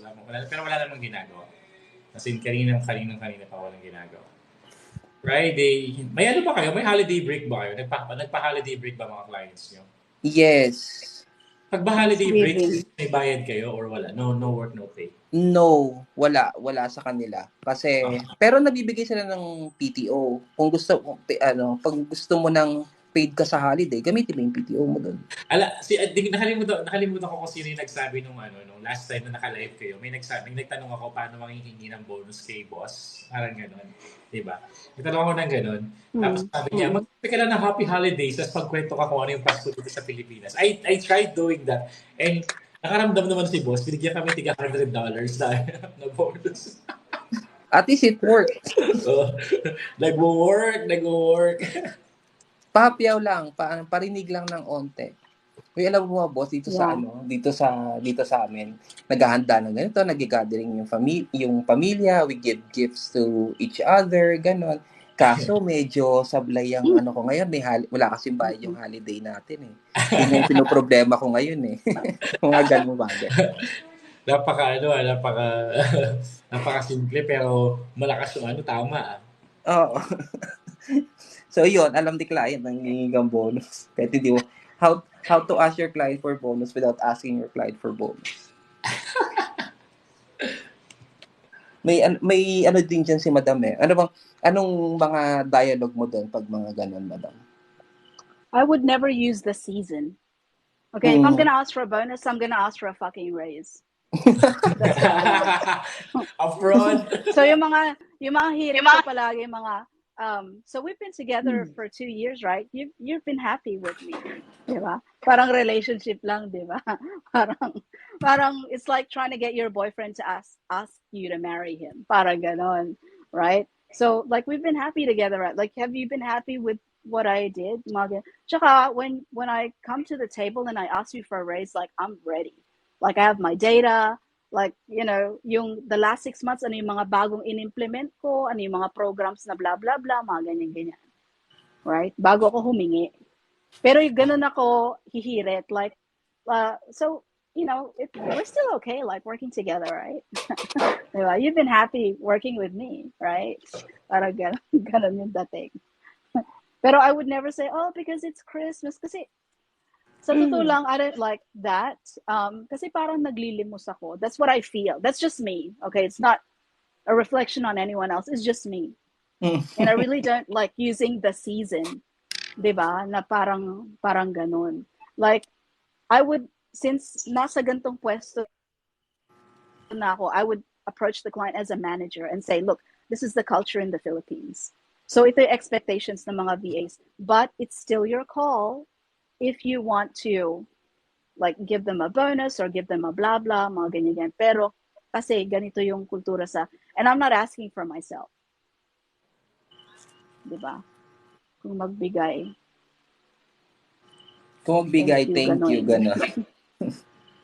Yeah. Oh, yeah, naman. like whatever they give Wala you, naman sa just be pilitan. thankful for it. Oo. Bigyan ka ng $5. Okay, Yeah. thank you. But, yeah, yung sa dating VA agency, so the VA agency actually collects from the client. So it's automated, like there's may date now when the initial email goes out. And then sometimes the clients remember, like we had a client, I think last year, who emailed me direct, and he said, for my VA, sabi niya, pakibayad yung Christmas bonus niya on the first week of December, very specific siya. So sabi niya, because I want to give her enough time to plan what she's gonna buy. Gusto niya, first week ng December pa lang, matatanggap ni VA yung bonus. At ang bonus, hindi $100.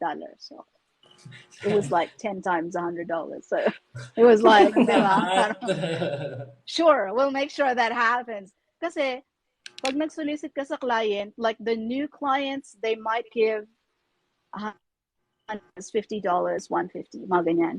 Yung mga matatagal na clients, like, siguro yung pinakamalaki nakita ko was around 2,000. Imagine that. Diba?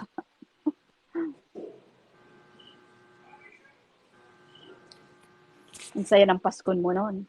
Diba? $2,000 na bonus, Christmas bonus. Oh, yes. Diba?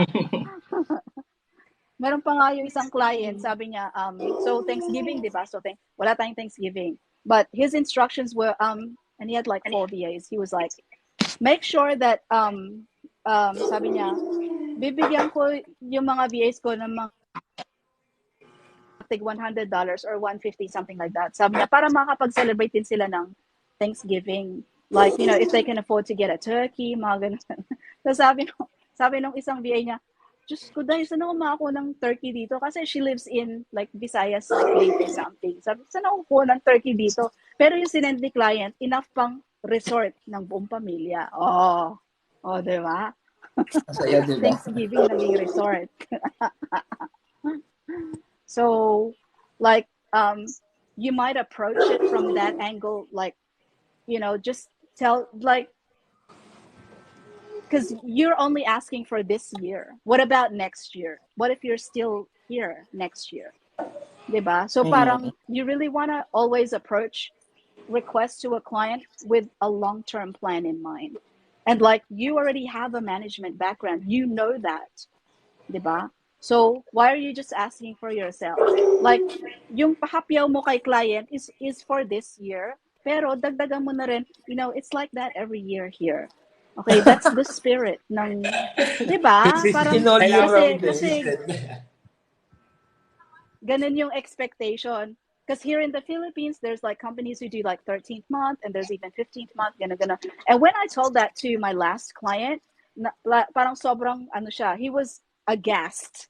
'Di ba? Na parang, oh, may 13th month? Like, walang papayag dito sa US ng ganyan, mga ganon. Like, it's unheard of in the US. Absolutely unheard of. And in Canada, na, oh, mag-iipon ako to pay them like a 13th, pay them for a whole month when they didn't work? Why? Parang ganon. See? So, kailangan, you have to ease your client into it. Okay? Because you have to be, hindi mo pwede i-assume si client alam yung kultura natin. Okay? You have to kind of ease him into it, like baby steps. And you have to approach it, but you also have to approach it from a perspective na long term. Kasi next year, if you're still with them next year, like the same thing is gonna happen all over again. So, are you going to like pahapyaw ulit, diba? And like this time around, it worked. The second time around is usually less effective. Now you sound like, you know, Asking that for money. that beggar at your door. That's always there. Parang ganun. See, that's what I'm saying. It worked this year. What about next year? Madam, I'll be heading out na for now. I need some time uh to prepare kasi we'll have Go a meet lang. up later. So, head out na muna ako. Enjoy the rest of your All weekend, right. Take everyone. care. You too. Thank you, Coachy. Thank you, thank you. Ayan. So, sabi ni Rex, ang bait pala ng client ko, May 13th month. Yeah, not everyone has that. So, be very grateful. Thank you for the guys sending likes and gifts and stuff like that. Thank you. Will it sound like needy when we discuss bonus to client? Like a regular bonus? Balik ako. Speaking of bonuses, may meeting kami. Okay. Wow, masarap na meeting yon. Meeting about bonuses. Nice. So, ang tanong ko sa'yo, Soliloquy, is like what kind of bonus? Do you want it to be like a regular bonus, or is it just a one-time bonus, or is it a team bonus, or, di ba? Kasi kung halimbawa team bonus yan, like for example, lahat kayo appointment setter, dapat yung OM nyo ang mag-discuss niyan sa client or yung kung sino nag-aalaga ng team nyo. One-time yearly bonus, like a Christmas bonus. So who do you report to? Do you have like somebody who is like in an OM role or director role? If yes, doon ka lumapit. Siya ang dapat mag-bring up niyan kay client, hindi ikaw.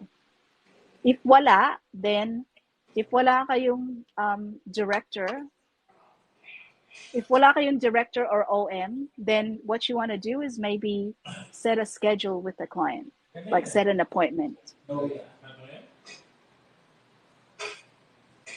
And then kind of mention that to the client. Well, it's sort of, because you have to explain the culture here. Ayan, may superior ka, yun. Trabaho nila yan, di mo trabaho yan. Pag wala kayong bonus, it means your supervisor didn't do their job or they don't care. Okay? Harold Baltis, paano po magtayo ng VA agency? Okay, so I would never put up my own VA agency, like never, ever, ever, ever. I did do that for my clients. So I grew a VA agency from zero, and in 26 months, worked 7 figures na yung VA agency. But I would never, ever do it like magtatayo ako ng locally, ever. Never. So I can't really, if you're asking like how to put up a local VA agency, like I wouldn't advise it, so I can't tell you. Oo. Ba't mo ginagawa yung trabaho ng supervisor? Hindi, ikaw na mag-apply as supervisor, di ba? Oo. Bakit po? First of all, okay, there is a ton of headaches associated with a VA agency. You have no idea. Well, Okay. I think I can answer that from a team leader perspective, di ba? Masakit sa ulo ang pag-manage ng tao. You can manage your own performance, pero yung performance ng ibang tao nakasalalay sa'yo. Tapos kapag hindi sila nagpe-perform, and it's your fault. Di ba? Not only that, in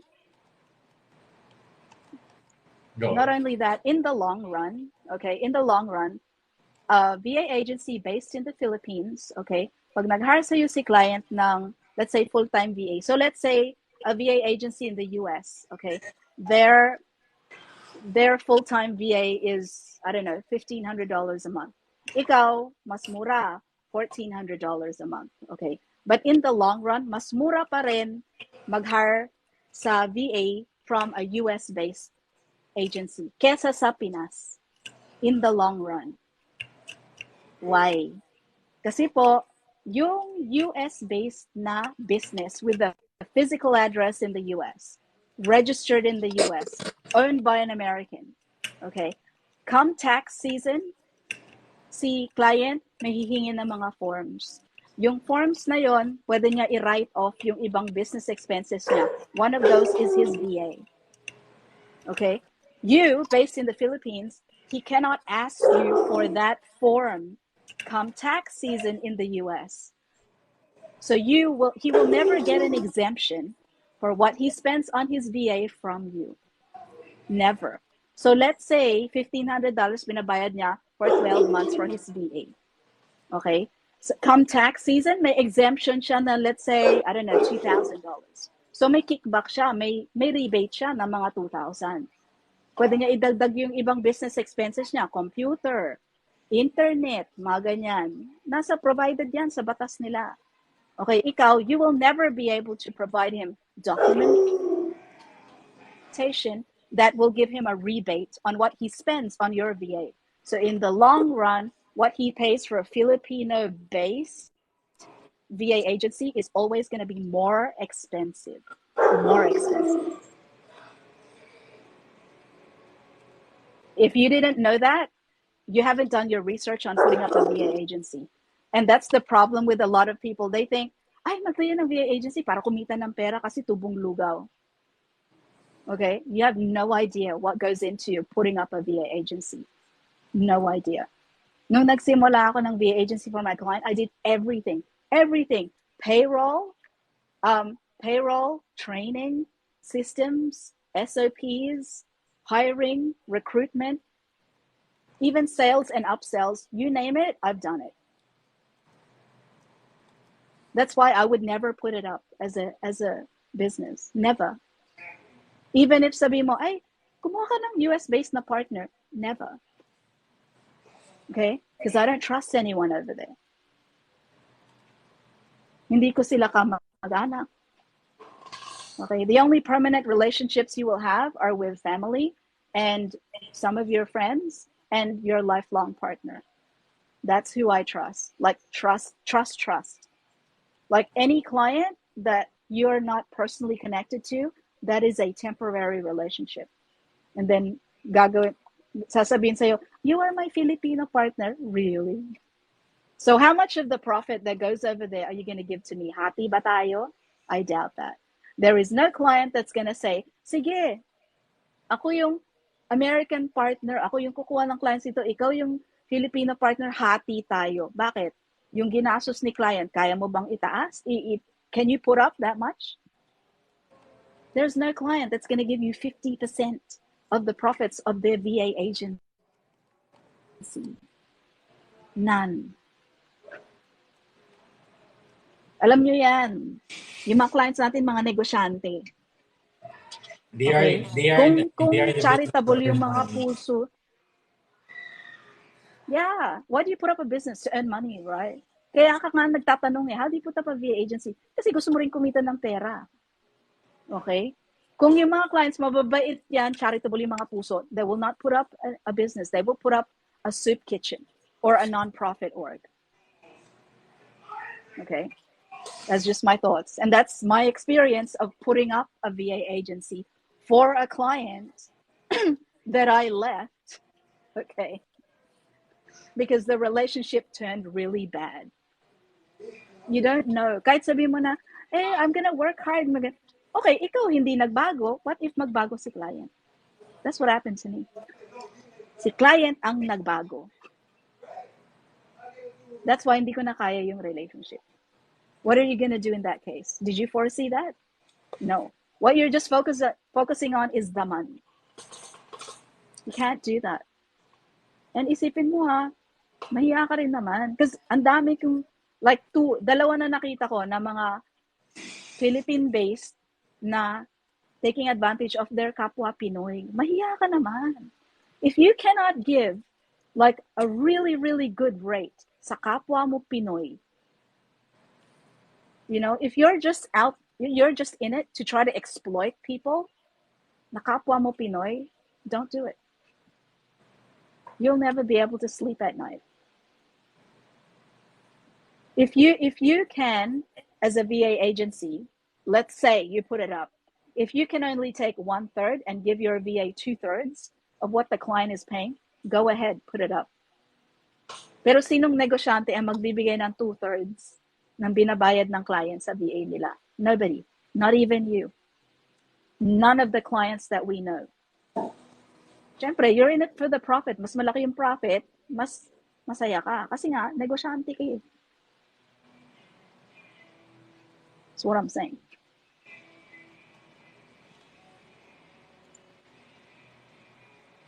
If you ask me, can I build you a VA agency? Sure. Get all the documentation together. I'll build it for you. Right? But I'm very expensive. Okay?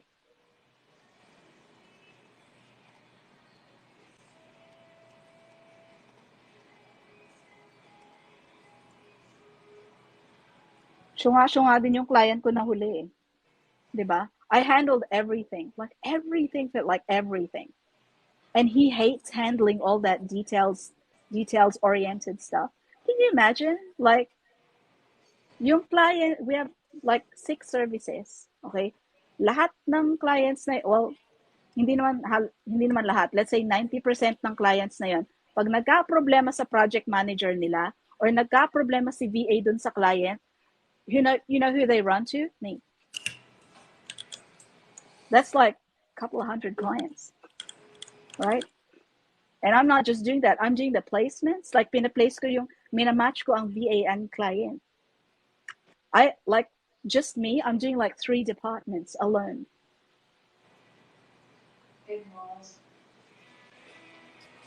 And then, mas madali lang trabaho ni client. All he needs to do is take care of me. Because I'm the one taking care of his business. Now, oras na you don't take care of me, fuck you. Right? I'm for sale. For somebody else. Okay?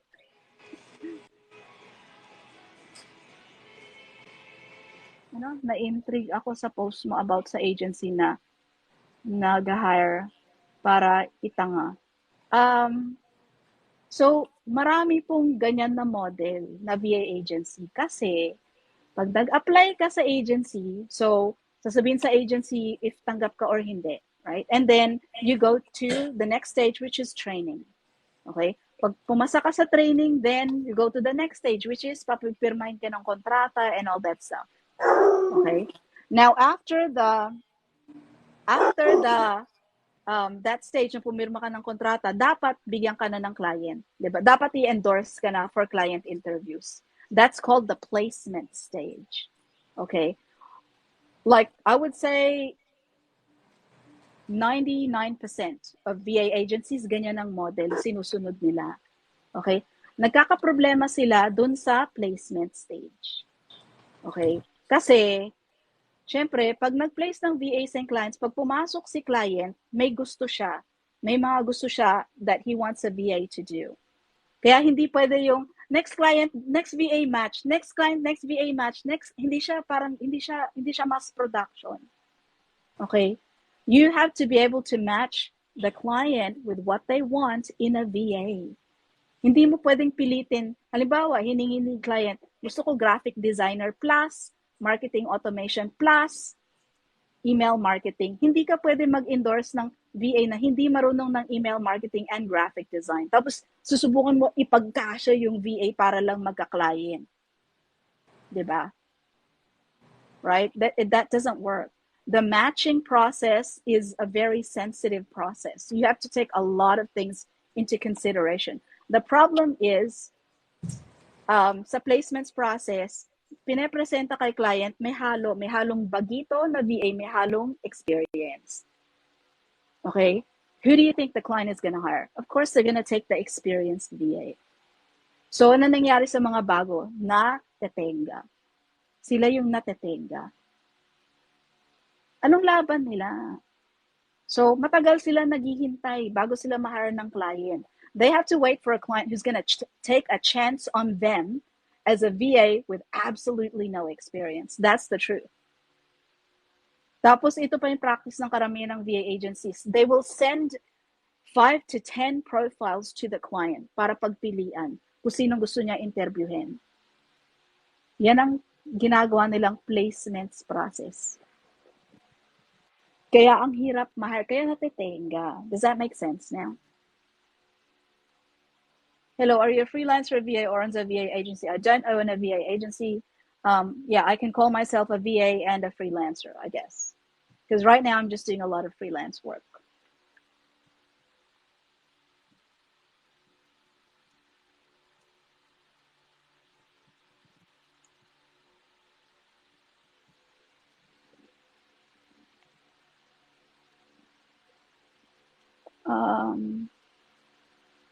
So Eduardo, before you get up here, I'd like to know what is the concern? What is your question? Magaling niya sinusin, madami kayo matutunan. Yeah. I've been working from home for 10.5 years. So, and you name it, I've done it in the industry. Like I've been cold caller, appointment setter, trainer, EA, like you name it, I've done it. I haven't done like transaction coordination though, you know, stuff like that.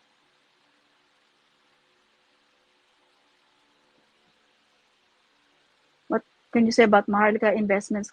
Binalik na naman yan ng mga Marcos. Well, you know, you voted him, so you had to kind of expect that, right? Whoever voted for him, you had to kind of expect that. Kaya if you voted for him, and ngayon, oh my God, ba't pinalik yung Maharlika? Hello? That goes back kay Ferdinand.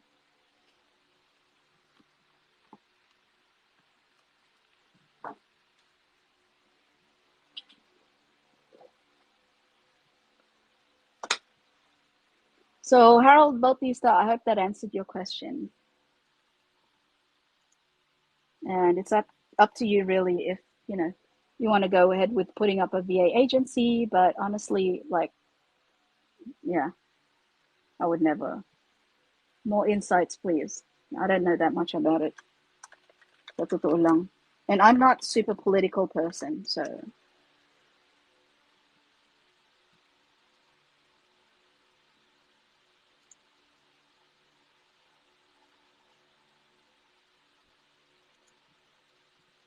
and I didn't vote for him. So, what would you advise to those applicants who are looking for clients for more than a year now? So it depends. Like, are you with an agency?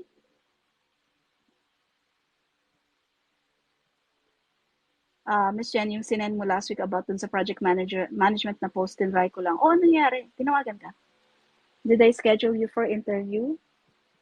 May meeting ako in a little bit, sir. In-schedule ka ba for interview or no?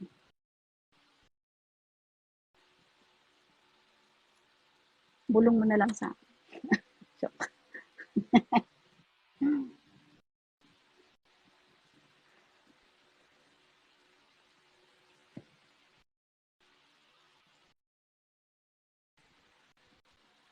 Plus yung over, pero trying to check pa with Grace. Oh, nag-send ko sa'yo yung yung FB ni Miss Grace. Si Grace, sobrang busy niyan sa pagre-record ng voiceover. Kasi yung pinatulan niya yung parang content mill na produce ng content. Tapos voiceover ng voiceover. Like, I've had like maybe 4 people offer me that, but I don't want to do that.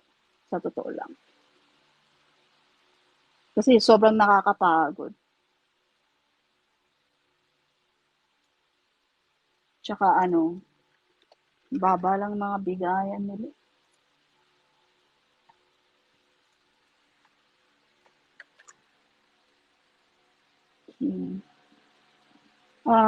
So let me know why, Jack, before you get up here. Because I want to know the concern first, so at least I'm prepared. Because I don't want to get the live shut down. Okay, na-contact mo si Grace. Okay, great. Oh, tulungan sila ng asawa niya for the editing. Yun yung matagal talaga. Kwentuhan po about what? Because I have a meeting in a bit. Newbie lang po. Okay, so what do you want to ask about?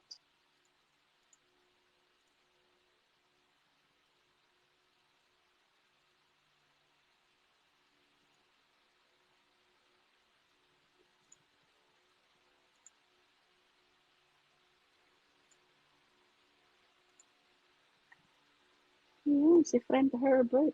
Very good.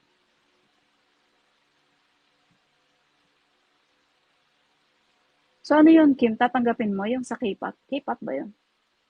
Wala pa naman. Pero like what you said, don't always get what we want. Yeah. Try ka lang ng try. Tsaka yung mga FB groups, you should join. Like yung mga voice-over FB groups. Kasi minsan may nagpo-post doon na looking for Tagalog voice-over, mga ganyan-ganyan. Filipino voice-over, mga ganyan. May makakuha ka sa FB groups. Kahit yung mga FB groups na voice-over based in India, sa totoo lang, yun yung pansin ko pinakamarami sa voice-over, yung mga Indian. Diba? Siyempre, ang dami nilang population, diba? So, malamang, kailangan nila yung mga voice-over sa mga movie trailer nila, sa Bollywood, mga ganun. Yes po, sana yung kay Miss Grace. Pero, mag-usap pa po kami. Yeah, she's super busy because she's taken on a lot of projects. Oh, cool. Sige po, try ko sa FB groups. Invite kita dun sa isa. Ay, i-add mo muna ako sa FB. Nagka-opening sa IFM radio for radio DJ. Did you know that? Hindi ko lang alam kung sa na. Nag-send sa akin and I was like, yeah, I don't want to be a radio DJ. Like, I'm sorry, like I say no a lot. Okay. Like, di ba? Kasi mamaya mapasubok ako.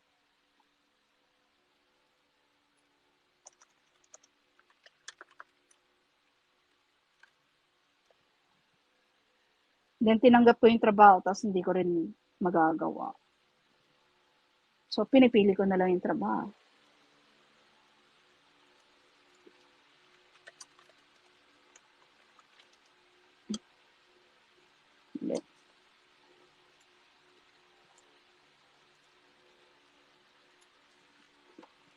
So hindi pa ganun kagaling. I'm still working on like, different voices and yung narration. Yung mga audiobooks, maganda yung bigayan. It's like $70 an hour. Pero kailangan mabilis ka rin mag-edit yung mga audiobooks.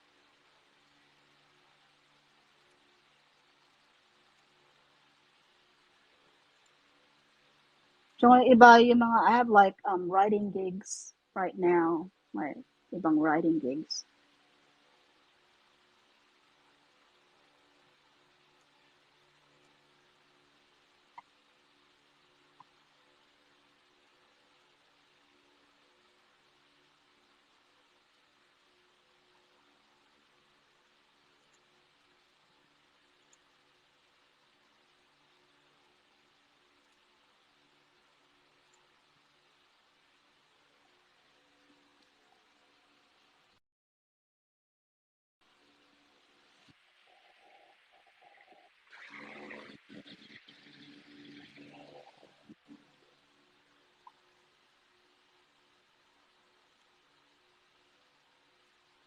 So yung mga nagtatanong sa akin na like yung mga what are the good VA agencies to join and the bad VA agencies. So yung mga bad, wag na lang natin pangalanan. Okay?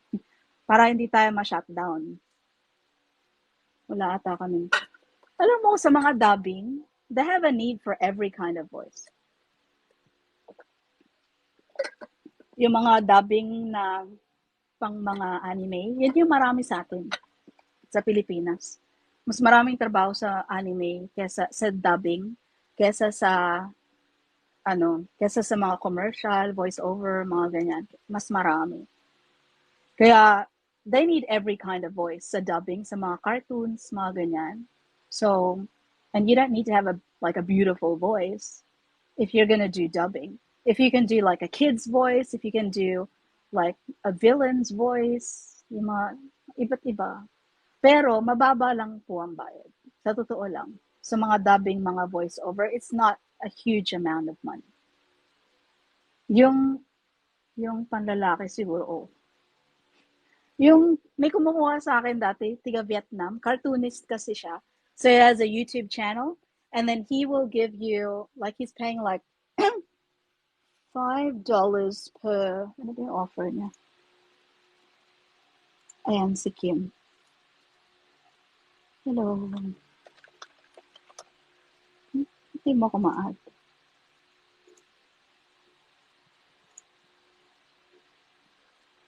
Naka-public naman ako.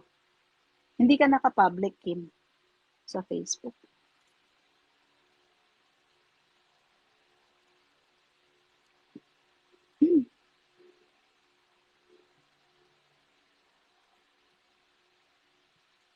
Sino ba ito sa akin?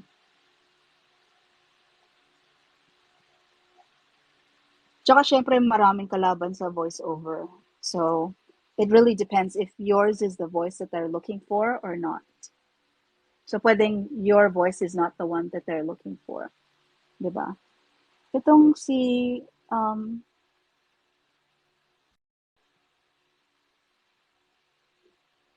so itong si Vietnamese cartoonist, he pays, what? He pays 50 cents per minute.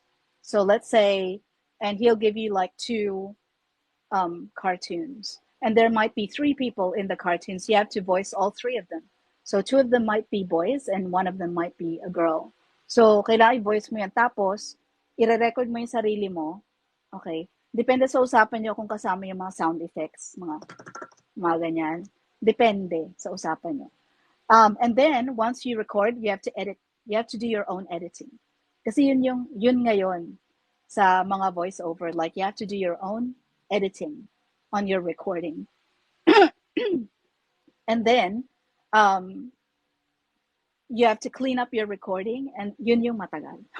Okay, yung editing. And then you send it back to the client, and then once they say everything's okay, ngayon kung may edit si client, then you might have to redo part of the, your voiceover or your recording.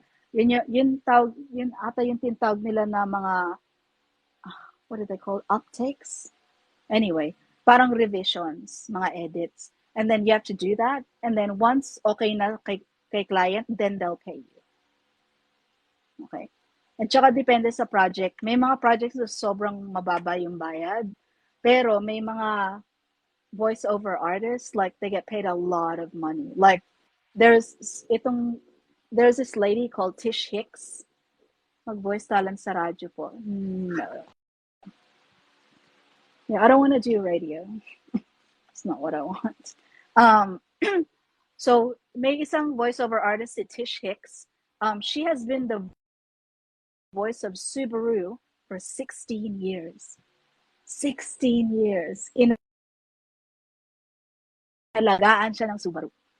Okay. Tapos, I follow her on Instagram. On Instagram, one time, she was on holiday in Hawaii. And then, si Subaru, they wanted like an additional voiceover for a promo. Parang promo nila. So, she had to do a voiceover while she was on vacation in Hawaii. However, she's not at home. Diba? Pero palagi yung dala yung mic niya. Yung mic niya yung magandang-maganda, yung Rode na mic. Yun yung pinakamaganda, diba? So, dala-dala niya yon. And what she did was yung isang aparador dun sa hotel. Talagang, nilagyan niya maraming kutsyon. Tapos, kumuha siya ng hanger na 4. Binalutan niya ng velvet. Okay, dun niya sinabit yung mic niya. Dun siya nag-voice over sa aparador. Okay. And then, inedit-edit niya yung voice over, sent to Subaru. Like, that is an ideal situation. Like, si Inka Magnay, diba? She's the voice of Philippine Airlines. Like, inaalagaan sila ng brand. They become the voice of a brand. Right? Like, that's the kind of work that I want to get, but I'm not that good yet. I'm not there yet. Right? And it takes a long time. You have to practice every day. Every single day. Diba? And magugulat ka sa radyo pala, seconds binibilang. Na-try ko yung mga radio DJ challenge. Sasabihin sa'yo, you have 15 seconds, ito yung sponsor, ito yung gano'n, go. Adlib, go. Parang gano'n. 15 seconds lang. Diba? Listening while working and taking quiz sa Trailhead. Happy Friday. Oh, yes. Mamaya mag-aaral ako ng Salesforce and Audition. So, yeah. It's not like the voiceover industry is not an easy industry to get into. Okay. Why do I do it? Because, as I get older, that's what I want to do. I'm willing to improve over 5 years. Right? Ang gusto ko talaga yung mga sporty, yung mga car commercials, mga ganyan. Yung mga healthcare, that's what I want to voice. Like commercial voiceovers, I'd love to do that. And then I'd love to do nakuha na ako for AI voice, tapos sa train line para sa Japan. And then for a video game, it's the same client. Pero saglit lang yun sa video, as in sobrang maikli lang. Pag may pagkasama nga po kayo ni, I don't know, her voice is very different from mine. I had an audition like kailan ba yun? I had an audition, was it yesterday?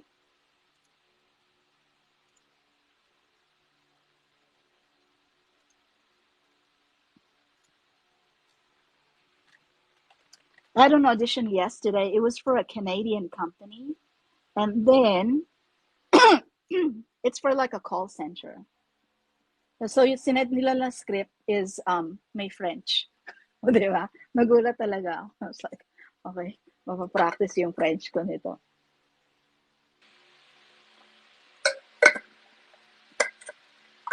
Tsaka, minsan, kadalasan, audition ka lang ng audition, and you don't know the outcome.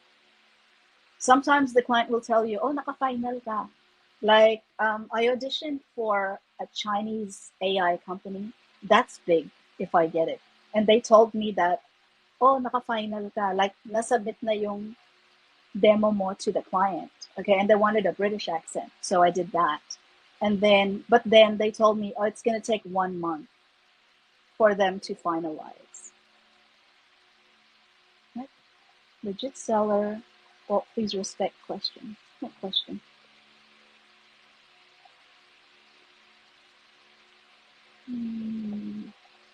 I didn't see a question.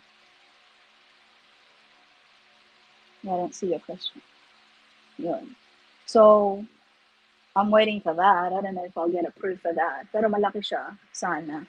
Yun lang, yung contract is in perpetuity. So, that means forever and ever, they will own my voice.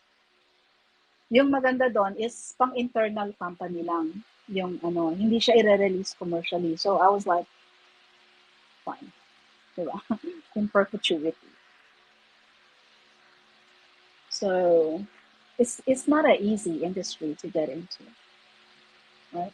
And you also have to know your voice and kung saan ka babagay.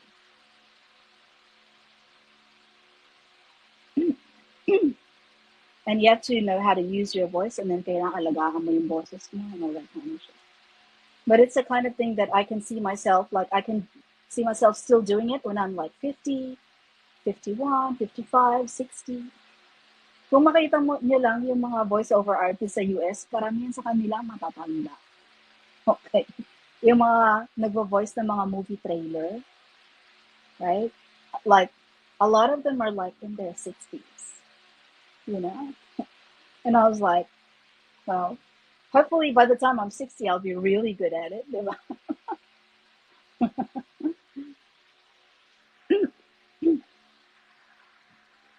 No, legit seller, please respect question. So, I don't know what your question is. Okay. And I think I've read everybody's kind of comments. And I have a meeting in like 15 minutes, so, yeah. Tapos magugulat ka minsan sa mga auditions, like what you have to voice. Sometimes they want a vampire. You know? Tapos yung isa from an Australian novelist, ang haba, 10 pages, diba? Yung trabaho is like 10 pages, and it's like $2,000, right? So they liked my demo, which means naka-final ako. But naka-final guy doesn't mean that you got it yet. Okay. So, yeah, it's not an easy industry to get into. But it can be a lot of fun. Kung mahilig ka sa mga acting, mga ganyan.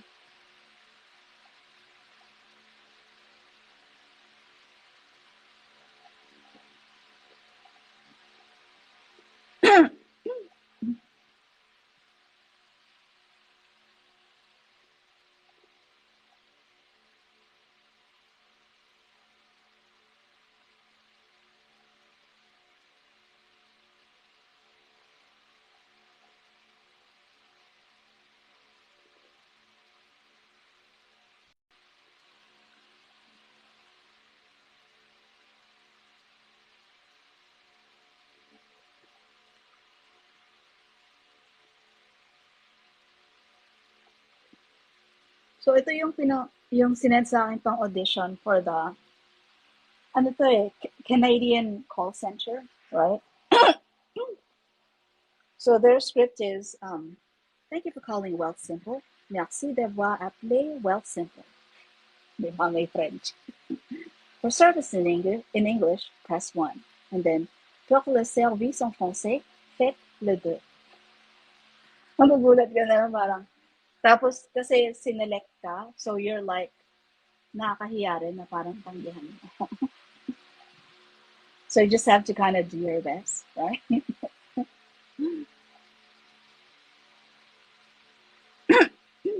Because one time there was this audition for a Mexican jewelry company. Tapos gusto nila puro bulong.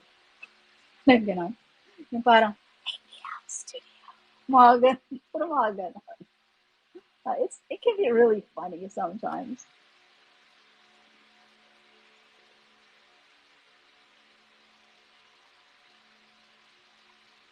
Pero marami rin clients ilo-lowball ka.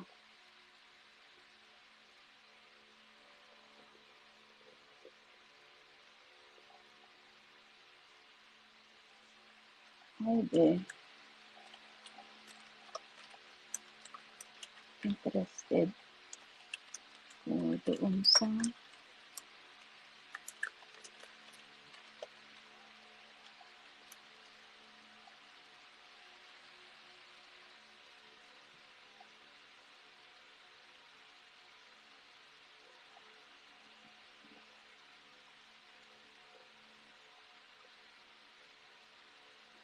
So, sinasabi nga ni Miss Ladi na you have to keep upgrading. Like, upgrade your current skill set by all means, but also explore new ones. Okay, like you should enjoy your education. Okay, and a lot of like there are people who tell me na parang, oh, you should read this book, you should read that book. I don't really have time to read books, sa totoo lang, and I don't have that much patience. So I would prefer to get my education online, 'di ba? Like tulad ng mga like sa Google Digital Garage. Okay, natapos ko yung 40 hours na course in like almost 3 months. Kasi inuunti-unti ko siya araw-araw. Right? I would prefer to do that rather than in a book or taking my master's degree or anything. Sometimes like it doesn't really apply anymore. 'Di ba? So yung mga online courses like i-upgrade mo yung sarili mong knowledge in Salesforce, mga ganyan. Yung Canva mismo, ang dami nilang courses, yung mga upgrades. Like if you use Canva, you really should be watching like when they put out like a new like video. Like if it's a 5-minute video, 10-minute video, I'm good with that. Rather, I don't have hours to read a book is the problem. Diba? But you still want to, you still want to upgrade. So, and also think about the things that interest you. Like, for example, I'm interested in voiceover and like podcasts. So I'm taking courses right now for podcasting. And what's going to be big is vodcasts. So podcasts with video, right? So that means that if you want to be a vodcast and podcast producer or manager, you have to know how to do both video editing and audio editing. Okay? And podcast management, right? You have to know how to get parang hosting service for the podcast, how to do distribution of the podcast or the vodcast, how to promote it on social media, how to write show notes, how to write, episode descriptions, things like that. Tsaka ano yung mga services na i-offer mo sa podcast or vodcast clients. Like, that's an interest of mine. So, apart from upgrading what you already know right now, like, try to branch out into new things, mga new technology. Kasi alam mo, yung mga alam natin, maluluma din siya. Diba? Which tools po kaya okay gamitin to send emails to massive email contacts? My first choice is Go High Level, okay, for email automation, HubSpot, Klaviyo, and then the usual, Woodpecker, MailChimp, mas luma yung mga yun. So, uunahin ko talaga is Go High Level, HubSpot, and Klaviyo. And email marketing is a really slippery slope. It's a really tricky skill set. There's so much to think about. Like yung SMTP, tsaka yung mga email provider, server. Tapos meron pang Google spam filter. Like, how do you write copy in the email that's not going to hit the Google spam filter? And then there's email automations. Yeah, yung MailChimp, since before pa ako naging VA, like, in existence na talaga siya. Woodpecker and MailChimp, like, they're both old. Okay. Yung the really new kid on the block for email marketing is Go High Level.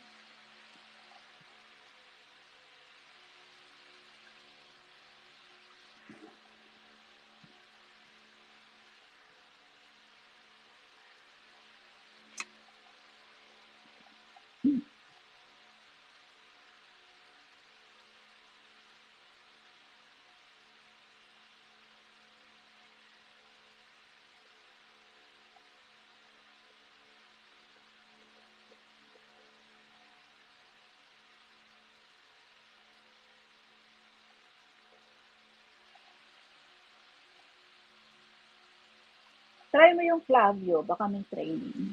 Yung Clavio. Tsaka, kailangan matuto ka rin how to use burner emails. Do you know what is a burner email? You should know how to use burner emails. Para hindi nasusunog yung business email ni client or yung business email na binigay sa'yo ni client para gamitin. And it depends, again, if your client is based in the US, na medyo mas maluwag yung laws kasi single opt-in lang yun eh. Now, if your client is in Europe or the UK, sobrang mas strict sila sa email marketing. You actually need a double opt-in. And if you don't know what that is, then if you don't know that much about email marketing, you really need to there's country laws that apply to email marketing. It varies per country. So dun sa bansa ni client, dun mo kailangan i-research yung kung ano yung allowed sa email marketing. Hindi yung basta-basta na active campaign ang gamit ko at HubSpot.